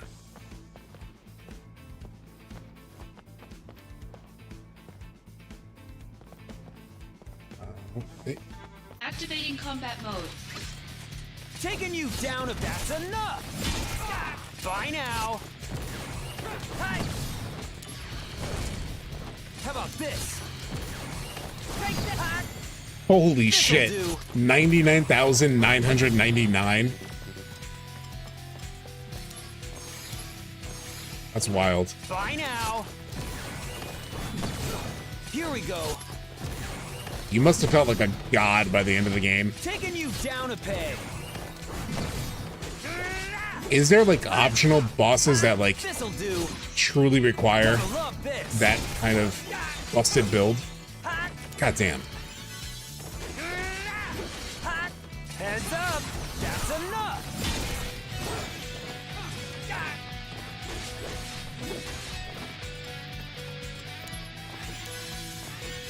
Taking you down a peg.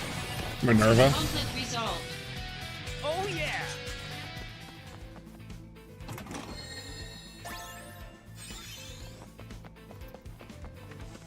It's funny because like I probably wouldn't do it on stream, but I do enjoy the gameplay loop enough of this that I could see myself trying to do that.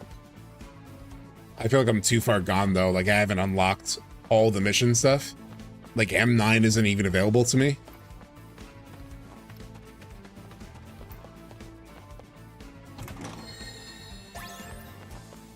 There's a lot of weights to the Buster Sword, yeah. Activating combat They did a mode. really good job with the combat. Oh god damn it. Death Fangs.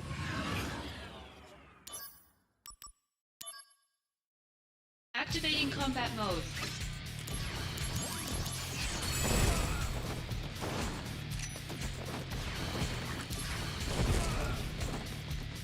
I need ice. Here we go. Or not.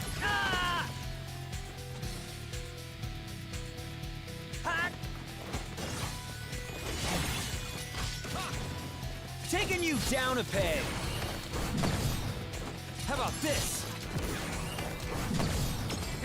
This'll do. Conflict resolved. Okay. Do I have a Discord? Yeah. Yeah. It should come up in, it should be linked in the YouTube chat, right? It should be pinned at the top of the YouTube chat. I believe.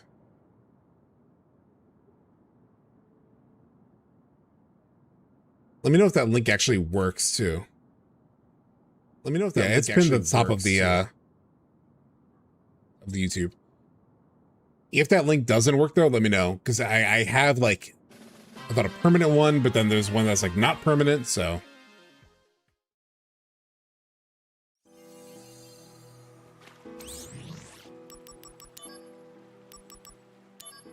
Here we go. Okay. So 7-4 is the one where I get the damage breaker, right?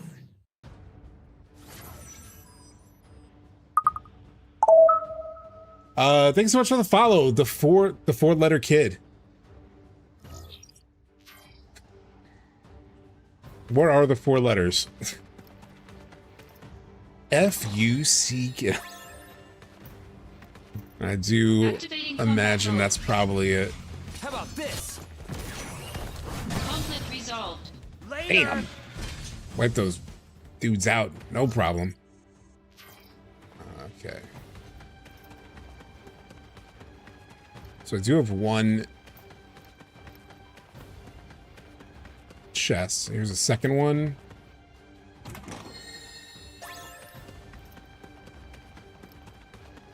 Oh, here's the third one. Activating combat mode.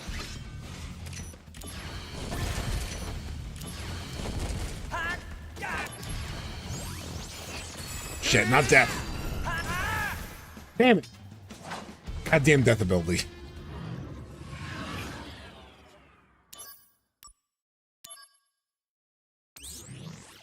It's actually a good opportunity for me to test out.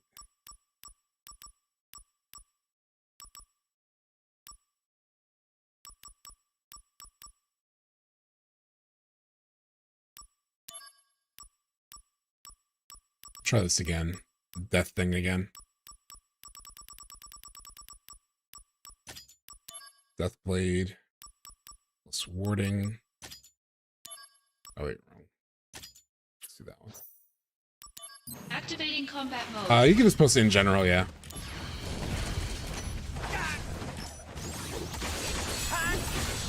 Taking you down a peg.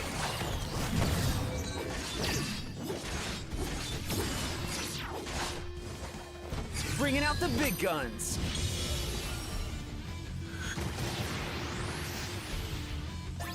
Conflict resolved.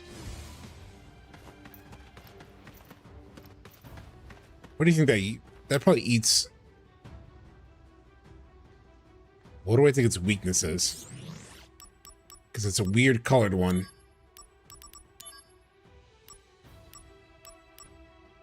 I feel like it'd be either ice or fire.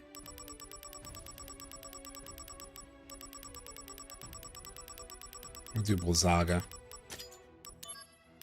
Bring my HP up back.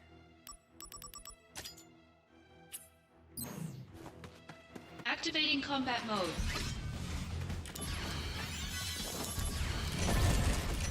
It was fire. Bye now. Conflict resolved. Got him. Hell yeah. Twisted headband. What the fuck does that do? Got a clip of your stats. You had 80,000? Holy shit. Let me see if it was posted in Discord. Oh my god. Chat, look at this shit.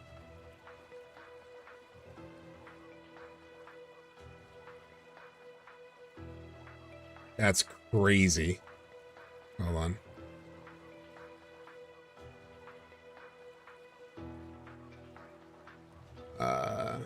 Now it just needs to get it on screen here. Chat, look at this. This is what Michael Jason's final build was.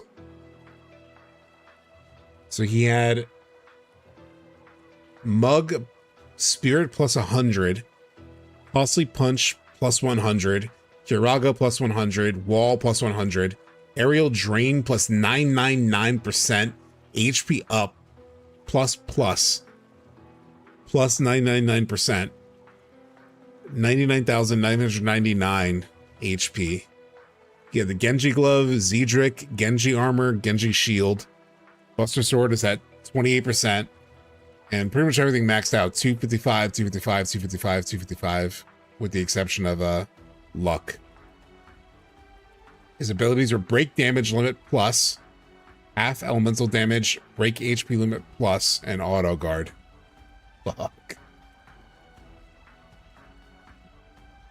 That's just... It's crazy. This is the kind of thing people want in part 3, right? Like, people want the ability to really push the system and like break shit as much as they can.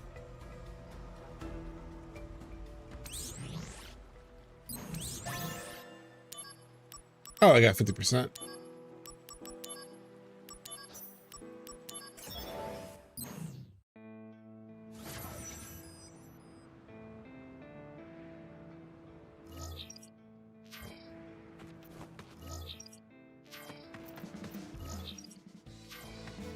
Wait first. I have 3 chests to get. No chest here, really? Okay.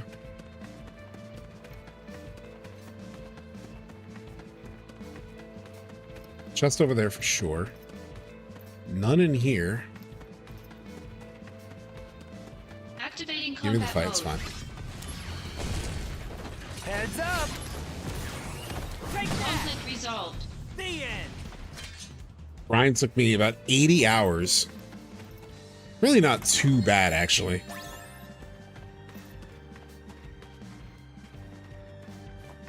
Or the chests. Oh, there's a whole other. Oh, that leads to the. Yeah, that's the main way.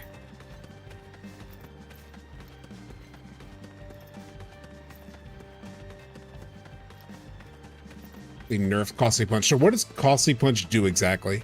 Activating combat mode. Out of the way. Bye now. Taking you down a peg. Conflict Oh, resolved. yeah.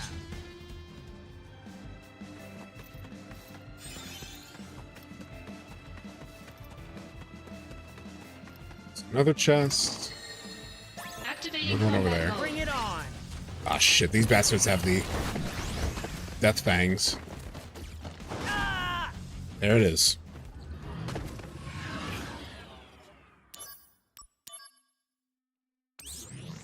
I already have Blizzaga. Activating combat mode. Fuck off. Ah.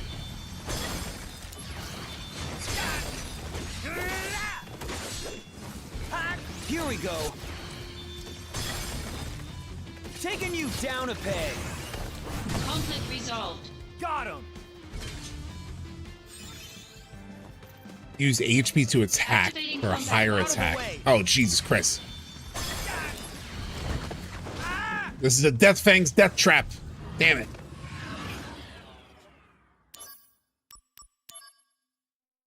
Activating combat mode.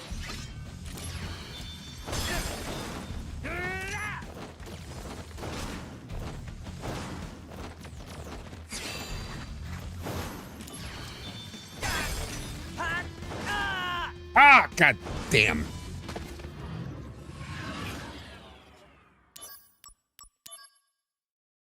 Hate these Activating things. combat mode.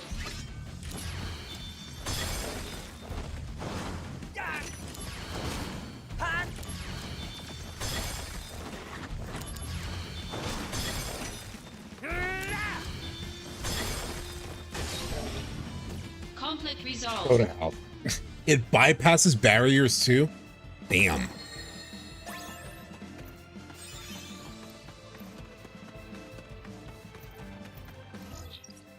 So I need to go to the left.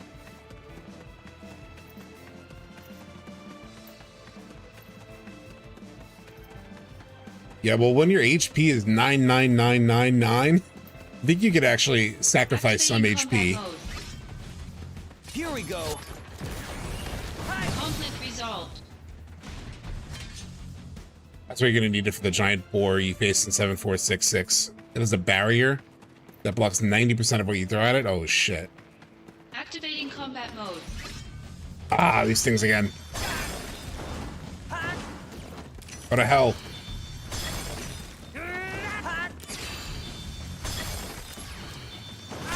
No! Damn it. Hate these things, man. Activating combat mode. Such BS is what it is. Death Fangs is such BS. Activating combat mode.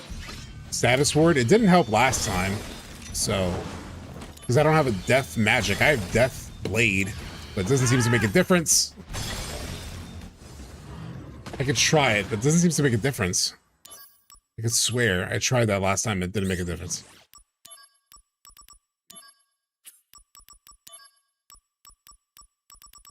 So I don't have anything else that induces death other than Death Blade.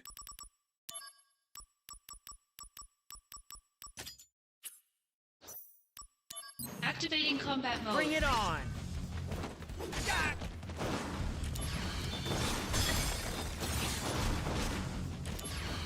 Okay, I didn't die. Oh, I didn't die. Yeah. Conflict resolved. Later. There we go. Oh, yeah. It did work. Piece of shit. Activating combat mode. Out of the way.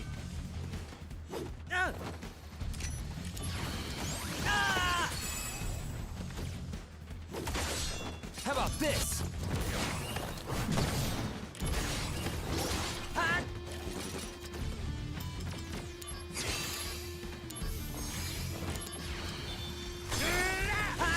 Taking you down a peg. Bye now. Heads up. Take that. Taking you down a peg. You're in for it now. Okay. Is this the end? Phoenix down will save me. I know, but I realized yesterday that I'm like, I have a limitation on number of Phoenix downs, and I can't find how to increase that limit because I couldn't find a way to buy more of them, for example. Bye now. So I was like, oh, I don't know where to get any more. If they're not available in any of the shops that I have access to. So oh, no, you don't. I've limited how much I use them.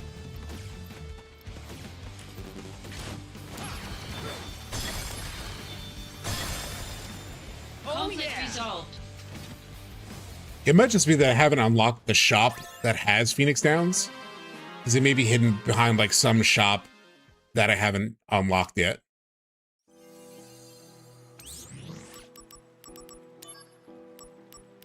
Because usually the shops come from these like missions. Minerva likes to remove Phoenix Down status. Oh wow. I like these ones where it's just like straightforward shots to the enemy. Should probably create another set that's like not death resistant. Do it with Firaga.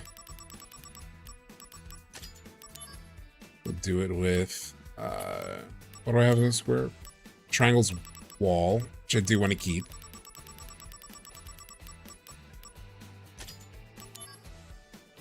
Then my next one could be Kiraga.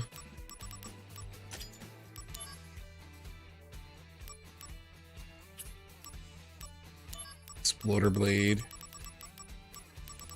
Which definitely is my favorite attack. Then I'll do Aerial Drain.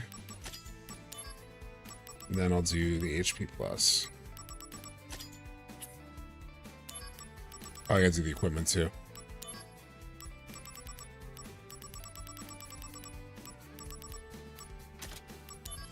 Shinra Alpha, Shinra Alpha, Shinra Beta.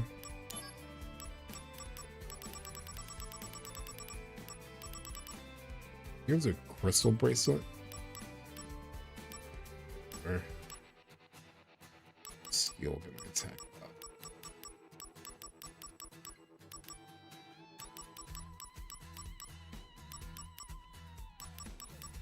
But there was a reason I picked the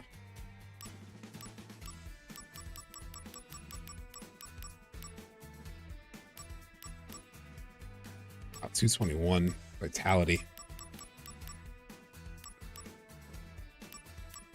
Champion belt's pretty good. Black belt, yeah. Activating combat mode. Bring it on.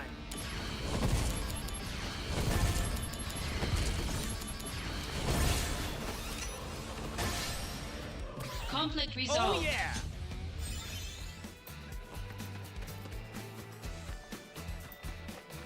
These ostriches. Activating combat mode.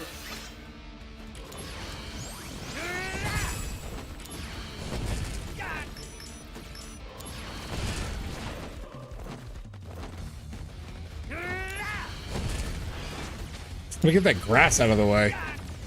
Get out of my way.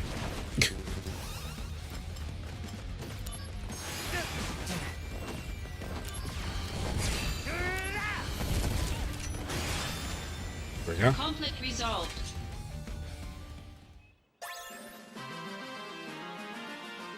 It's a little bit of grinding. Just a little bit of grinding. Almost there. 2 more of these. Well, 3 more total. All right. 3 chests. There's 1. There's 2 over there. Oh, there's all 3.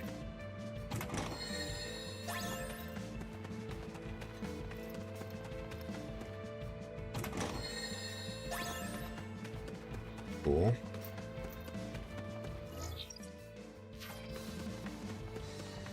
Activating combat. Sure. Taking you down a peg.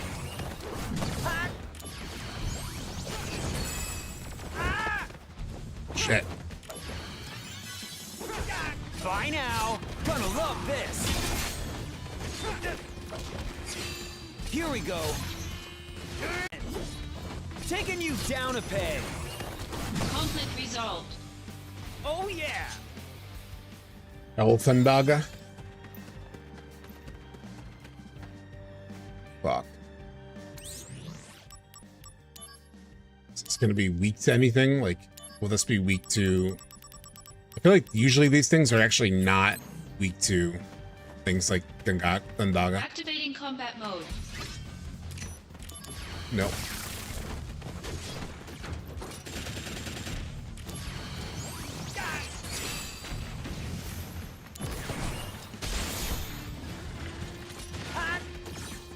Oh yeah, I've fought one of these before.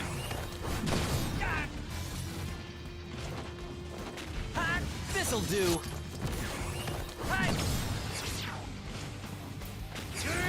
Bye now. Take that. Warm-up's over. The power. Okay. This'll do. Ow. Heads up. Here we go. Likes to chase you with melee when you're close to it. I have noticed that.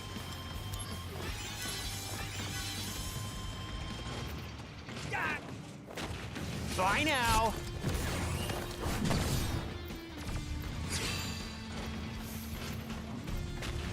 This'll do. Me? Thundaga. Heads up.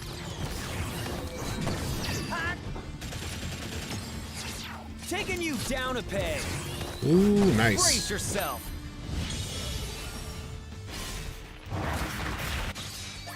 Conflict resolved. Oh, wow. That wiped it. Shit.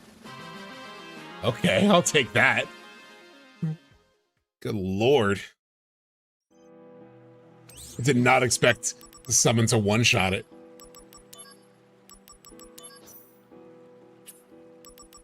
Let me read these. You probably know me as P from the precognition test. Now I'm directly contacting you. I was able to gain these skills thanks to you. What I am about to tell you is my way of saying thanks. Go to the caves, you'll find a worthwhile accessory. Hi, it's me again. P is my name. Predictions are my game. I sense another accessory component waiting to be claimed by you. If you trust me, go to the wasteland. Yes, it's me again. My sense seems to grow sharper with every mission you successfully complete. I'm confident you'll enjoy this next one. Go to the plains. I feel like he's using me to get strong. Go to the plains to find out if I'm right. Yes, it's me again. My senses have never been as sharp as they are now.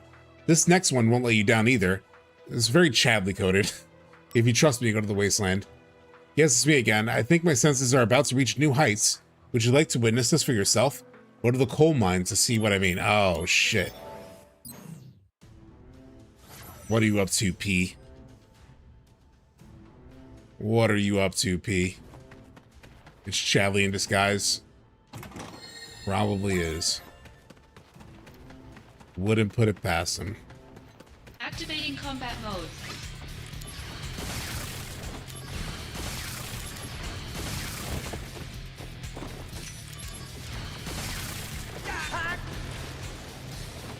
Damn it.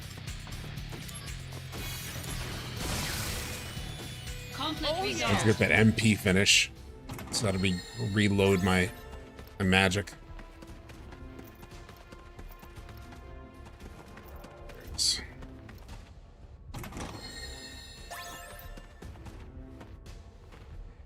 Is that UP? Is that UP? Activating combat mode. G Dominator. Bye now. Hi. This'll do. Take that.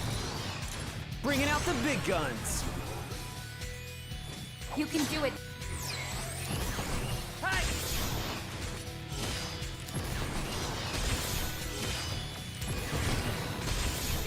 Taking you down a peg.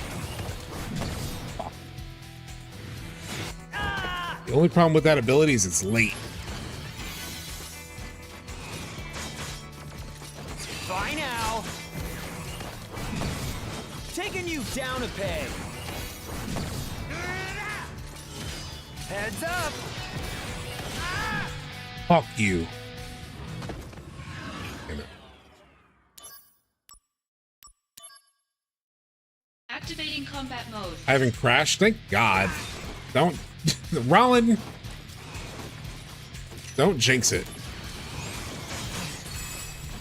Here we go.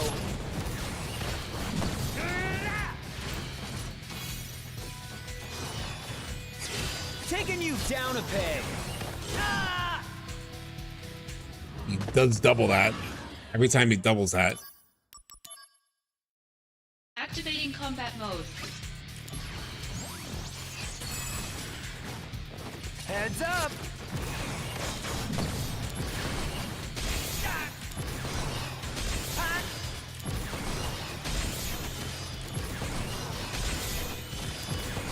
Take that. Taking you down a peg. Damn it. It takes so long.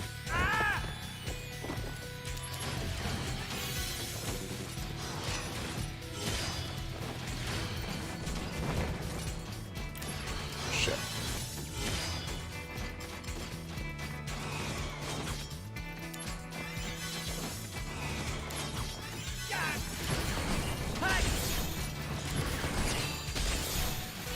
How about this? Take that! Taking you down a peg. Hi!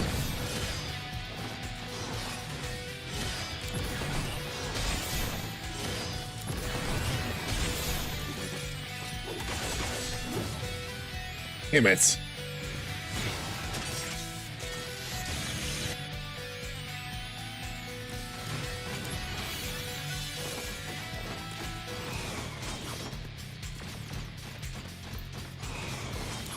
Luckily, I have a bunch of elixirs, so I'm just gonna. Take that!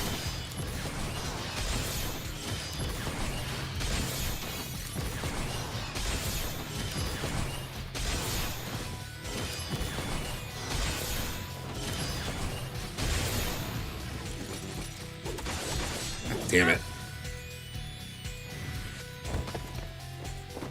I run out of Soma so fast.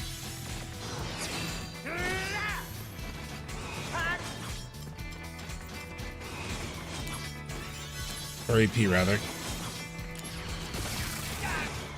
Here we go. Hi! Hi! Take that! Hi! This'll do. Fuck off.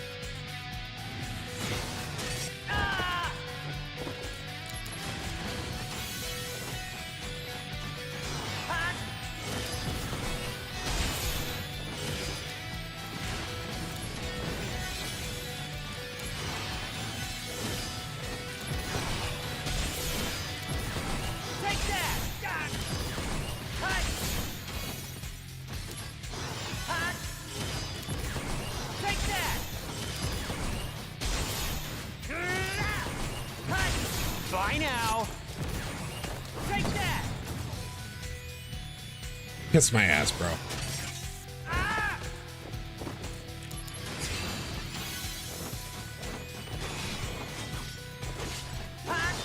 Taking you down a peg.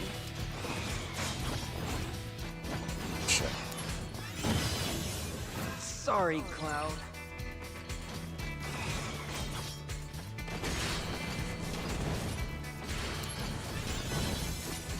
Shit. Come on, dude.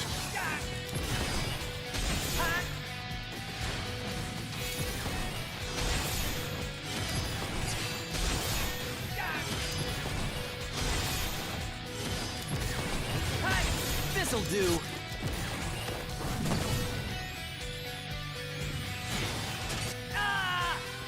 What? I didn't get that off? Activating combat mode. Taking you down a peg.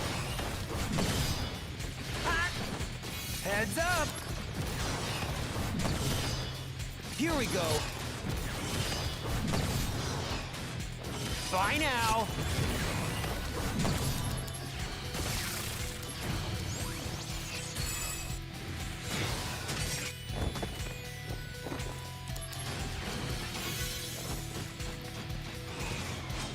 How about this? Taking you down a peg. Heads up. Taking you down a peg. Take that. Fuck off.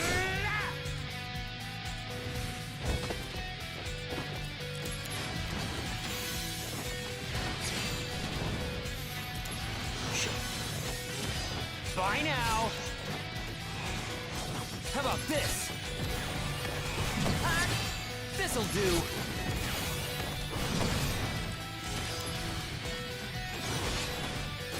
Taking you down a peg. Here we go.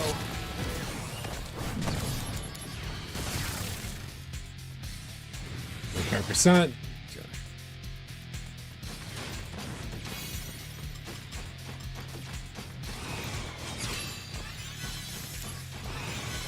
Heads up. This'll do. Bye now. Conflict resolved. There you go. Punk. Punk bitch. All right, the next one. The next one's the big one, right?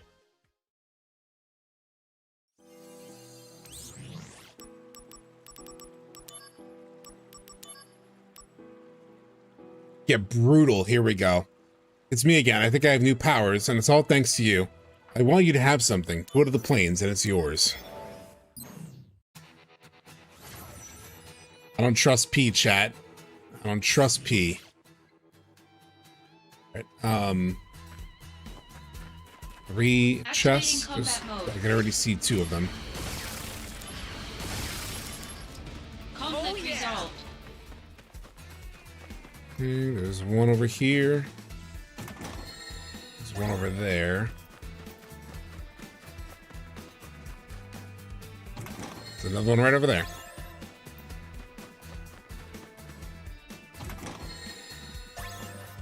I love finding these things quickly in these maps because these maps are pretty tough. They're so wide that it can take a while to Activating combat mode. Out of the way. wall. Out of here. All right, this thing. This'll do. Hi. How about this? Baby odor. Take that. Bye now. Wow, this thing eats so much shit. Holy cow. That's what Nick was warning me about. Come on, buddy. Bye now. Hi. How about This thing is just a tank.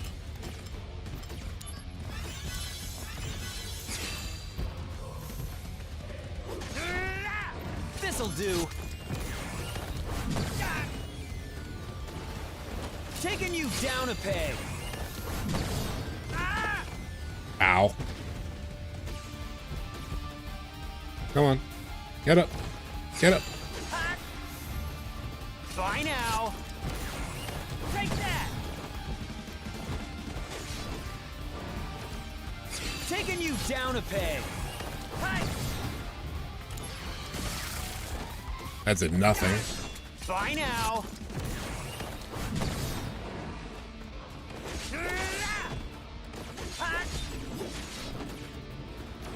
How about this? Take that. Heads up. This'll do. Hi.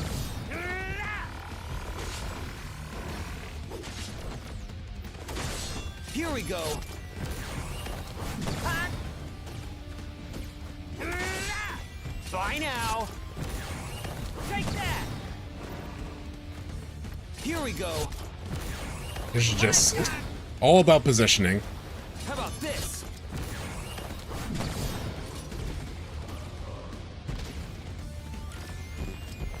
Ah, damn it.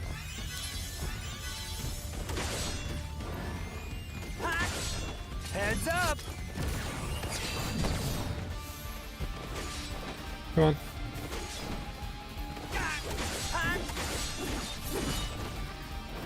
How about this? I get that odor. Here we go.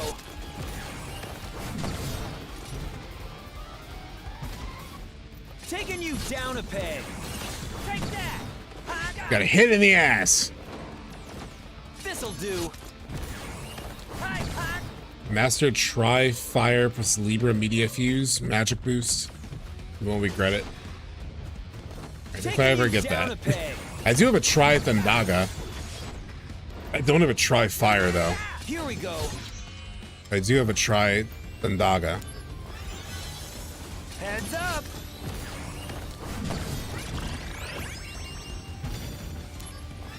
This'll do.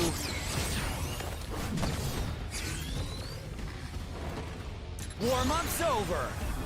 Yeah, can I hit this thing from behind with the Tomberry knife? I'm just gonna watch this one, it's funny. Right in the ass.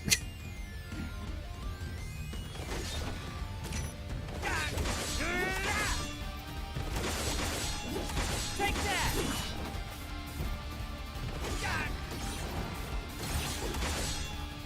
Heads up.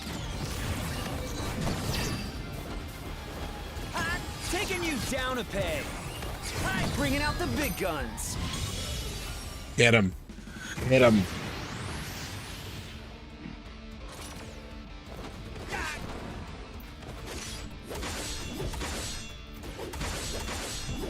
All I keep thinking of is like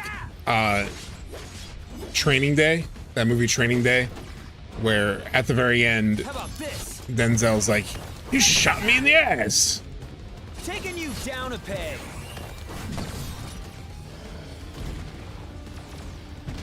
Here we go. That's all I could think about during this entire fight. How about this? Hi. This'll do. Take that. Do your stupid bad odor, dude.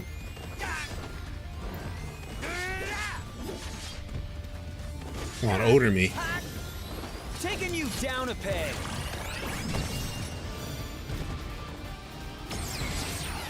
You're in for it now. Almost done.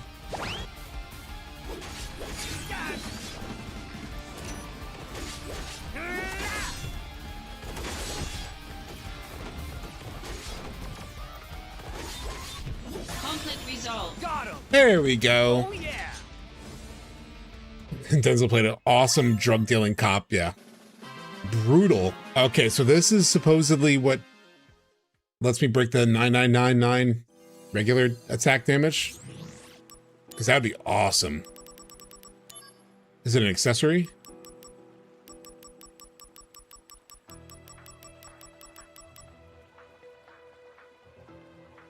Sets damage limit at 9999. Fuck yeah. Yeah, I want something that makes me stronger with that in mind. Even if it slightly hurts my vitality. Is there anything that can get me higher attack without nerfing my vitality that much?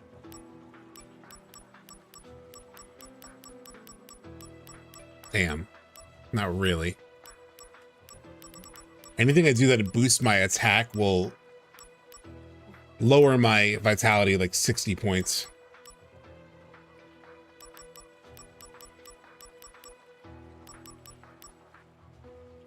Here we go, 89. So plus 20 minus 40. I'll take that. Perfect, thank you. And thank you, Nick, for that tip on like where to find this this thing. Run to the bathroom one more time. 49, level 49, hell yeah.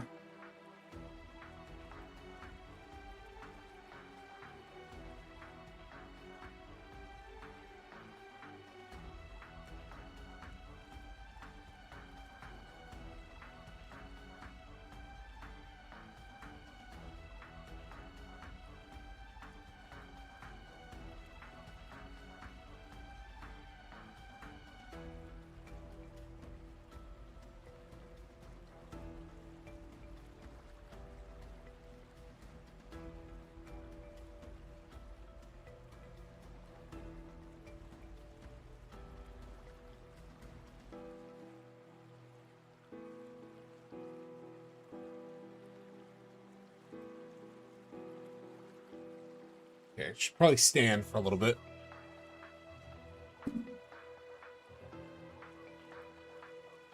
Oh, let me just double check. Let me just double make sure I saved.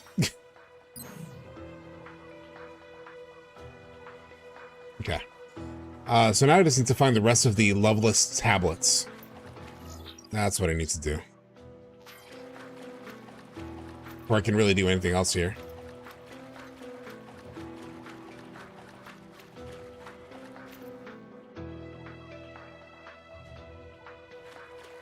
So I found one of them.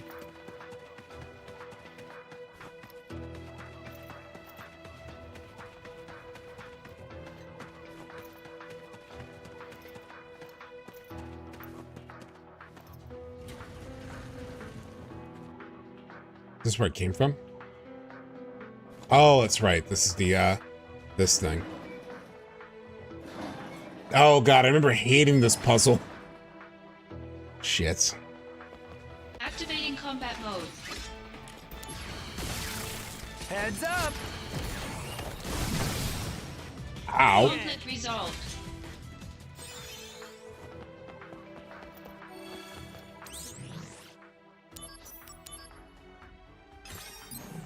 To be fair, I think when I reached this point last time, I was expecting to be further along. Ah, damn. Like, I was expecting to be further into... Like, I was expecting to be near the... I felt like last time I reached this area of Crisis Core, I was just kind of... What's the word? Like, impatient. It's like, man, I want to get to the end. Like, I want to get to finale already. And so I felt like I was so frustrated that it hadn't reached the end yet that I just remember looking up how to do this.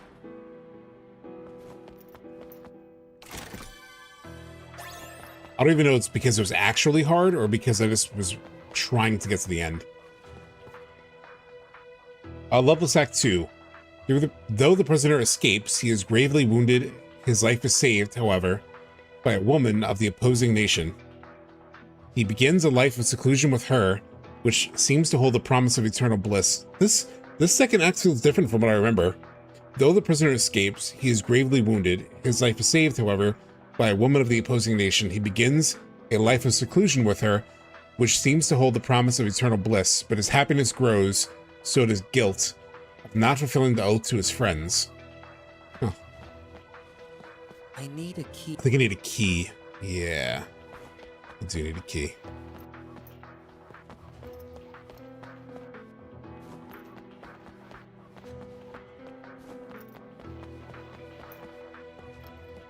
I need to go to like a different part to unlock this.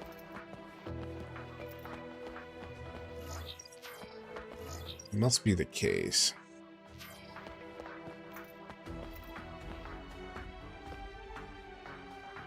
I felt the same, which is in my energy limit. Yeah.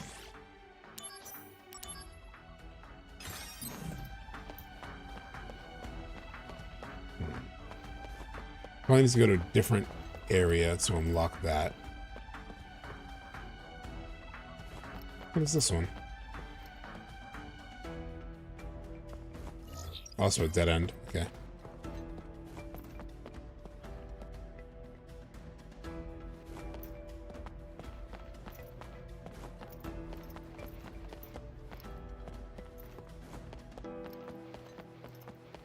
I think I can continue at least here.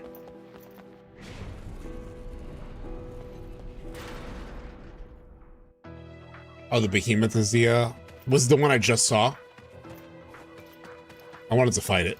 I'm not gonna lie, I wanted to fight it. Alright, so it's Loveless Act 2. Activating combat mode. How about this? Conflict resolved.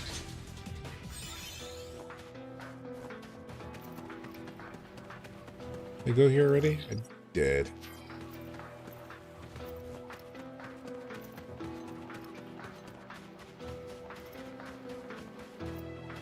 Maybe I've been in and out of stream. Sunday is my travel day back to Austin. Oh, okay.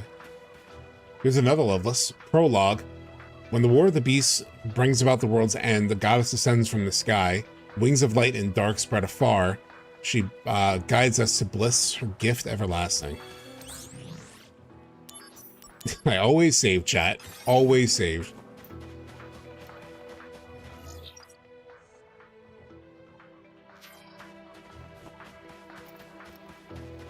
It might be like an underground path sort of thing.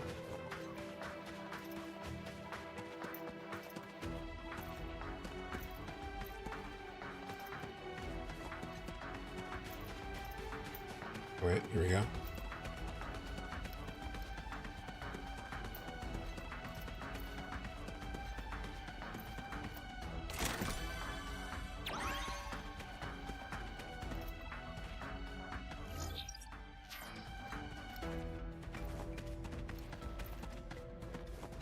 Activating combat mode. Bring it on!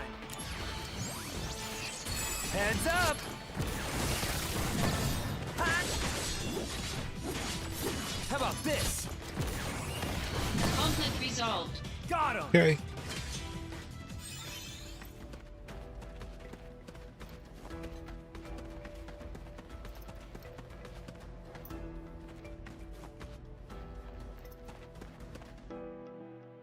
Last time it may be up here, yeah. Loveless Act 3. As the war sends the world hurtling towards destruction, the prisoner departs with his newfound love and embarks on a new journey. He is guided by hope that the gift will bring bliss and the oath that he swore to his friends. There's no oath, though no oath is shared between the lovers, in their hearts they know they will meet again.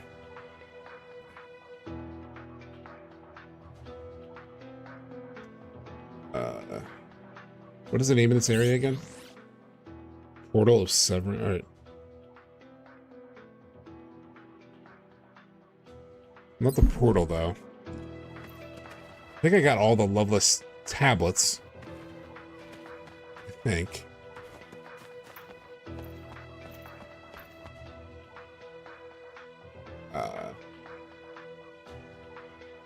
Crisis Core.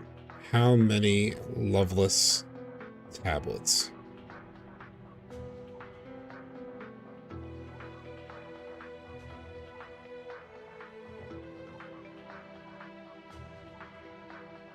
Just realized that I'm not on the Wi-Fi anymore because I reset my Wi-Fi before stream so that it Crisis Core. How many tablets? There are 5 Loveless tablets.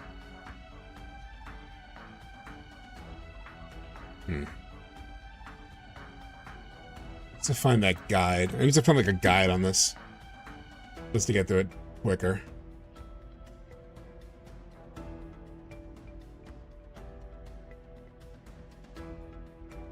So I found 4 so far. Let's see.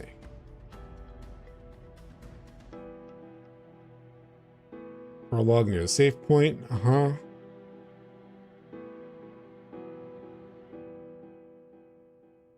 There's that one, which I got.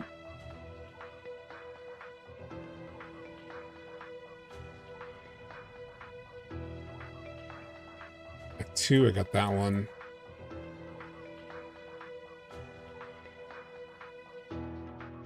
Three, I got that one. Oh, do I get in the lake?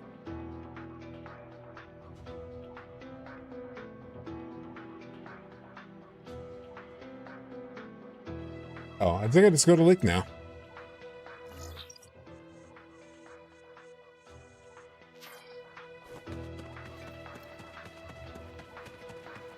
Which is where I was, obviously.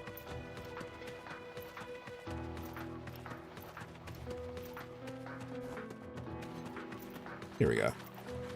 It is interesting that they literally have you running on like the water surface or like a water, which has been like so core to like Loveless as a play. Activating combat mode. Here we go. Oh no, you don't. Bye now. Hi. Blair? This'll do. Taking you down a peg. Jesus. This'll do. Take that. Bye now. Hi.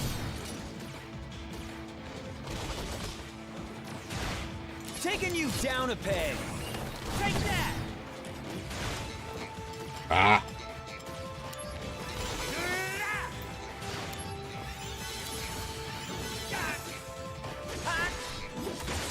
How about this? Hi. Oh man. Taking you down a peg. Take that. Hi. This'll do. Hi. Conflict resolved. There he goes. This guy's a pain.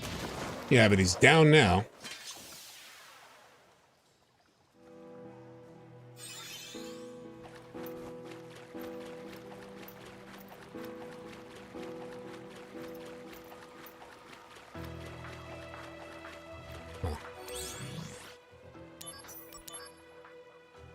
I'm pretty sure I found all the tablets, though.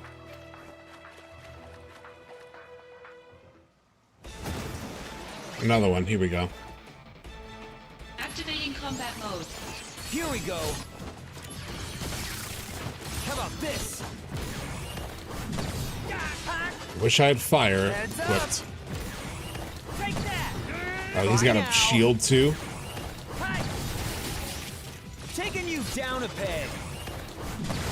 How about this? Take that. Hi. Taking you down a peg.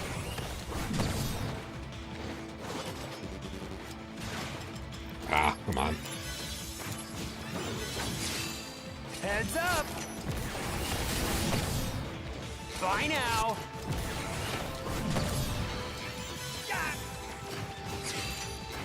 Here we go. Hi. Heads up. Here we go. Take that. Bringing out the big guns. Good luck. This'll Probably do. needs to fight like several forms of this guy. Heads up. This'll do. Hi. Bye now. Taking Come on. you down a peg. Take that. How about this? Hi. Bye now. Hi. This'll do. How about this? That's enough.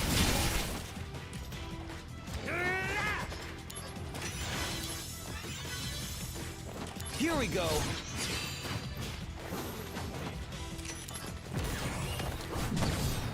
Heads up. Taking you down a peg. How about this? Gonna love this. Taking you down a peg. Take that. And there he goes. The end. All right, time to grind these guys. Which doesn't sound right.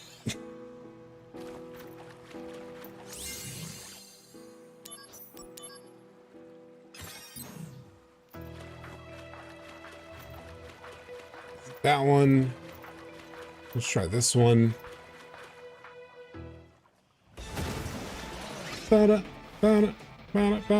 Activating combat mode. Heads up. Hi. I think that's the other problem, like game design wise, with this part of the game is that it feels so repetitive. You find the tablets and then you Is this the end? just fight these guys like over and over. And I don't think you need to do these fights, but Bye now. Conflict resolved. you would just sort of hope for. It just feels a bit like them stretching that a little bit, you know?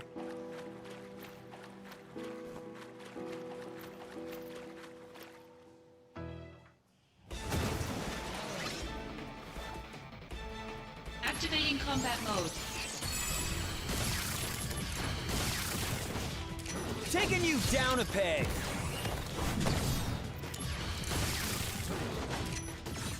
This'll do.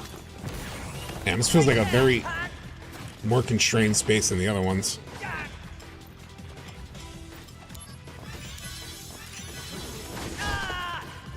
Wow. Heads up. Taking you down a peg. This'll do. Bye now. Here we go. And I really need like dispel. Bye now.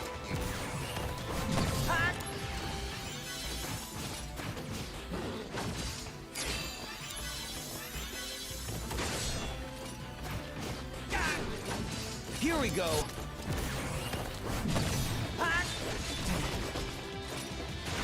This'll do. Take that. How about this? Say I could do other things, like he's weak to thunder, for example, but nothing does as much damage as my big attack. Here we go.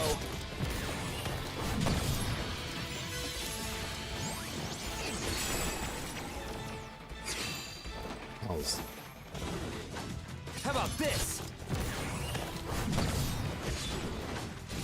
Taking you down a Stream is still live, right? I'm just like noticing nobody has chatted, which is fine. It's not the most engaging part of the game.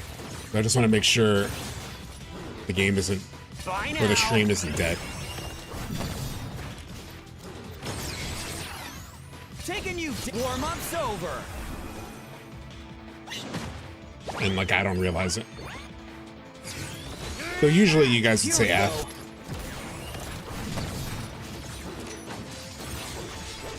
Alright, cool. Heads up.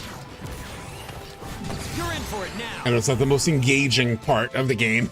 You can do it, Zack. Yeah. Oh, he's still not dead. Come on. Conflict resolved. There we go.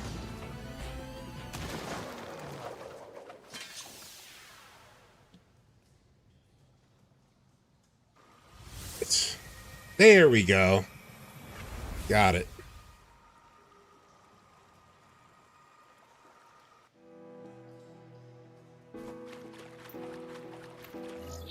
Shoot, where is that? That's where the save point is, right? Yeah.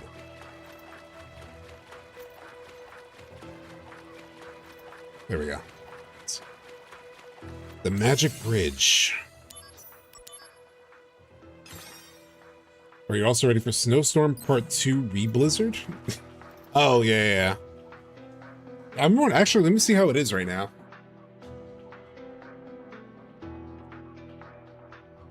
It's definitely snowing. It's not as bad today because it's a lot warmer. So it's not sticking as much. It's been snowing all day. But like, for example, it's 32 now. So it's finally getting cold enough that it might stick a little bit more. But it hasn't really stuck too much.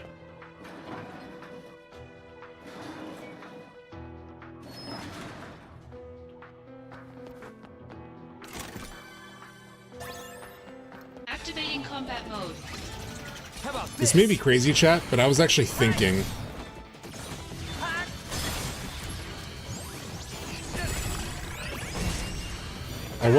of like watching Sleep Easy's video after this stream, just because it goes deep into Crisis Core. I know we watched some of it before,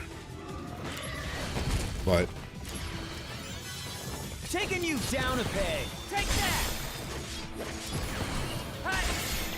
yeah, it's a very long video. Conflict resolved. Later. Oh yeah.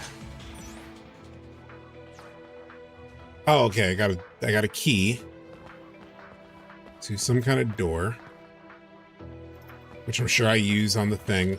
Can I open this?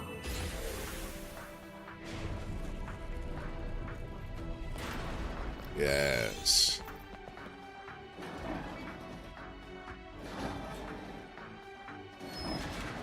Does this lead to one of the shortcuts? No. Thank you so much, Valo Sephiroth, for subscribing.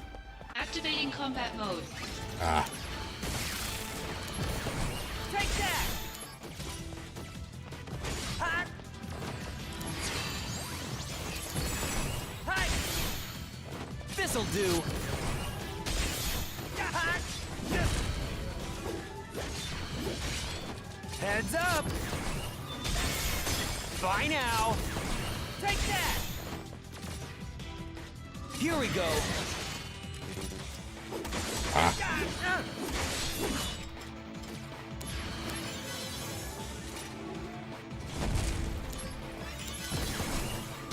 This'll do! There we go. Conflict resolved. Oh yeah! This part is never ending. Zack fatigue. It's better on stream for some reason, just because I have you guys to talk to while I go through this bit of a slog. Bye now. How about this? Here we go. Bye now. Take that. Heads up. How about this? Ah. Bye now. How about this? Got There we go. Resolved. Oh yeah.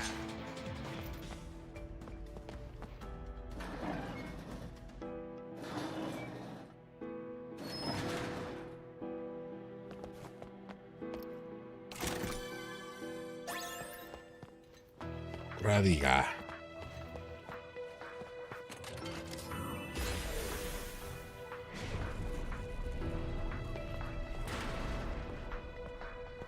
Yeah, this lets me unlock all the shit that I couldn't unlock earlier. There we go. Figured it out. Nothing in there. Okay. Can't get in there. Ah, that's one of the... Oh, there's another one that connects to the other part, I think.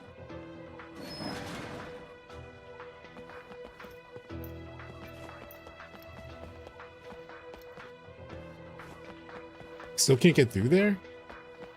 Can I get through there if I go through here this time? No, I'm still in one of these. Oh, here we go. The Spell Blade. That's pretty nice. Do you think they're going to try to milk Zack, Ever Crisis till they tell the story like they did with Cage 3 side stuff to finally reveal part 3, or they want the multi-platform available at launch? I think they definitely want the multi-plat availability.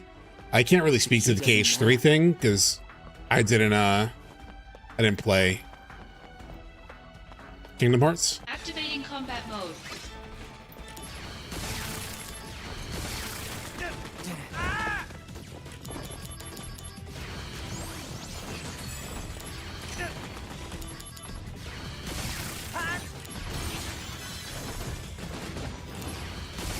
Taking you down a peg.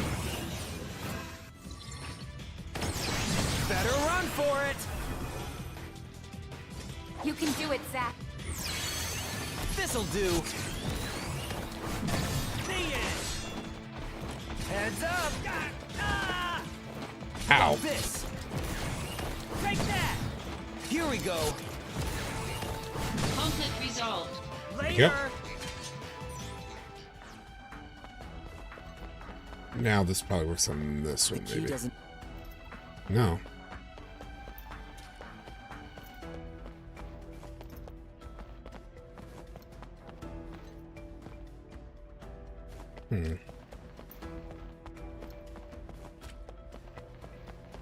Needs a backtrack. Activating combat mode. Ave Maria. This'll do. That's enough. Bye now. Hi. Heads up. Got him. Bye now. The end. Conflict resolved. Oh yeah. And now get it all the way back to the beginning, yeah. Gotta love classic game design like that.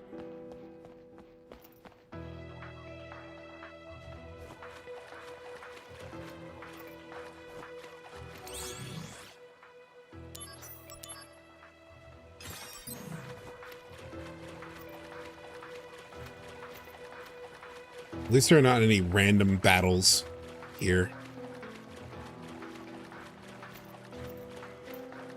Now, I assume I need to go back to that other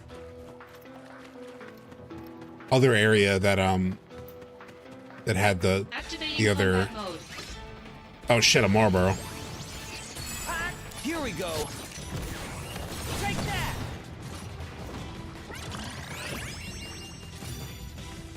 Bye now. Conflict resolved. Got him. Oh, what a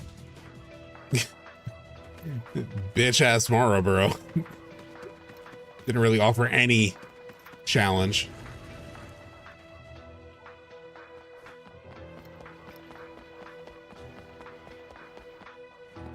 The key doesn't matter. Really?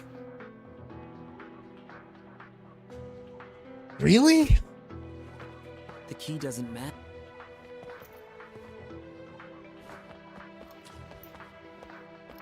I can't even go in there. I would love to fight it, but it's not letting me.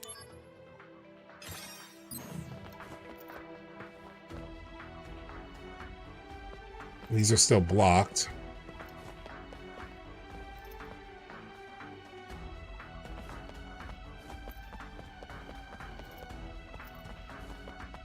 Activating combat mode. Taking you down a peg. Hi.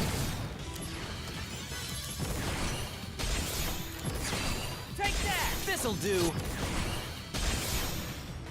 Conflict resolved.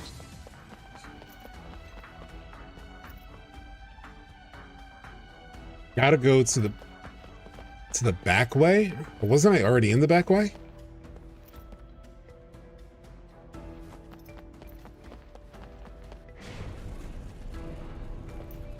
I feel like I did everything. Hold on.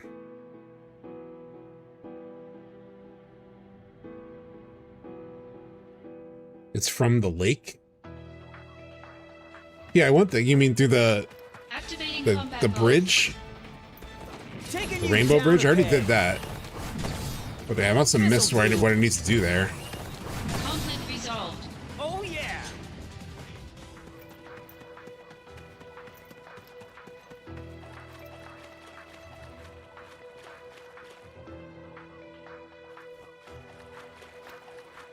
Or is there another back way?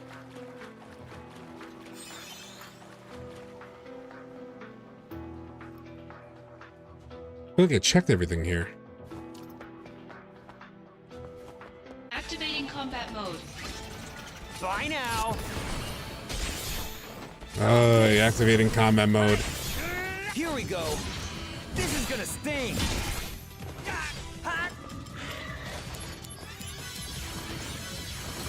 How about this? Take that. Here we go. Hi, the end. Warm-up's over. Okay. Is this the end? Heads up. Me, that Sephiroth attack could not kill that thing?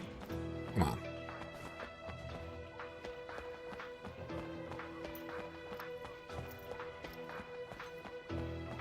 Activating combat mode.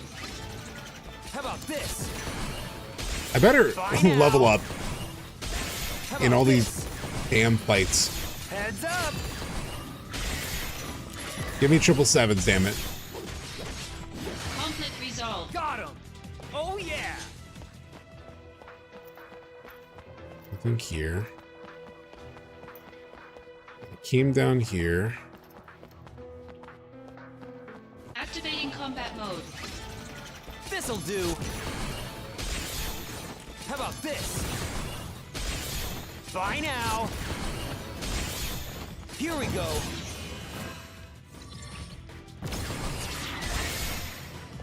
Conflict resolved. Go. Oh yeah.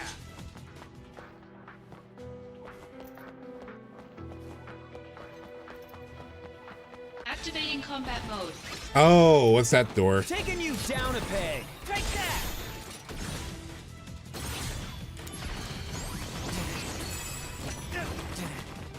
Here we go. What, you can't sleep? Better run for it. The power of soldier. Heads up. Death machine. Down a peg. Later. Hot. We can't have them calling for backup. How about bringing out the big guns? Airstrike level 4. Is this the end? Did you ever think about playing the fan-made version of Before Crisis? Oh, like the one that was like made an RPG Maker or something? I looked it up, but it feels like it's not. Conflict resolved. I don't know. Actually, I got to double check. Is it like fully available? The key doesn't. Yeah, this is the way. It wouldn't let me go this way either.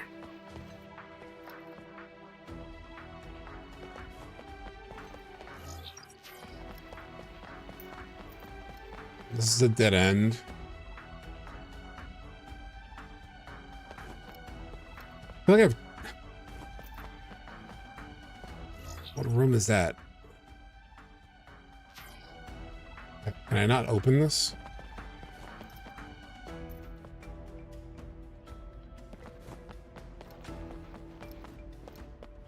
Can't open this. Activating combat mode. Heads up. Oh god, I'm fighting Dragon Balls. Conflict resolved. Alright, at least that was quick. Oh my god. I just need to fight the right random enemy. I needed to find the Dragon Balls, that's what it was. Golly. Activating combat mode. This'll do. Take that. Bye now. Taking you down a peg. Don't you think it's about time you use that sword of yours? Yeah, so he doesn't use it. You're in for it now. Prove your honor to me.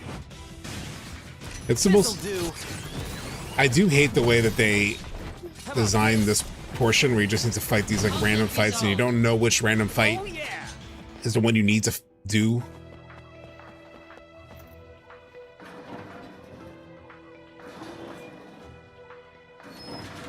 And then I open all these doors, some of which for no reason at all, like that one.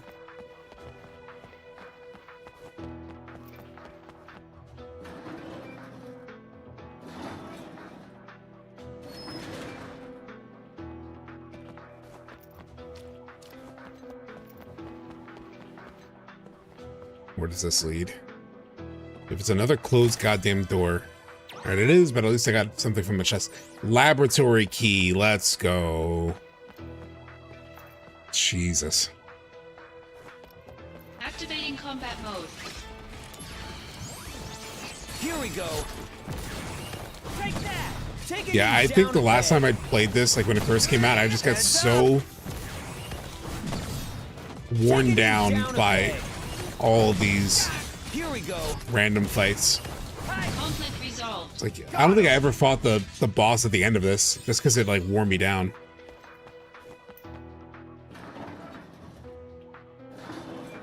I would love it if SC made the entire compilation and wrapped it up in one. Well, the funny thing is, like, of all the compilation games, like Before Crisis on paper is the one who's with like the story of that game actually intrigues me the most.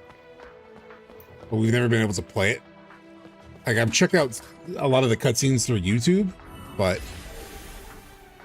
this place is a lot. Yeah. Yeah, I don't think I finished this part whenever I played it last time.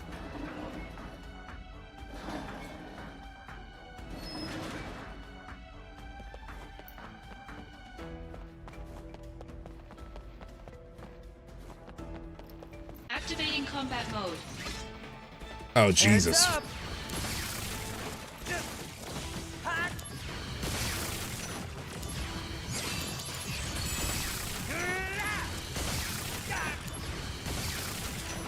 This'll do. Gonna love this. Ha! How about this? Take that! Ha! Ha! Bye now. Bringing out the big guns. The power. Heads up. Hi. How about this?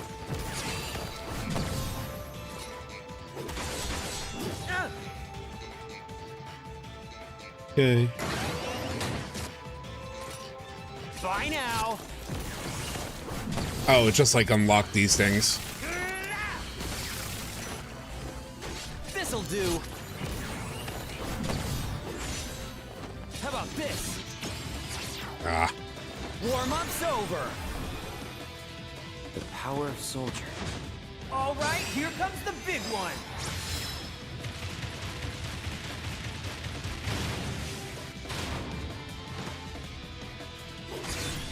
Taking you down a peg. Take that. Come on. The end. This key should open a door.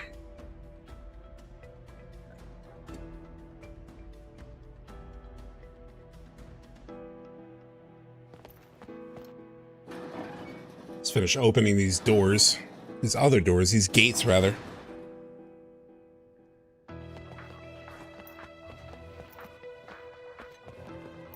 Can't open that one. I came from this way. Where does this lead? Oh, 2 chests. HP up plus plus. Is that better than what I currently have? It is.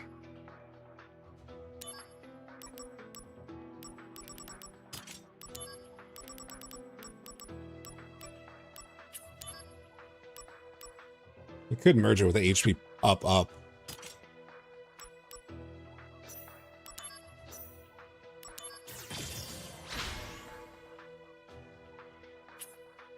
Okay.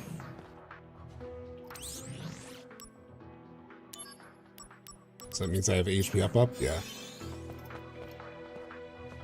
Power of Soldier. Oh, Elf was such a cool character. It's really one of the big reasons I really enjoy Before Crisis.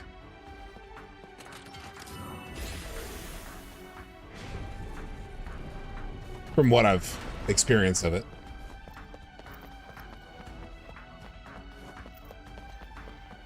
Activating combat mode. How about this? Damn it.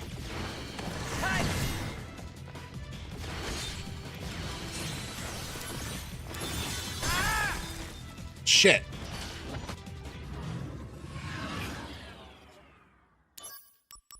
See, but things like Elf and her father Verdot, it's just like, I just don't know if they'll go that deep, you know? Like, there's just so much to the compilation that it's like, I just don't think we'll get all of it, you know? This'll do. Like, there's so many characters. You would think Elf, because Elf is cool as hell. Elf is definitely on my short list of like characters I would want, but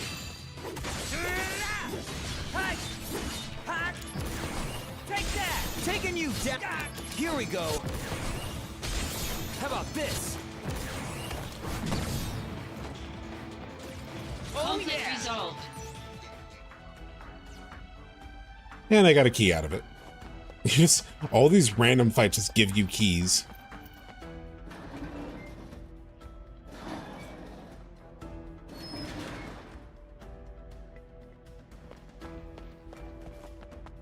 Where does this lead?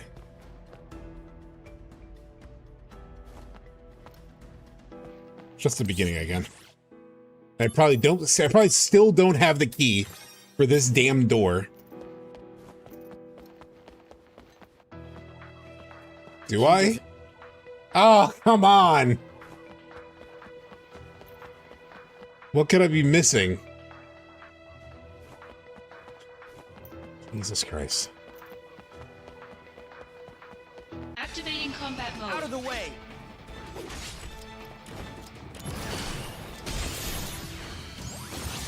Here we go.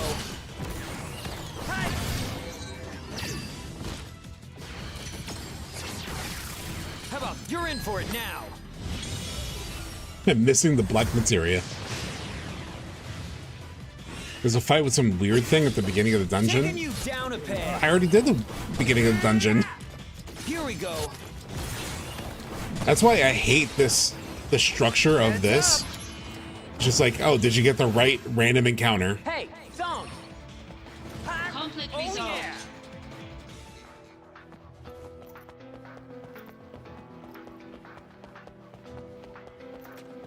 I don't know if I went down here either. Or there was another way. Oh, wait, this way.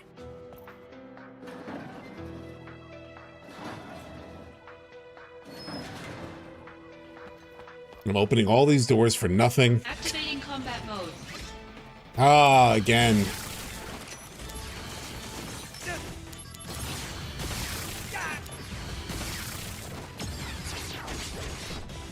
Better run for it. You can. It really does wear you down. Heads up. Here we go. Take that. This'll do.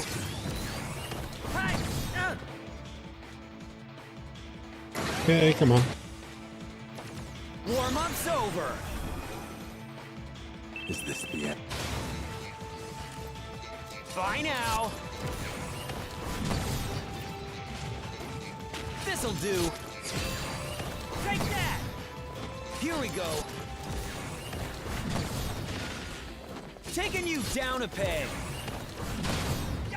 Heads up. Conflict resolved. Got him. Okay.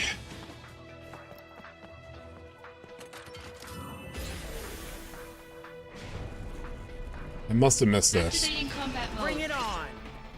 Mike Wazowski. Fucking stop, gaze. Bye now. Stop it.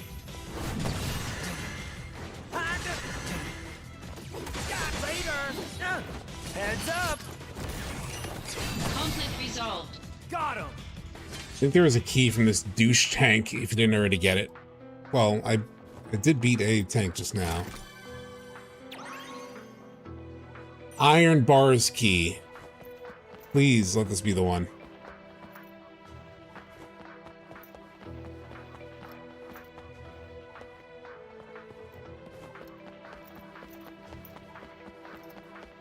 Activating combat mode. This'll do. Hi. Take that.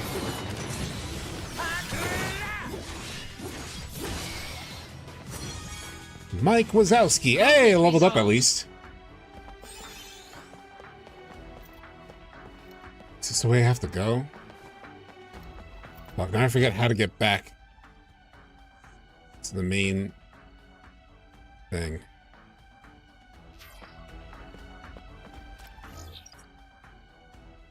Not that way. Thank you, Enom. This way?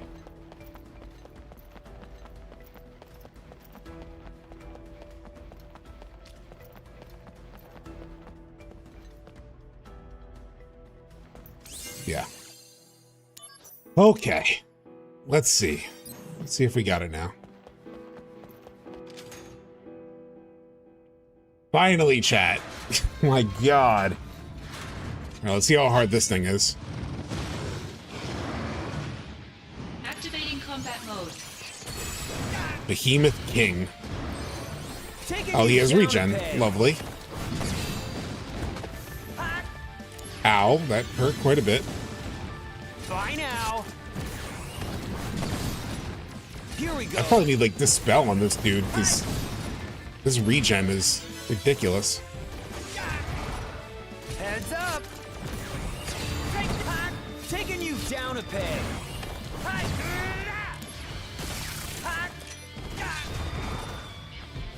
How about this? This'll do. Oh shit. Taking you down a peg. Ah, I may need to let him beat me. Yeah. I need to review my equipment.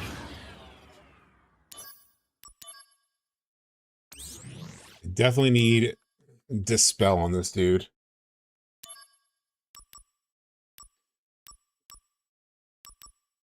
I have Dispel Blade, which might be nice.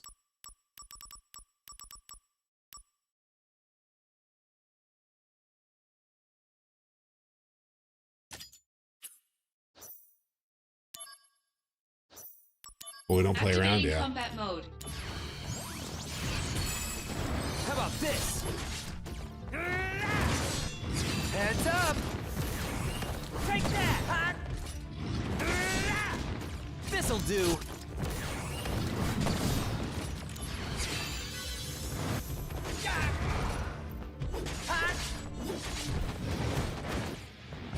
How about this?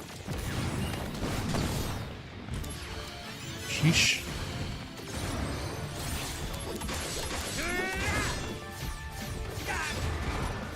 Heads up. I leveled up. This'll do.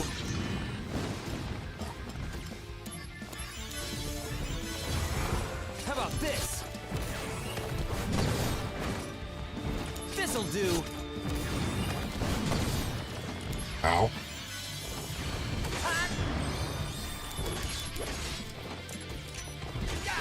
Fuck your regen. Taking you down a peg. Heads up. Take that. Bye now.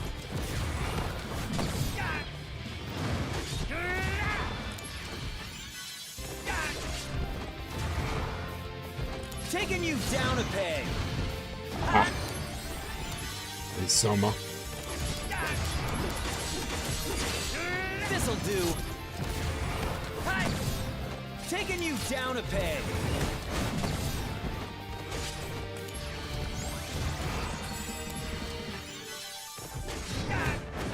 Heads up. Yeah, okay. Bye now. You're just beefy. Taking you down a peg. It's not too bad. Take that. Yeah, I did not want to test fate with that though. Fuck you, regen.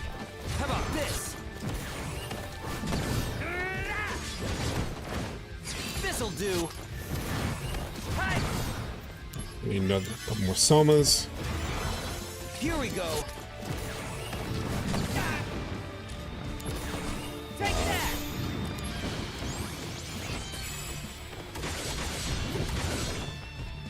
This'll do. Oh no, you don't. Damn.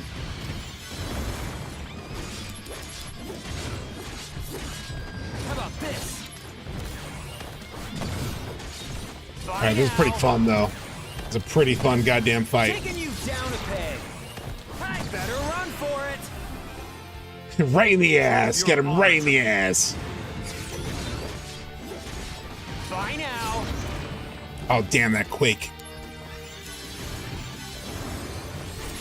Nope. No, no, no. Get that regen. Here we go.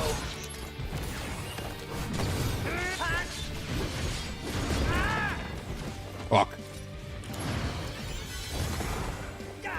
Ow, shit. Bye now. Take that.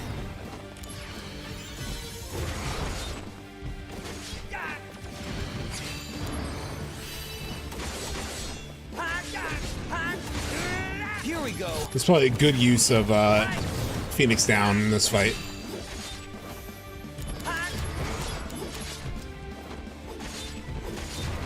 Heads up. Oh, I need a Soma. Ow. This'll do. Take that. How about this? Hi. Ow. Bye now. I wish I had regen also. Down a peg. Break that. This'll do. Even more than Kiraga. Heads up. Brace yourself. Lucky stars. You can do it, Zack.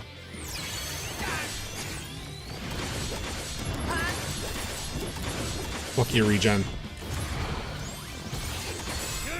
Here we go. Take that. Long ago, catastrophe struck this planet. Oh, this is cool. Your To watch this again? survived somehow, by scurrying and hiding in fear. The planet was saved through the sacrifice of the Cetra.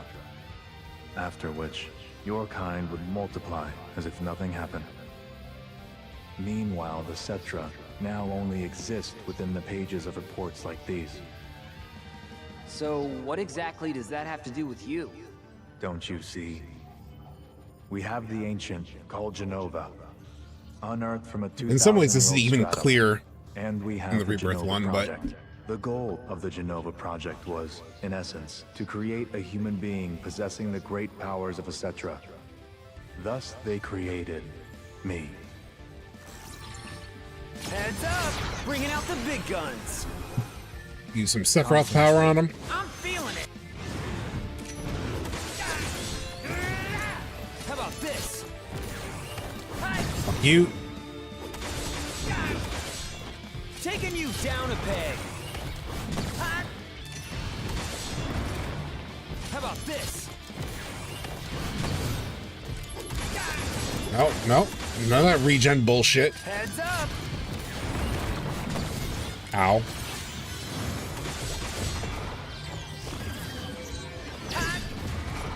Here we go. Warm-up's over. Rebirth Flame. Even though I already have it. You know, surprised you don't combine your normal attack and then use your Exploder Blade at the end. Well, it's because I'm using the, I could try that. It's just I'm using the, This'll do. How about this? I'm using the Buster Sword. Fuck.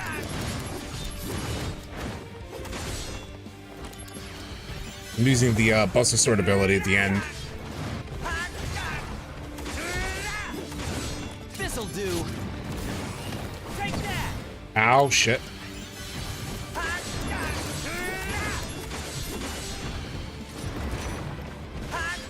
Taking you down a peg. Come on. This'll do.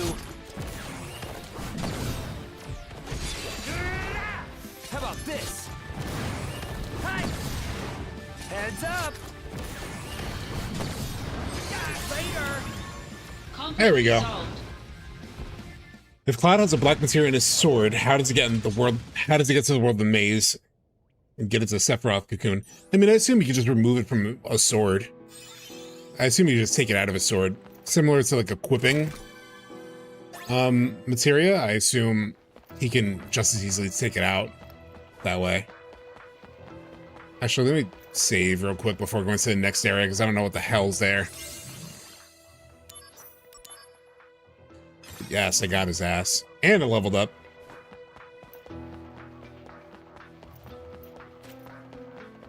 What if it is like, what if I fought him again? What if it spawned him again? Portal of Severance. Yeah, I don't think I did this last time I played Crisis Core. Oh wow, did this lead to the main area? Yeah. It's like, congratulations, now you can continue the story.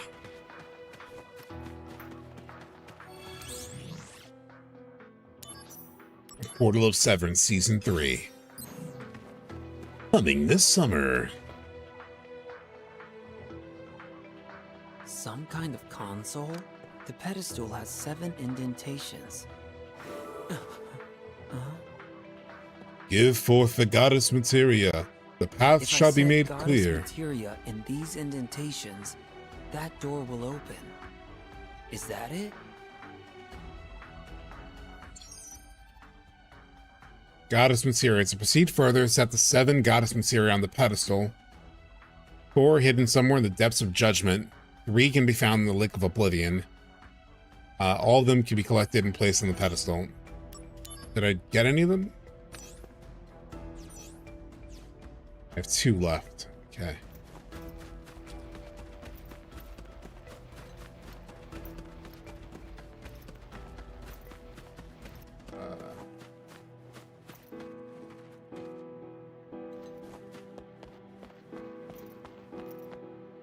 Rollin, please. I'm happy about it, but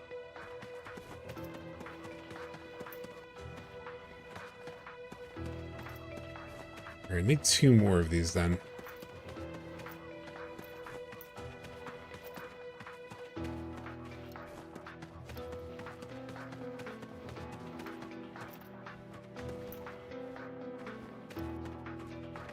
Where else could they be?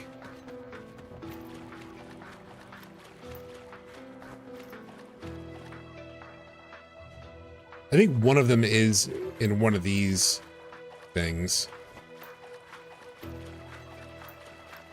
So if any of them are still active, maybe it drops out of here.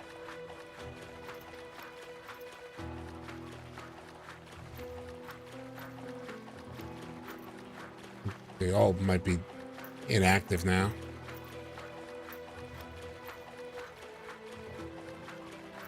Yeah. I'm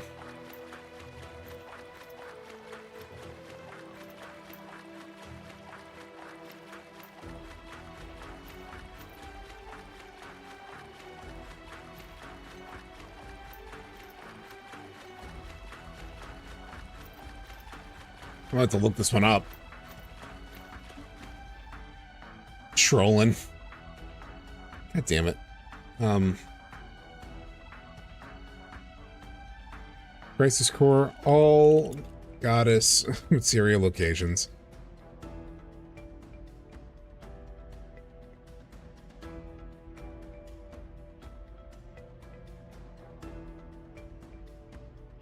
Oh, they're in treasure chests? Yeah, I'm pretty sure I got that one. I got that one. I know you guys can't see it, but I'm playing at like 2x speed. Pretty sure I got that one.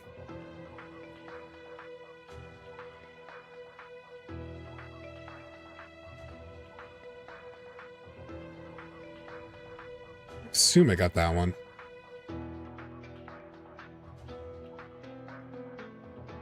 Let me see. Yeah, check for missing chests.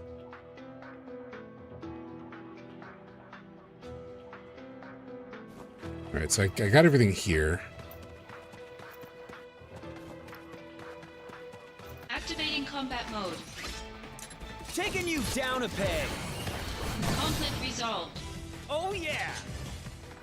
Taking you down a peg.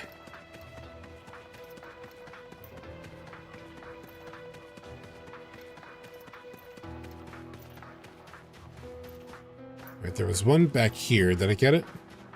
I did. Where else? Where else?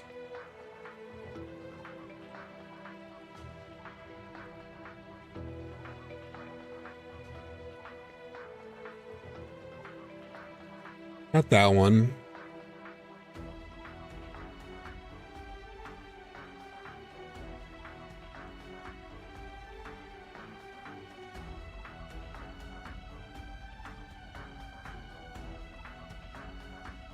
Pretty sure I got that one.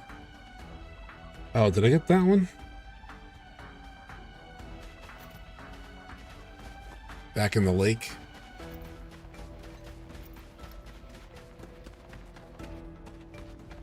Wait.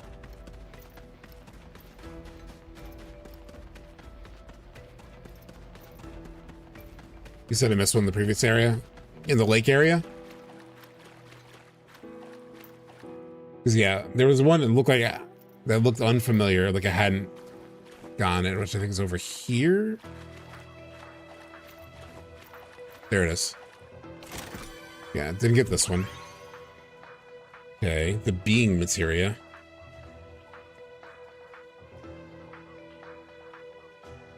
There's one in the corner. Did I get that one too?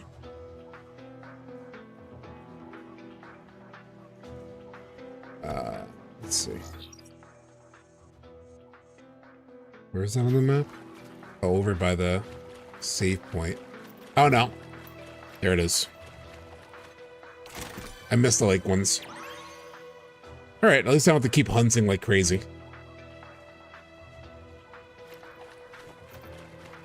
Is there a rainbow materia? Forget the name of all the materias. All goddess materia. Crisis core.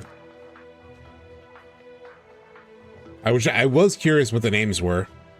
Light materia, heaven materia, ground materia, star materia, life materia, being materia, Sabbath materia. Yeah, so the rainbow materia is coming in part 3. Gotta wait till part 3 for that.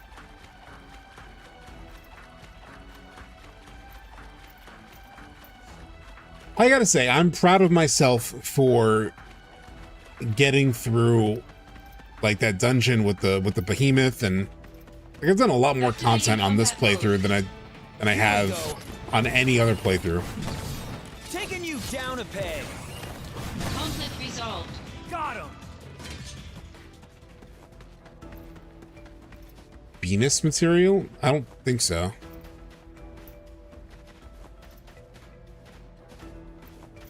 Damn it.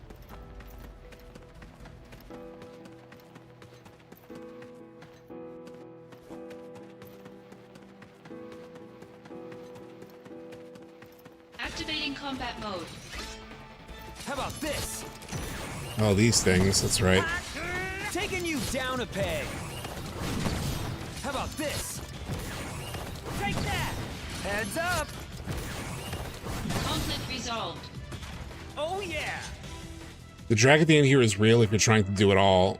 Makes a lot of sense, a lot for PSP size chunks. Possibly. I do feel like if I were playing on a portable, Activating combat mode. I would just get, I feel like I would get as frustrated with the pacing.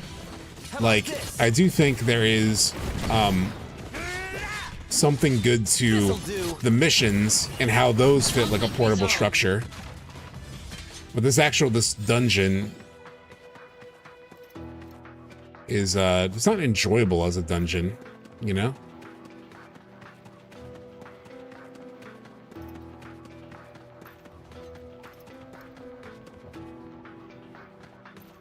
I think that's what's most disappointing about this as a dungeon is like all the stuff that's in it, like the Loveless tablets and the behemoth fight and all that stuff is good.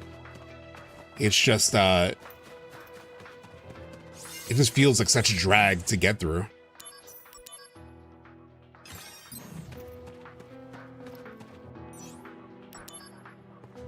And you know, I get the challenge as a developer. Like as a developer, you're trying to make a final dungeon feel worthwhile. So you're like making as many routes and different things to do. But I feel like oftentimes you end up with dungeons that just feel overlong. Hojo's lab in FF7 Remake had that problem. Temple of the Ancients and Rebirth has a bit of that problem. Do you think we could see a scene in part 3 where Cloud has to confront Elmira and tell her about Aerith? I think that would be good, actually. Because, yeah, there's like 2 characters you don't revisit in OG FF7. Either Elmira or Marlene.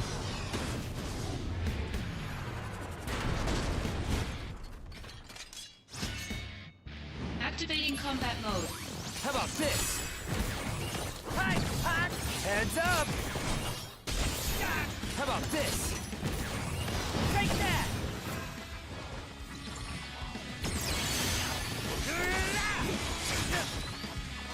You're in for it now. Okay. You can do it, Zack. Taking you down a peg. How about this? Fuck.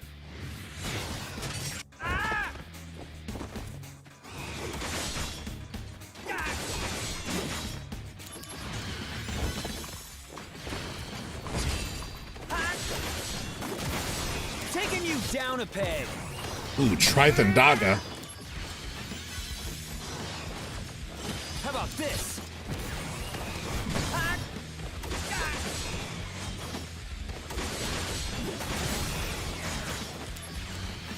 Ow. Heads up.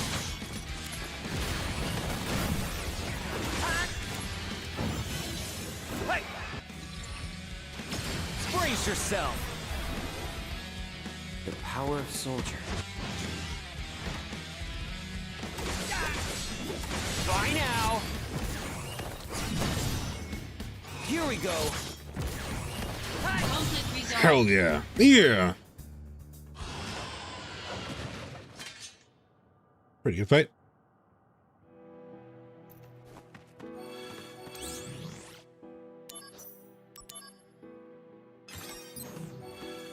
Genesis So is properly leveled for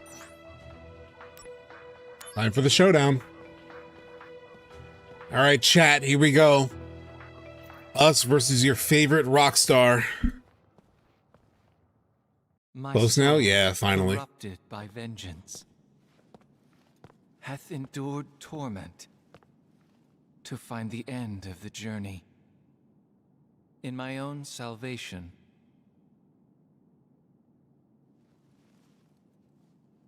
you're late. Loveless again. Always loveless. You have succeeded, Angeal's spirit, and carry a part of Sephiroth within you. Thus, He's so the three jelly. friends are reunited once again. So we have SLs. And Loveless is reenacted. No. Open your eyes, Genesis. Yeah, he literally has all three parts of the trio inside of him. Zack.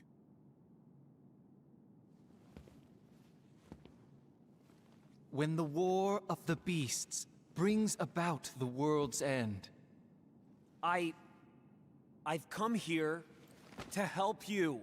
the goddess descends from the sky. Wings of light and dark spread afar. She guides us to bliss, her gift everlasting. What is that? The gift of the goddess. A heavenly boon found only in Banora. I thought the cells were the gift.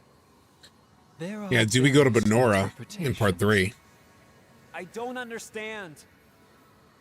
To ponder the mystery is in itself a gift. That is all the theory crafting. To ponder the mystery itself is the gift. We will all That's been the remake trilogy. join the life stream. You are no exception. Except the Gi. The planet has become my guardian.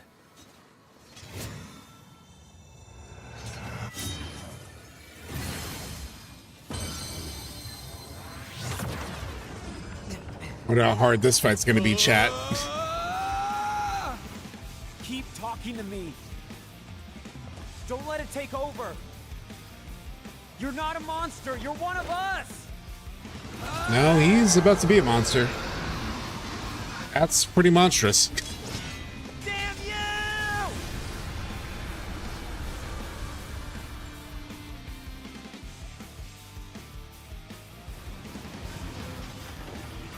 Here we go. We fight the Power Ranger. Let's go.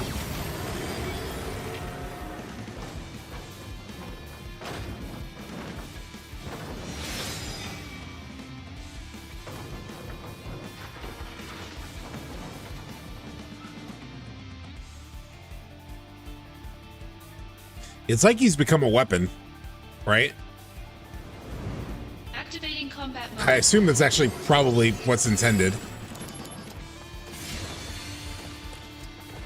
That's right, I need to attack this. Bye now.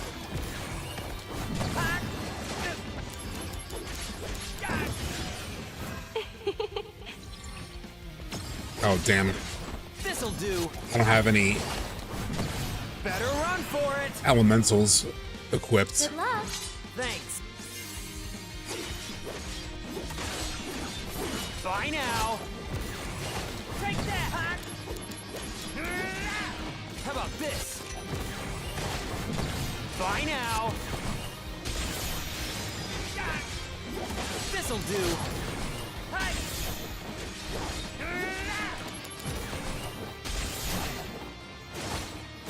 Taking you down if this is gonna sting. Oh, shit. Brace yourself.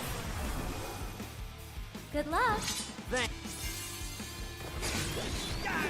Bye now.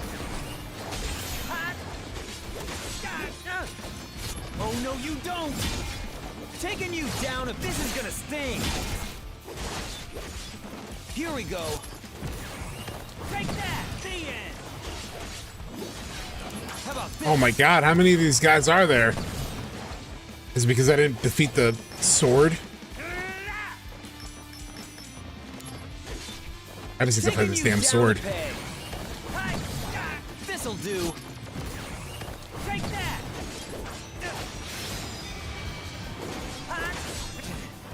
How about this? That's enough.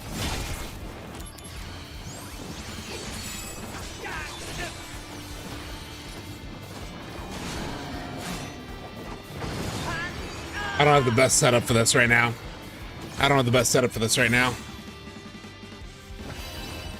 I'm walking on the live stream. Yeah. Hey, Sephiroth? Warm-up's over. Concentrate. Heads up. Hi.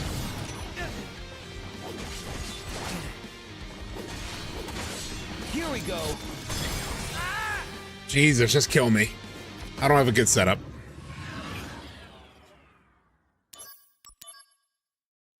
Alright, I need elemental shit. Definitely don't need this spell blade.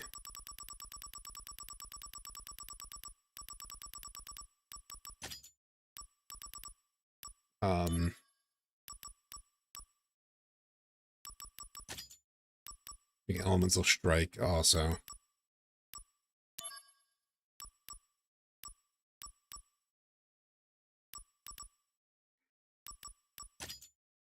I don't want regen, even though I haven't Activating leveled combat it up mode. enough.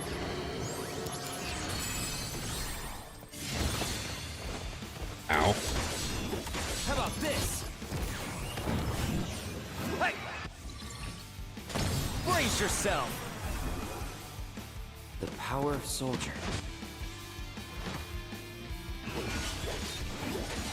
This'll do.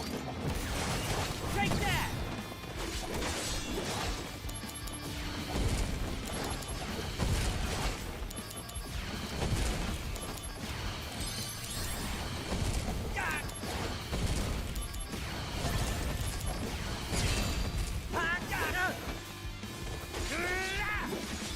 Bye now.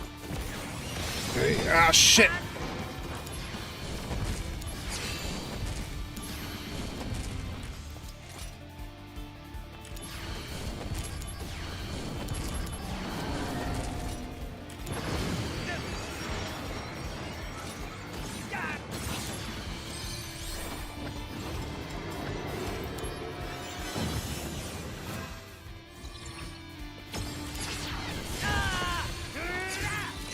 You're in for it now. Good luck. Thanks. This'll do.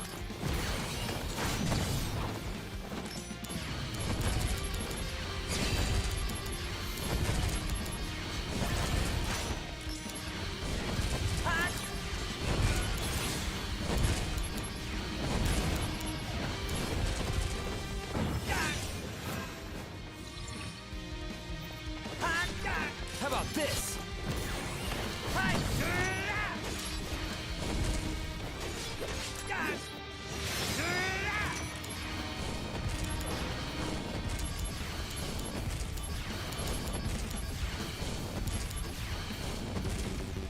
Okay.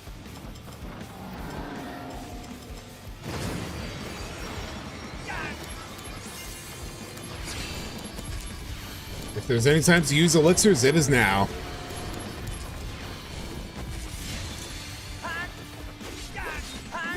Bye now. Taking you down a peg.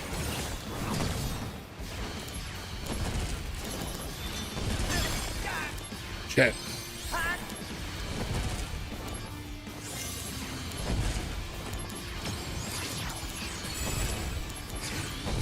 Brace yourself. Okay. You can do it.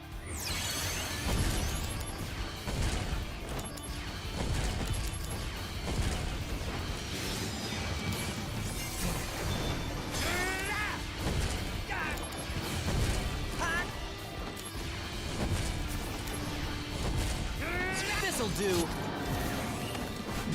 Got him.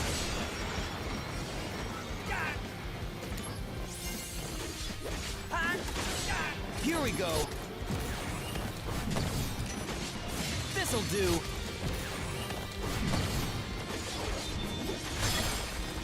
Taking you down a peg. Take that. Shit.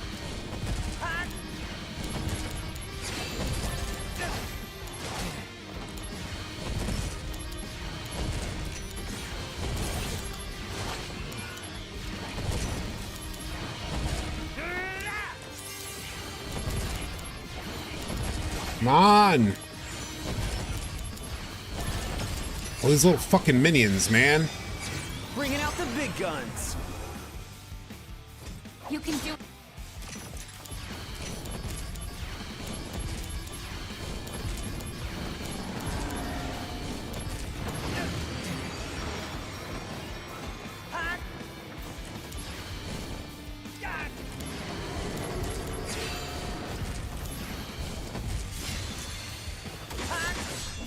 Here we go.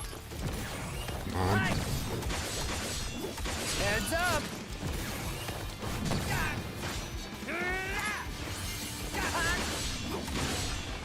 Here we go. How about this? Take that. This'll do. Heads up. All those little fucking minions. Bye now.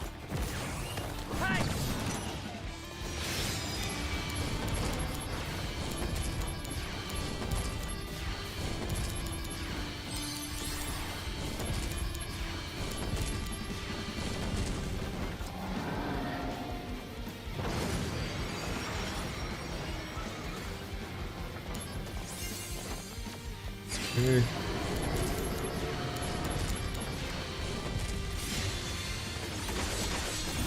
This'll do.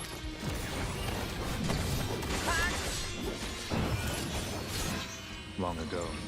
How about this? Better run for it. And with the Octaslash. Here we go. Take that. How about this? Cut the end. Got him. Take that. Here we go. Come on. Ah. Okay.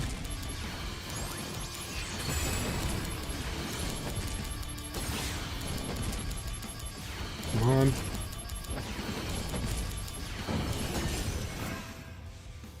Oh yeah.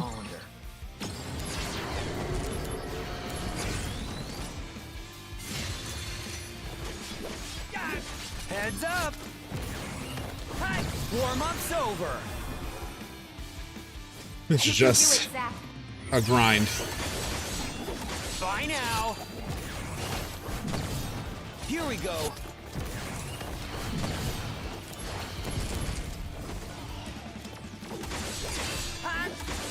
Bye now.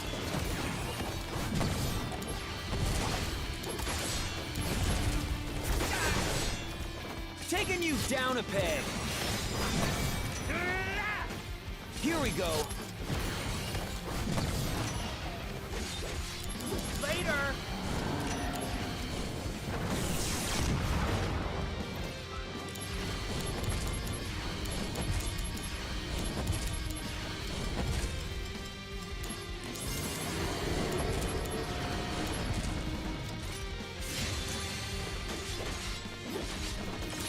This hard mode it is. Yeah. Heads up.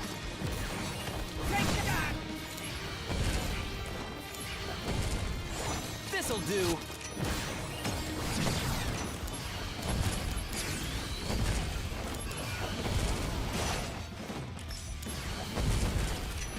How about this? The end. This is one of those elementals. Bringing out the big guns. Yeah, it is hard mode, Eric. Yeah, it is pretty beefy. Pretty beefy.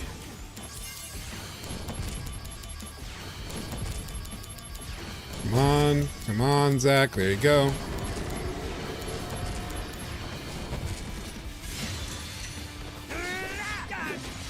Taking you down a peg. Take that. There's a war of attrition at this point. And some of these dudes need elementals. Shit. This guy needs elemental damage. These guys need physical. How about this?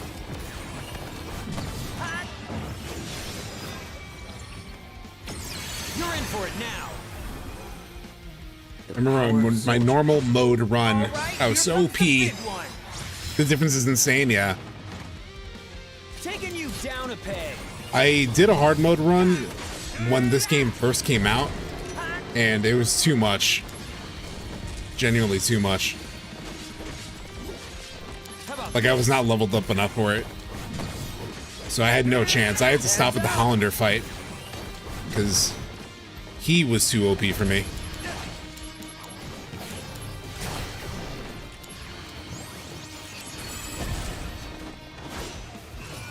How about this?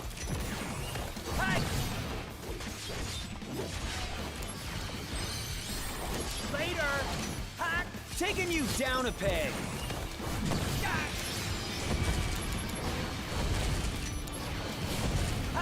This'll do. Take that. Yeah.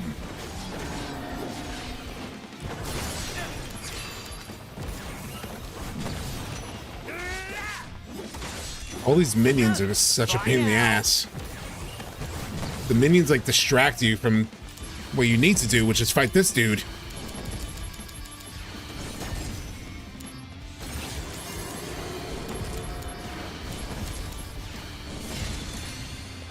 Shit. How about this? Brace yourself. Limit level. Prove your honor to me.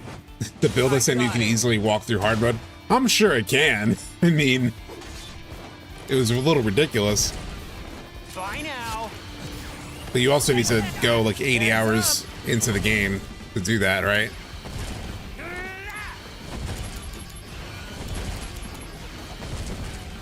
This'll do.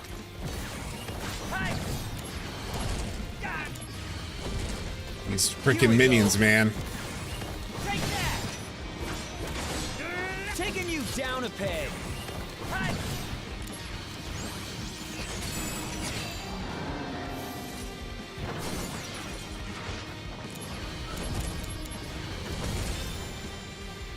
Got him. And then I have the 1v1 Genesis. Oh yeah, I don't know if I'll ever do Minerva. My soul, corrupted by vengeance, hath endured torment to find the end of the journey in my own salvation. It's like, brother, come on. And your eternal slumber. Does this mean you knew? I know he's just in desperation, you know?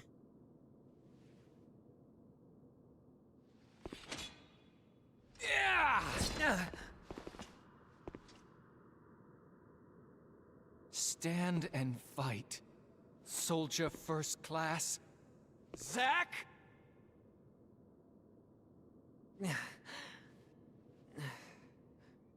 Why is everyone always pushing things on me? Yeah. Okay. From what I remember, he fights very fatigued also. Activating combat mode. Bye now.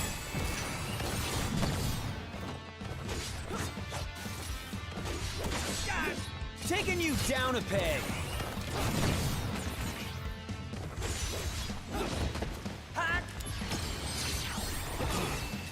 You're in for it now.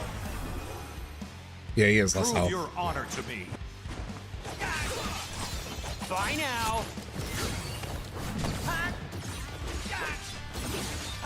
Taking you down. I'm gonna love this. But he's not exactly a pushover, though.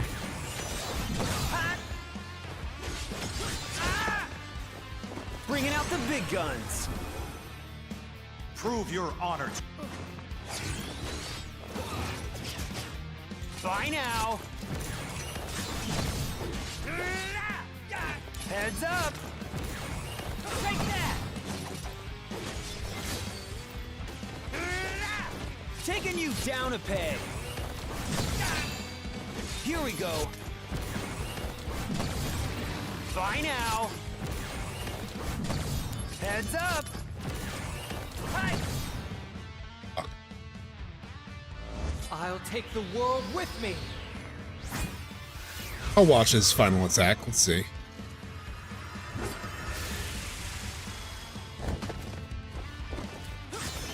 Okay, that wasn't too bad.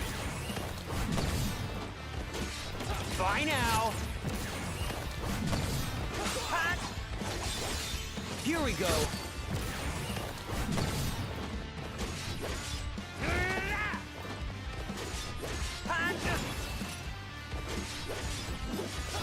Bye now.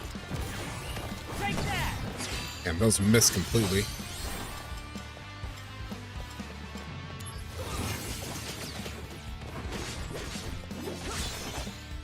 Taking you down a peg. How about this? Hi.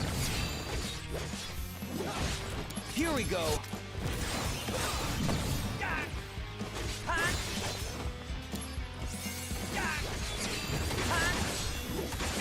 How about this? Take that. 25%.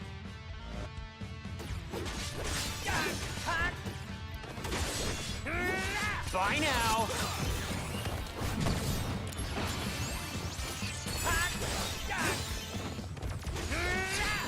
Taking you down a... Heads up. Hi.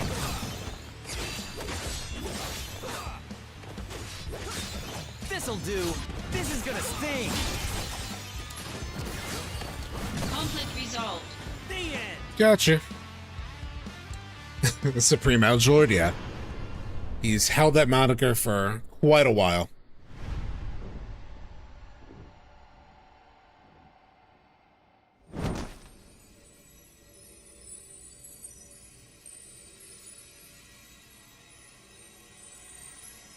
It's fucking yeeted into the live stream. And then he sees Minerva.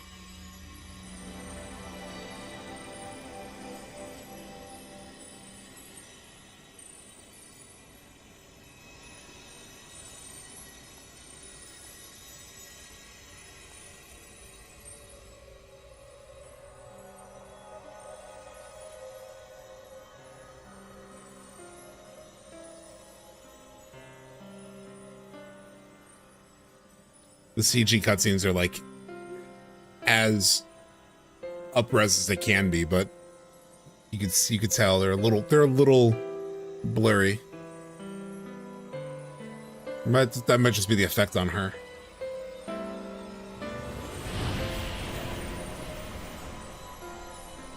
This is almost like holy casting judgment, right?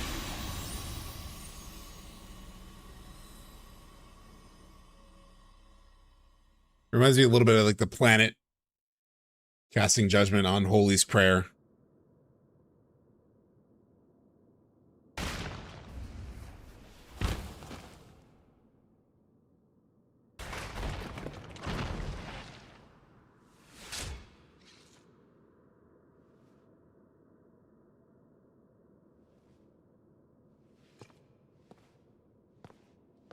she gives him like a different role though, right? Because he does come back, hence the Dirge thing.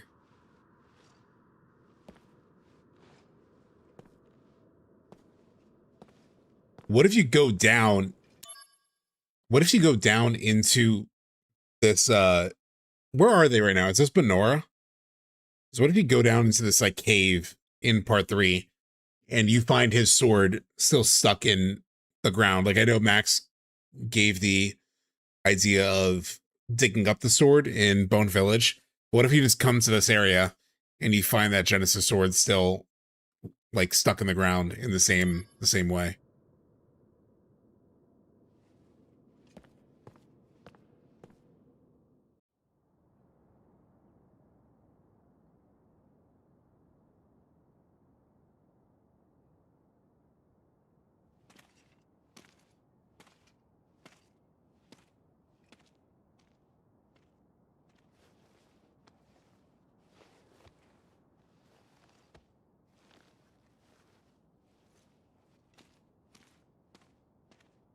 Shinra attacked us. Save your strength.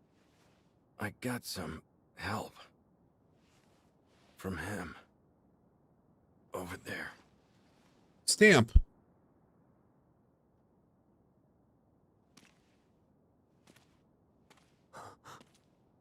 It's you.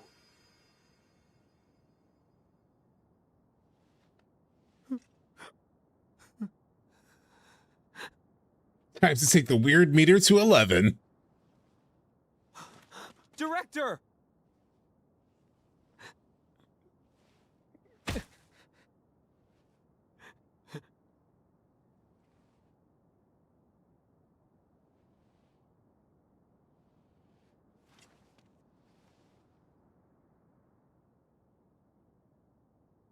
Thank you.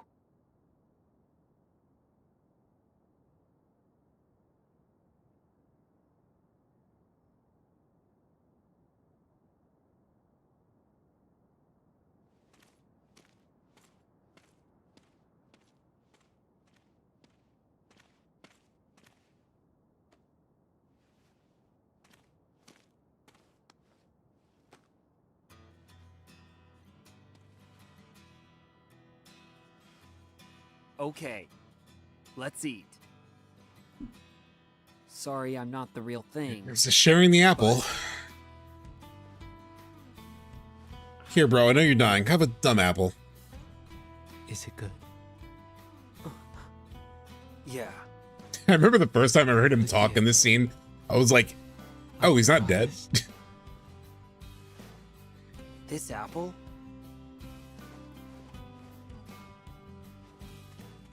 Huh? And Gio. Saddest dinner party ever. The dream came true.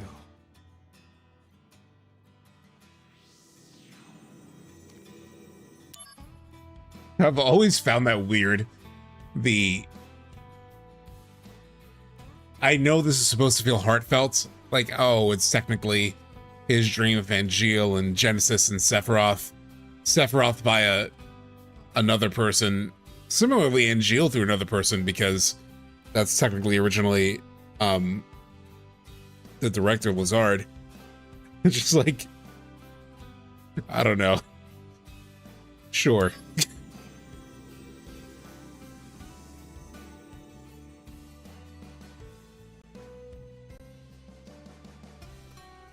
I've always thought it was silly, to be honest. Yeah, almost all by proxy. Yeah.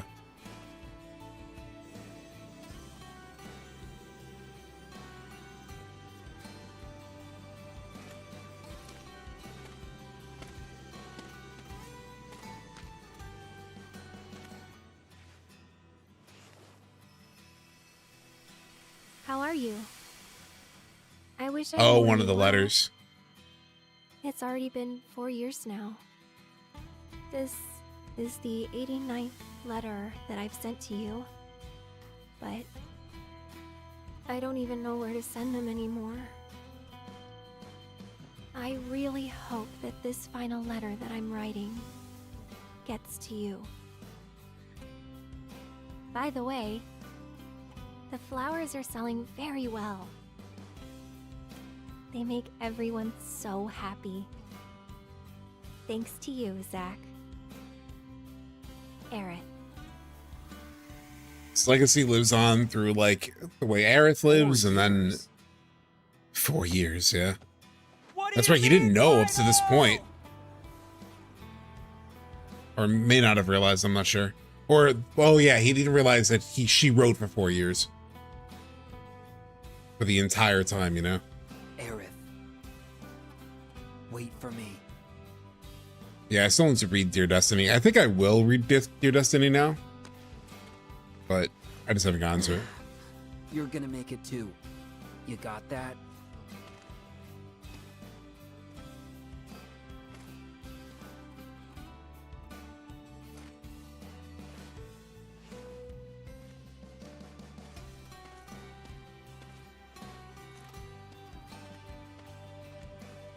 The real question of F7, who wears a mullet better, Zack or Reno?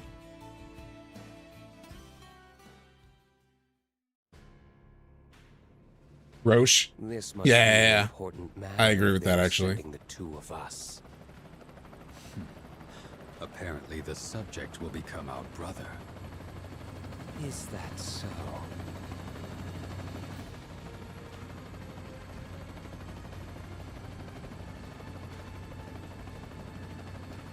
So this is, isn't this both Vice and, Accept his fate willingly. Acceptance?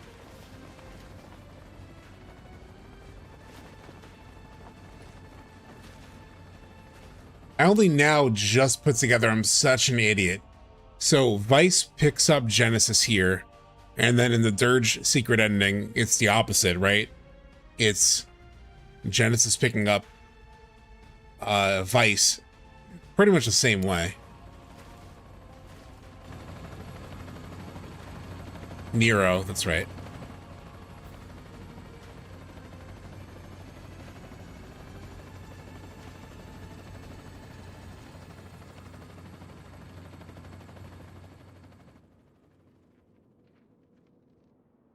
Even if the morrow is barren of promises, nothing shall forestall my return.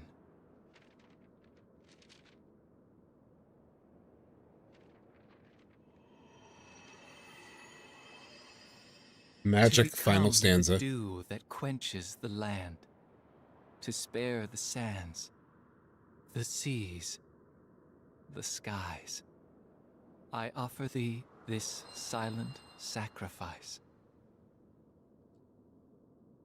So the fact that they finish Loveless, that they add a final part of Loveless, and it comes via Genesis, I can only assume that this, Barren of Promises, it feels really related to part 3.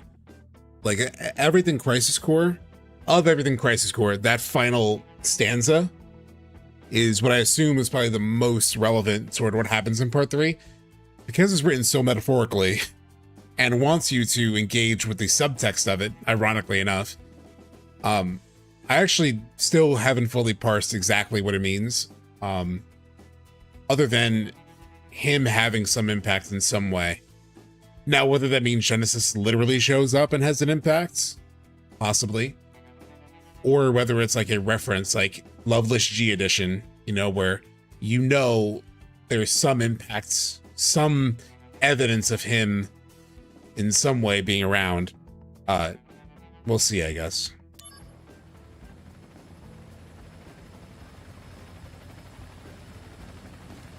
Cisne! The army's mobilizing. Find the targets before they do. Understood. The army won't be as subtle. I want them alive. And Fungi, that's why I've always said, because people have literally happened earlier in stream. They're like, oh, do you think Genesis will come back, or do you want him to come back? Personally, he's not a favorite character of mine, but I understand he is important in some way. for all the reasons we've talked about during this playthrough. But if they bring him back, I just want him to feel natural to the 7 Remake trilogy, because they have not introduced him at all within 7 Remake. And I don't even think introducing him through Ever Crisis would be sufficient, right? Like, that didn't work enough for people when it came to Glenn, for example. So however they integrate him or bring him in, it needs to feel natural to the Remake trilogy, especially for first-time players who have not played the OG, who have not played Crisis Core, who have not played Ever Crisis especially, right? Like, there's so many people who are just experiencing this for the first time. So he can't just be, oh, I know why he's here because I know FF7. We can't do it that way. And if they do it that way, it's a failure. Same thing with like integrating young Sephiroth stuff. All of that stuff has been hidden in the mobile games. And I know Kingdom Hearts is a bad habit of this, but you need to integrate that stuff naturally within your own story. Now, some people might say Glenn was a violation of that, but I feel like Glenn was like introduced, like, wipe away knowledge of him being in a mobile game. You actually get everything you need about Glenn within Rebirth. They do an entire exposition dump where Rufus and Sung and like everyone in Shinra debriefs the entire leadership of Shinra on like who the hell he is and what he's doing in the world, or what his history was. Yuffie explains more about him, and then you find at the end it's not even really him. It's just a Genova manipulation using his look. I actually think people are too harsh on the Glenn thing. I just don't like Glenn because I don't like him as a character. Like, the way he talks and the way he presents himself in Rebirth, I don't really like it, but the logic of him being in the story is pretty much fine. Like, they actually do justify him being in the story. Thank you so much, King Methelius, for subscribing. You love Glenn? Nothing really about Glenn does anything for me. Yeah, they dropped the whole story of Glenn in the Redor debrief, yeah. You hear me? He did a big dick breakdown on him, yeah. Save Zack's life. Of course. I haven't even told him my real name. Yeah, somebody asked that earlier in a different stream, like, that's the second time it's mentioned that Cisnei, we don't really know her name. But do we ever find that out? If there were ever a time to find out what her real name is for whatever reason, it would be part 3. You know I wouldn't do that to you.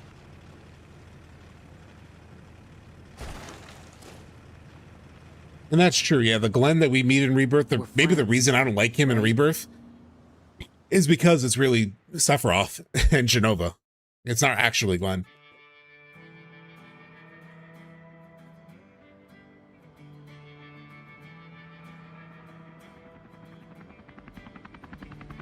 They can't be serious.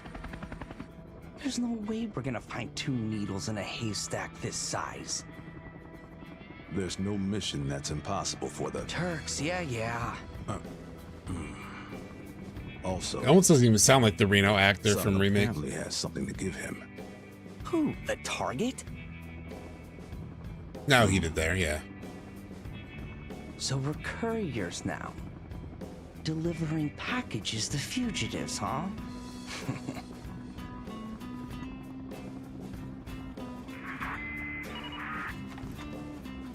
All right, chat. I have history fighting 1,000 troopers, so I'm not going down easy. I ain't going down easy. Roger. All right, let's get going. I have almost 10k HP. I got the wall materia. Shit, but I don't have fire equipped. Or no, I do.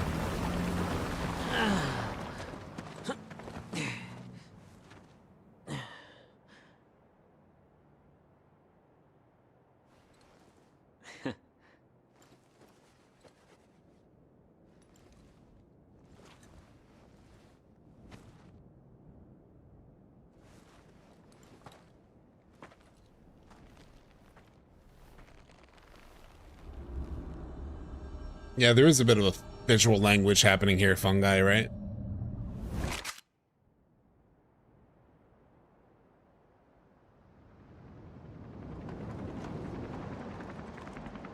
Someone give Cloud some Narcan and a sword.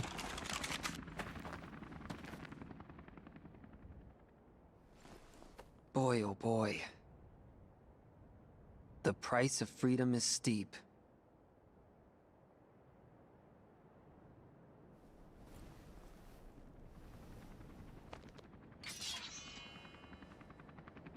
They definitely re-recorded this compared to Remake. Embrace your dreams. And whatever happens, protect your honor. As soldier! They totally re-recorded it. Hold on, I'm sorry. This is like, I know I'm breaking the immersion. Sorry, chat, but that's what I do. I just want to see this again compared to the Remake cut, because that delivery was way better than what was at the end of FF7 Remake. From what I remember, FF7 Remake, Chapter 18.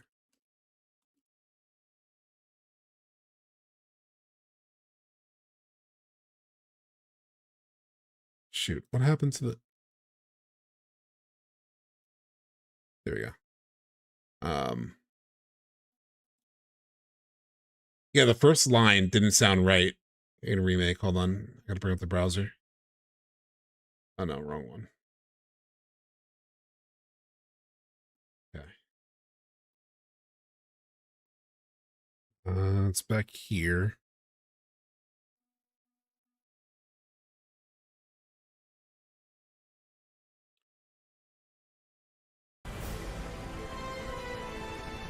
Like, from what I remember in the Remake delivery, it almost sounded like cocky. It didn't sound like sad and somber and defeated, kind of like it does in that reading we just saw. Drag our asses all this way.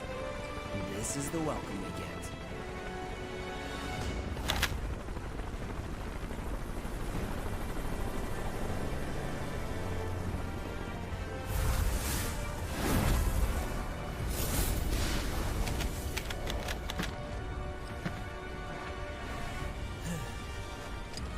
Boy, oh boy. The price of freedom is steep. Yeah, it's like, the price of freedom is steep. Like, just way off base for the emotions of the scene.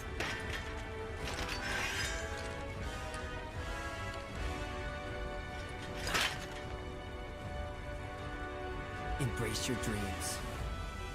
And whatever happens, protect your honor. As a soldier! Come and get it! I mean, maybe it's because it's a different world, who knows? Likely because it was Caleb's first time. That's really what I think it is. I don't think he really got a handle on the character, Kofi. Saying likely because it was Caleb's first time being Zack, yeah. That's how I've always sort of like viewed it. Because here, the delivery here is much closer to the original. Come and get it! There's more of a wow surprise twist moment compared to Reuniting. We didn't know we'd be seeing that scene. Sure, but the scene should still reflect the scene, you know? Activating combat mode. I want all you bitches to die.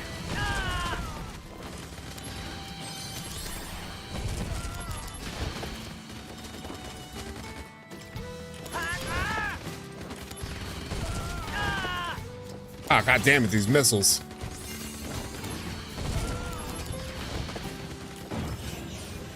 I'm Seph. Here's a present. Some of the Earth. Where's ready to go? Understand now why Sephiroth chose yes. For So get real. away safely. Zack, I gotta go.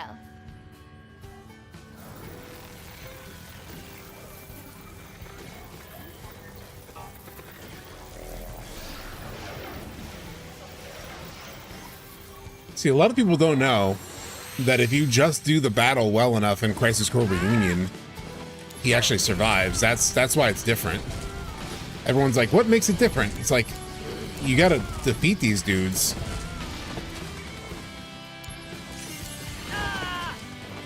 But see, a lot of people aren't pro gamers like me, you know, so they miss it.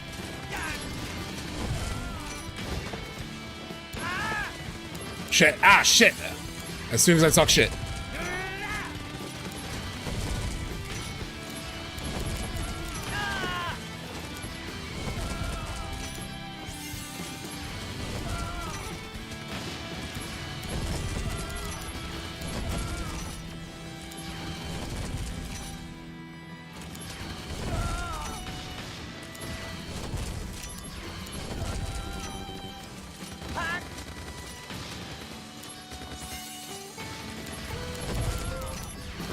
Bring it, bring it.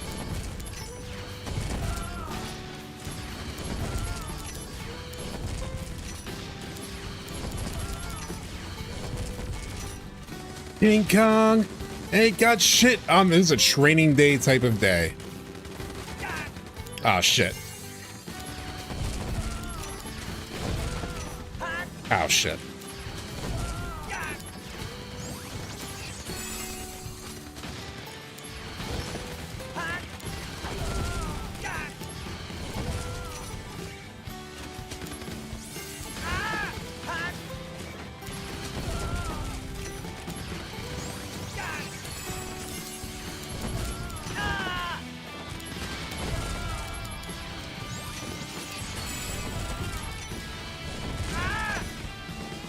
Damn it, what the fuck? Oh, what the hell?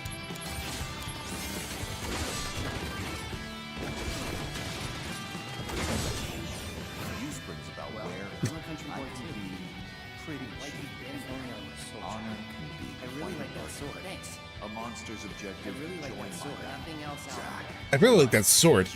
Cloud is really obsessed with the sword. Hello. That's why he steals it.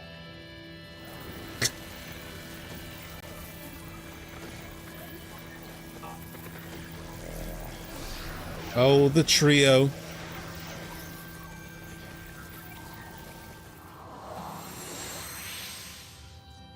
It's funny because they don't really do quite enough to establish Zack and Cloud's friendship. Oh, come on. I was taking them out, game. Come on, video game. I had them beaten. Come on now.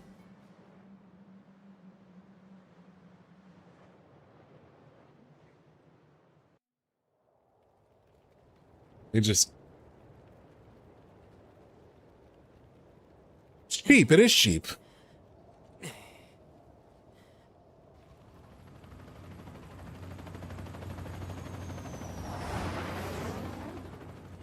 I still have like 40 elixirs. Like, I could have taken them all down. Activating combat mode.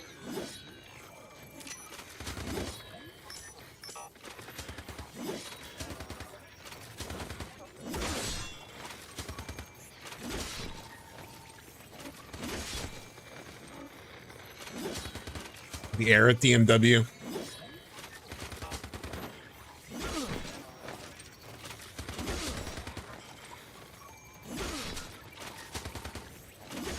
I was gonna take one of them out. They should let you at least take one down.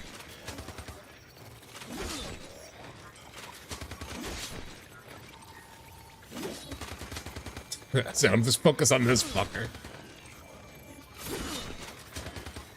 Let me pop an elixir. I have like 40 of them. God damn it.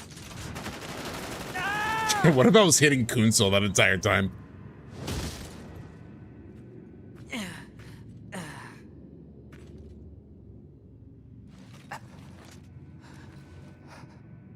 Oh, the sky is different in this version, JV Dragon? That's probably the guy who hated me from the missions.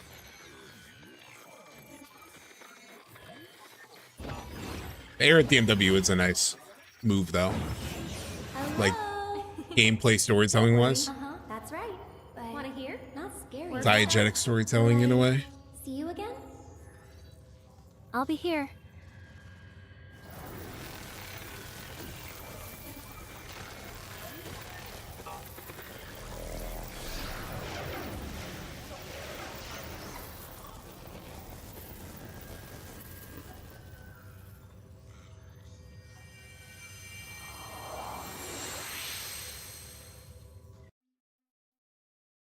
The fact that it doesn't die immediately is impressive with shots like that.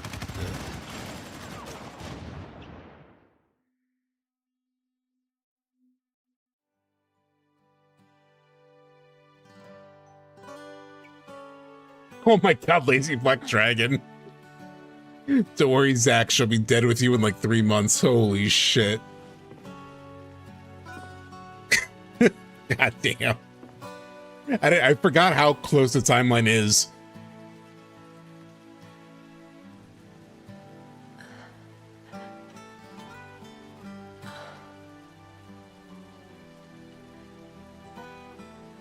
Lazy fuck dragon.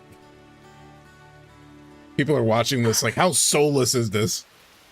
This streamer is laughing during this. How dare he?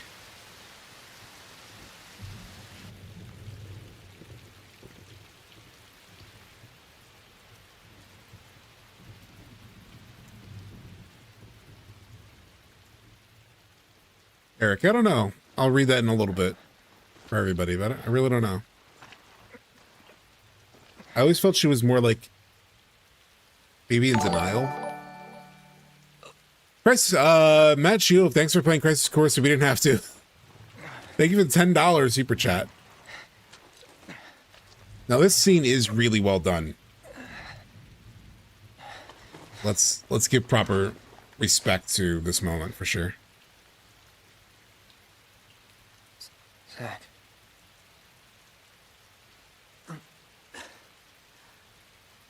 And Cody does a fantastic job here. For the both of us. Both of us? That's right. You're gonna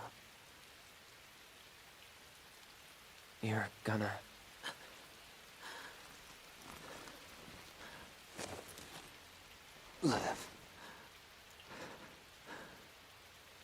It's the moments like these, like the way Cody is like My living legacy. the way he repeats back certain lines, sort of confused and trying to grasp it, gives me even more. I already had plenty of confidence, but even more for those part 3 emotional moments, you know.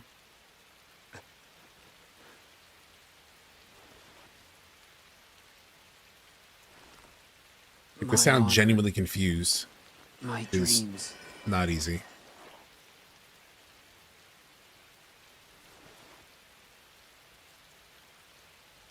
They're yours now.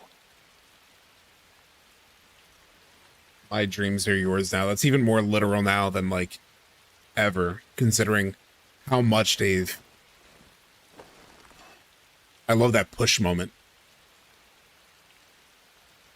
I'm your living legacy.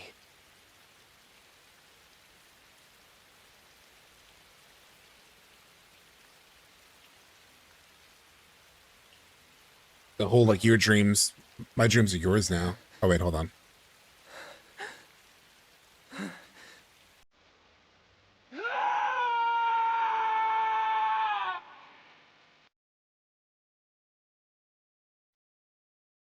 Here's where I got copyright struck.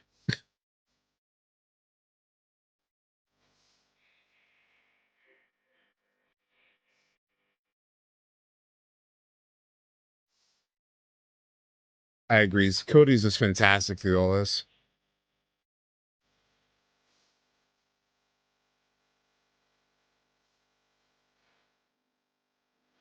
Cloud clears up, or the sky clears up a bit.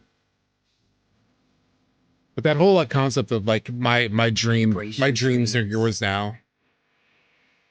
If you want to be a hero, you need to have Is like dreams. it's even more literal now. I won't forget.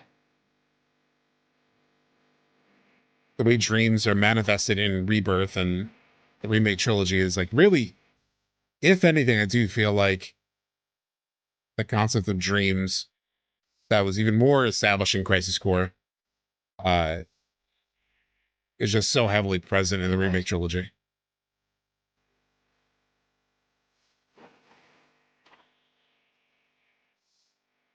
Zack.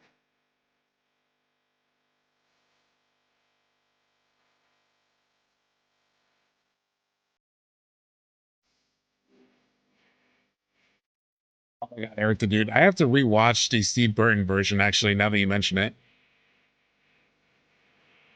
Yeah, Cody is just so fantastic. She said that this guy frightened her.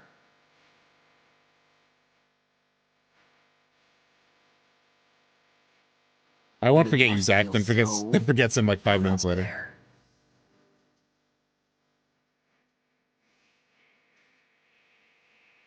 So this is a consistent visual in FF7.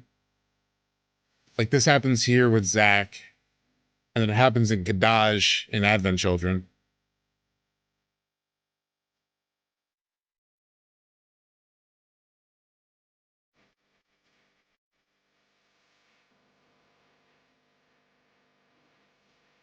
It does feel good.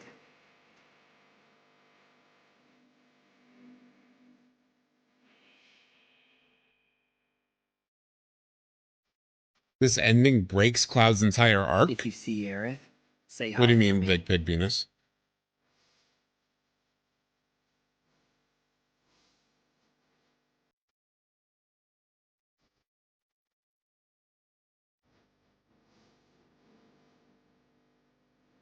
Hey, would you say I became a hero?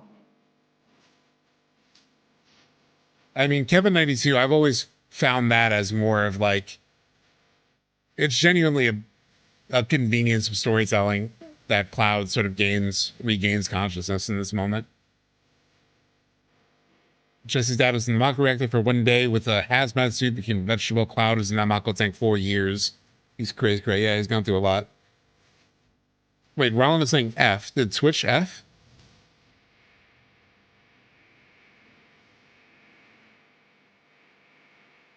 I don't think so.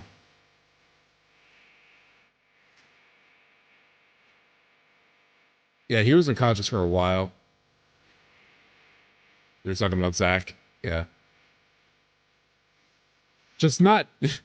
Let's not use F in this chat in the traditional way. Just because it signals to me an F for the stream. You know? Please, can we not? Just because, like, I will get panic over, oh, do people not... Is it struggling?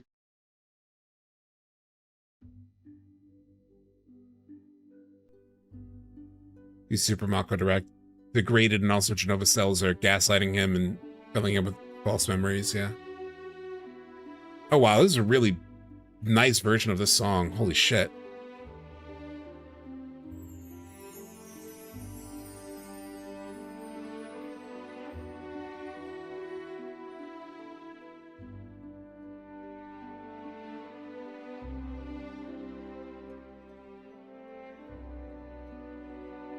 This is the first time I've beaten this game in hard mode. I've never beaten Crisis Core in hard mode before. I played up to the Hollander fight on hard when Reuniting came out. But I never beat it in hard mode till now.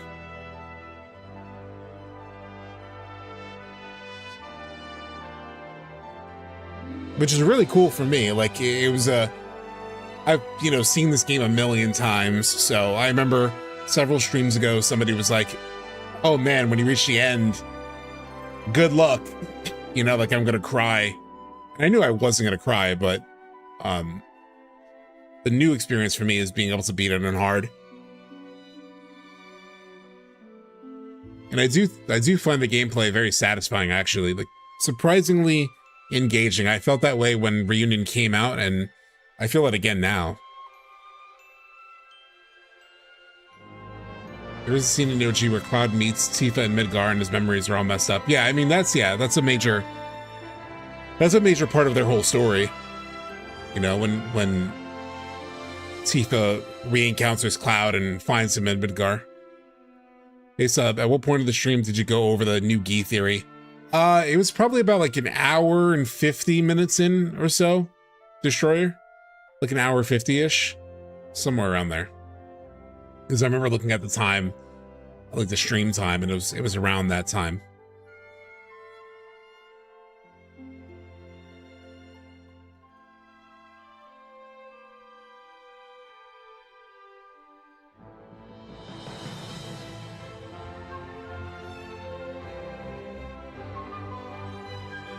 Yeah, Kofi, I feel like it's more, rather than like Crisis Core's combat system being the blueprint, I genuinely does feel like I haven't played much of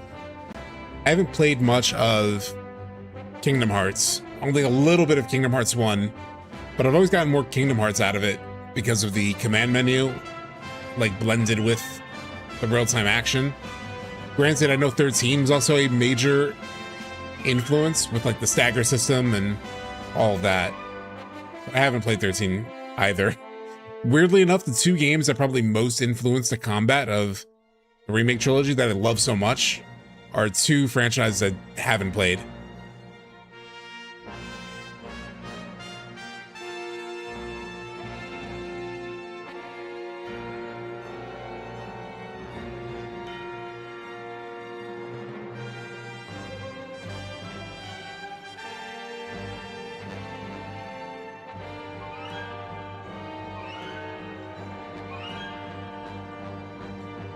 Yeah, it's like when he meets Tifa, it's not that his like mind snaps back to reality, because obviously he's still deluded a little bit as to who he is.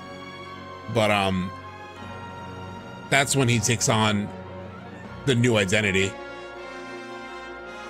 And part of that could be because obviously he wanted to like impress her, so like being a soldier is like part of that that identity that he wants to have.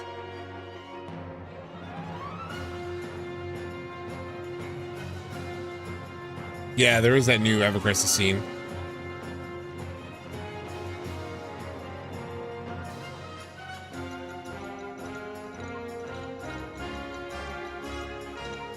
Did you change your mind on when the world became split? That there was always splits, and did it happen when we defeated Harbinger of Fate, I guess? I'm torn on which way to feel. So Easy Mid, I don't know if you were here when we watched John Q's video. But if you go back to that, I go in depth on that. And so long story short, yeah, I do think I did change my mind. I do see the possibility that John Q Gamer outlined. Basically, that the live stream had sort of alternative paths within it. And the Harbinger and the Whispers all work to make sure all those worlds kind of aligned with fate. And then once the Harbinger was gone, that's what opened everything up. But I go into more detail in the John Q Gamer reaction part of the stream.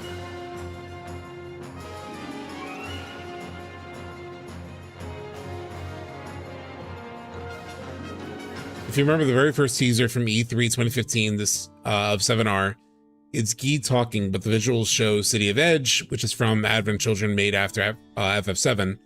What if part 3 doesn't end where OG ends, but continues on past OG and AC, and they say the Guy after all that? You know what's funny, William? I never really, there was one point, it wasn't in my video, but at one point, like that theory of going past it, I kind of referenced it very quickly in my big rebirth video, which was like, what happens if they went beyond the OG?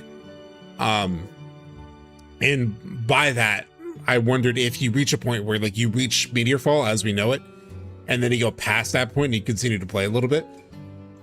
I never thought about it that way, that like, yeah, It definitely is very Edge City. I always got that feeling from the teaser.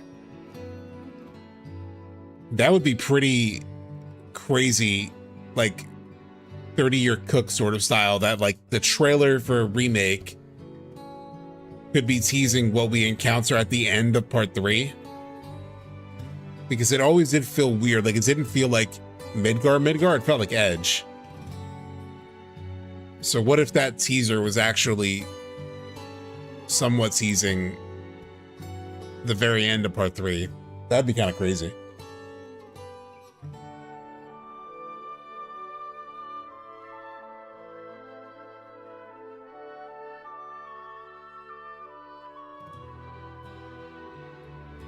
Even the 2015 trailer even just outright says Edge City, right? Like on one of the signs. Yeah, next stop Edge. Yeah, it actually just outright says it.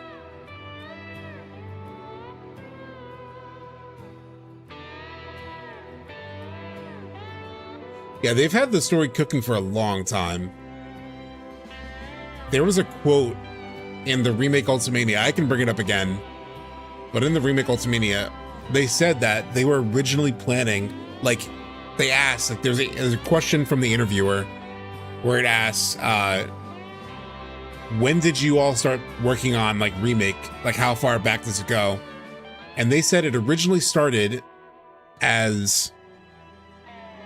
the 5th part of the compilation after Advent Children and before Crisis and all of that. After Dirge. So it was originally part of the compilation, which is one of the biggest reasons why it feels like additional evidence that this is going beyond, like this is sequel-ish, you know?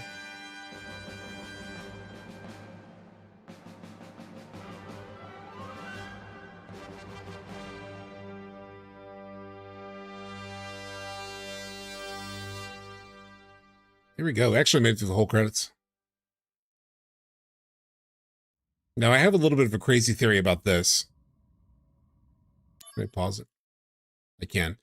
So my somewhat crazy theory, and I admit it's a bit of a stretch. Thank you so much. Razzie Fresh will follow. My like kind of crazy idea is, and I know how this sounds, and I've had people push on it in the past when I mentioned it, but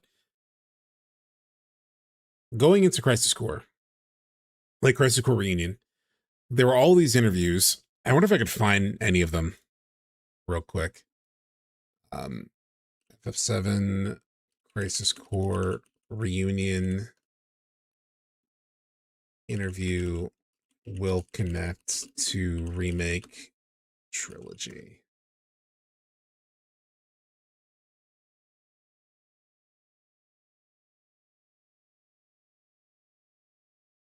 I remember. Says it here somewhere.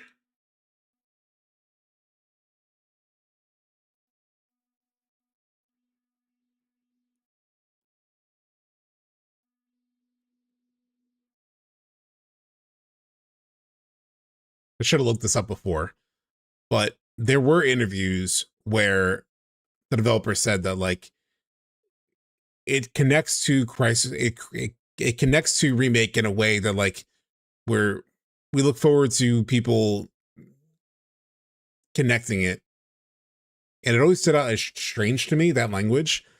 And the reason why it was strange was that Crisis Core Reunion came out. A lot of people expected something weird to happen, probably in the post credits, right? Like so, or maybe there were even people who, if you remember, like when Reunion was first mentioned or first announced, people were like, "Oh, are we going to see the ending changed to match the end of Remake?" And that didn't happen, obviously. But we were all kind of expecting some kind of something to happen within this somewhere that would sort of like link to Remake and the weird things that Remake are doing. So if we watch this ending, and I didn't think about this until like this past year when I was randomly watching this ending and thought about it. We thought that we'd have a different ending, yeah. So there was even like, okay, maybe New Game Plus, you get the remake ending. You know, none of that panned out. So this may be a stretch. But the one thing that I noticed is that the only thing that fundamentally changed is a small part of this ending, which is, you can even see this starts to resolve in the CGI is going to look like the Crisis Core CGI, like the quality of it, that like slight blurriness because it's like up res from like a low resolution. And then it resolves into Aerith from Remake, like the full Remake visuals, even like down to her like cradling the flower. It doesn't show the whole scene, but it does show her like cradling the flower that was like stepped on in the Remake entry, on the Remake opening. And then it pulls out, and then it cuts to the same cinematic quality of Crisis Core, again, up-resed, of Cloud coming in on the train. So just that small segment with Aerith is the Remake cutscenes. Now, it's easy to say maybe they just lifted that because they already had the assets. It looks better. But it's an actual like mismatch with the visual style of this entire remake. Like the entire remake does not use Remake cutscenes at all. This is the only moment that they do. And it's like, why do that? Why not just use the Crisis Core version of Aerith's scene up-res, just like the Cloud scene and just like every other scene in Crisis Core Reunion? This is the only one that is in Remake style. And my thought was perhaps because it's a subtle signal that like Crisis Core Reunion leads both into Remake's continuity and the OG continuity.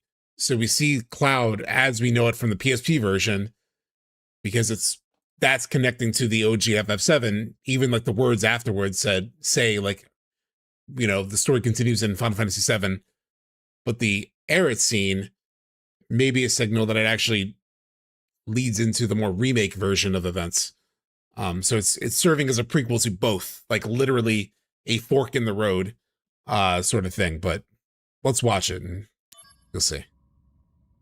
Because see, this is like, you see how blurry it is? This is like the traditional PSP style. Up-res.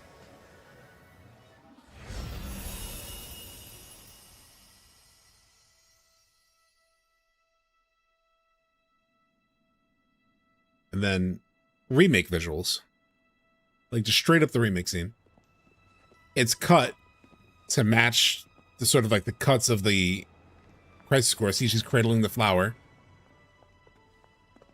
This is the ending of the OG. Like this, the PSP version had this ending, but the visual style was Crisis Core's visual style. It was the PSP style that we see in a second when we cut to Cloud.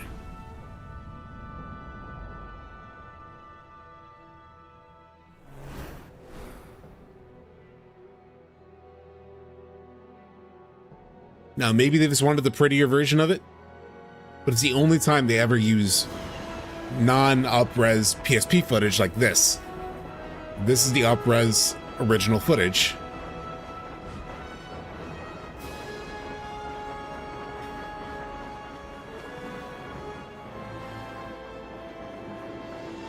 There was a mention of the Buster Sword. I'll have to look at that. My name is Cloud. These are the other small changes to Buster Sword. First class.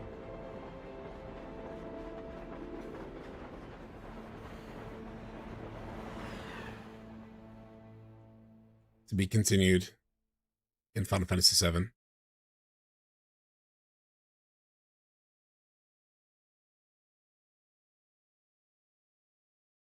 And that's it. So we'll pull up the original PSP version of that scene too. Let's get the clear data.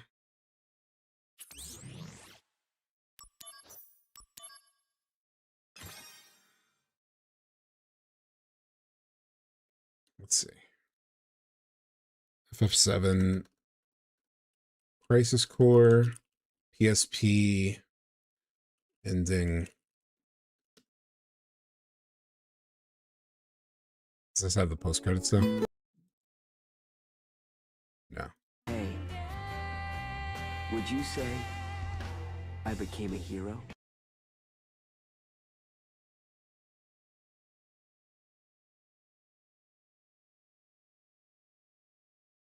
So, this is how it was in the OG release. This is what I'm saying. Like I said, it might be a bit of a stretch, but... So we saw this up-res, exactly the same style.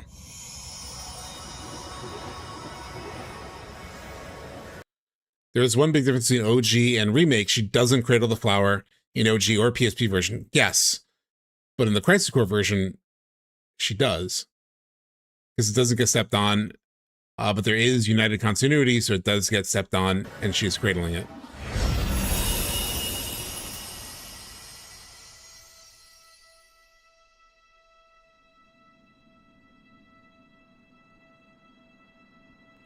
Wait, this is a reunion. God damn it.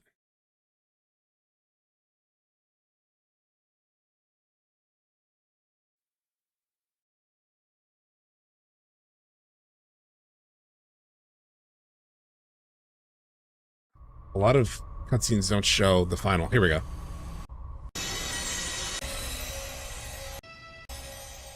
So this is how it is. So here's my question. Why didn't they just use this?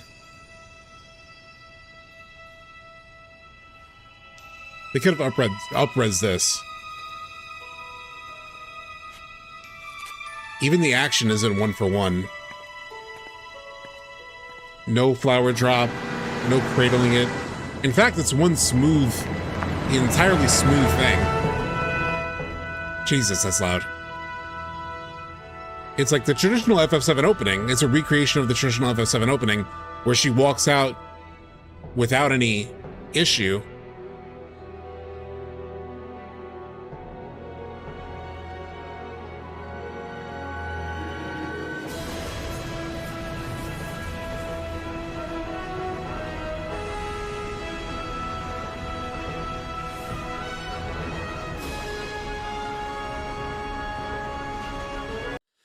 Oh yeah, and technically the Buster Sword doesn't have the gold. I think the gold is more of like them. They just changed their mind on the gold.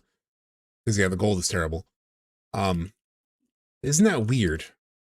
I don't know. I just find it odd that you then come here and they choose to use the remake scene, which is different. It doesn't match.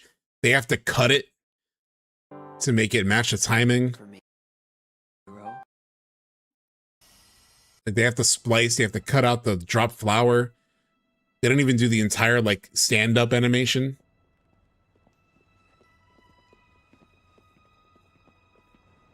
She's looking back.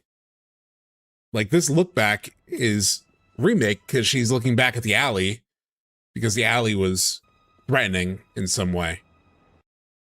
She's cradling the flower. She looks concerned. Yeah, because she looks concerned in the remake version.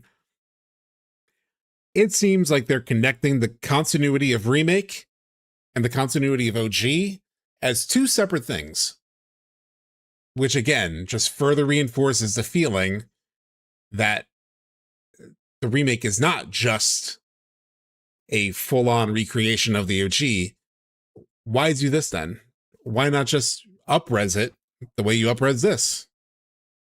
You up-res this, and every other cutscene is up-res the exact same way.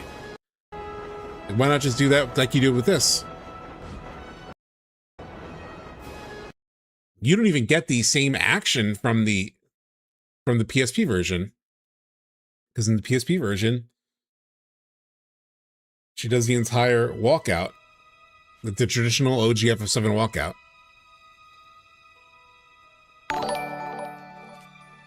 Thank you, Clockwork, for the sub. Like, none of this is done the same. It's not as if, like, the remake scene is just a recreation of this scene, so you can just do that. You just use that footage, fine. It indicates something a little bit different. So, I don't know. I find this fucking weird. I never thought it was weird. I never even thought about it. Well, I guess I thought it was like slightly odd that they mixed the styles, but I didn't really think about it too much until recently, the past year. I'm like, that's kind of weird. Like, what if that is the like subtle hint as to what's different about Crisis Core Reunion? I don't think it's that weird. Oh. Okay. Maybe it's not weird, but it was unnecessary. Like, it was unnecessary to like use the remake scene and cut the remake scene in that way we have to splice out moments in order to match the timing of the music versus just up-resing this. Like, you up-resed every other cutscene in the game. So I don't know. I feel like that was intentional. Maybe it doesn't mean anything, but the more I look at it, the more intentional it feels. So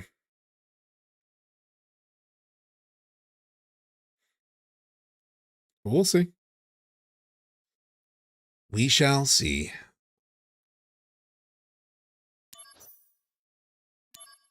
I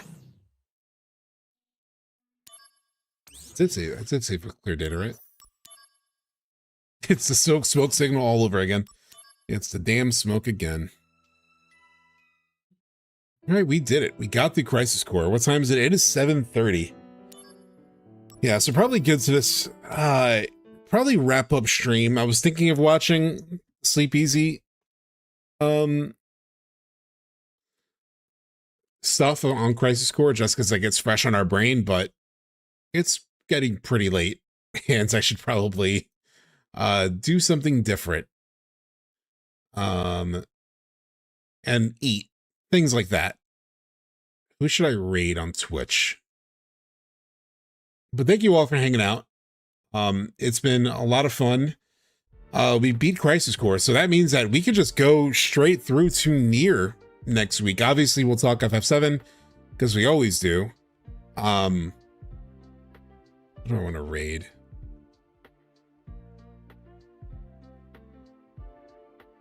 Finny's playing 14. I could raid to Finny. It's been a while since I've raided into very Finny. Let's see.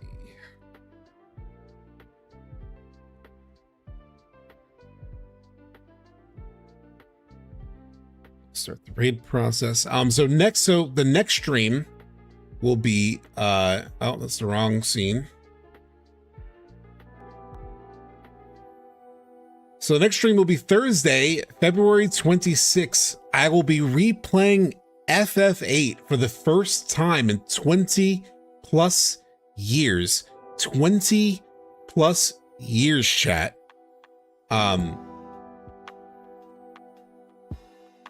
For the raid message, we'll use our highs again. I know there's a long message that was just dropped. Let me see if I can read that real quick.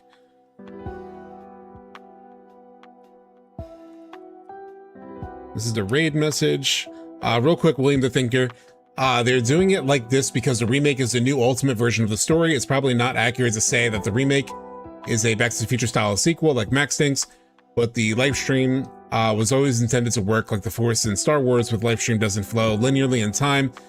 So it can see and flow in the past and the future. Visions of possible futures is not the same thing as time travel. Yeah, I don't think it's time travel either. I never really believed in like time travel, but I do think there is like a change in the course of events and the future. Yeah, so Thursday, I am hopeful that I know it's a new Final Fantasy. It's not 7, but really hoping some of you can check it out.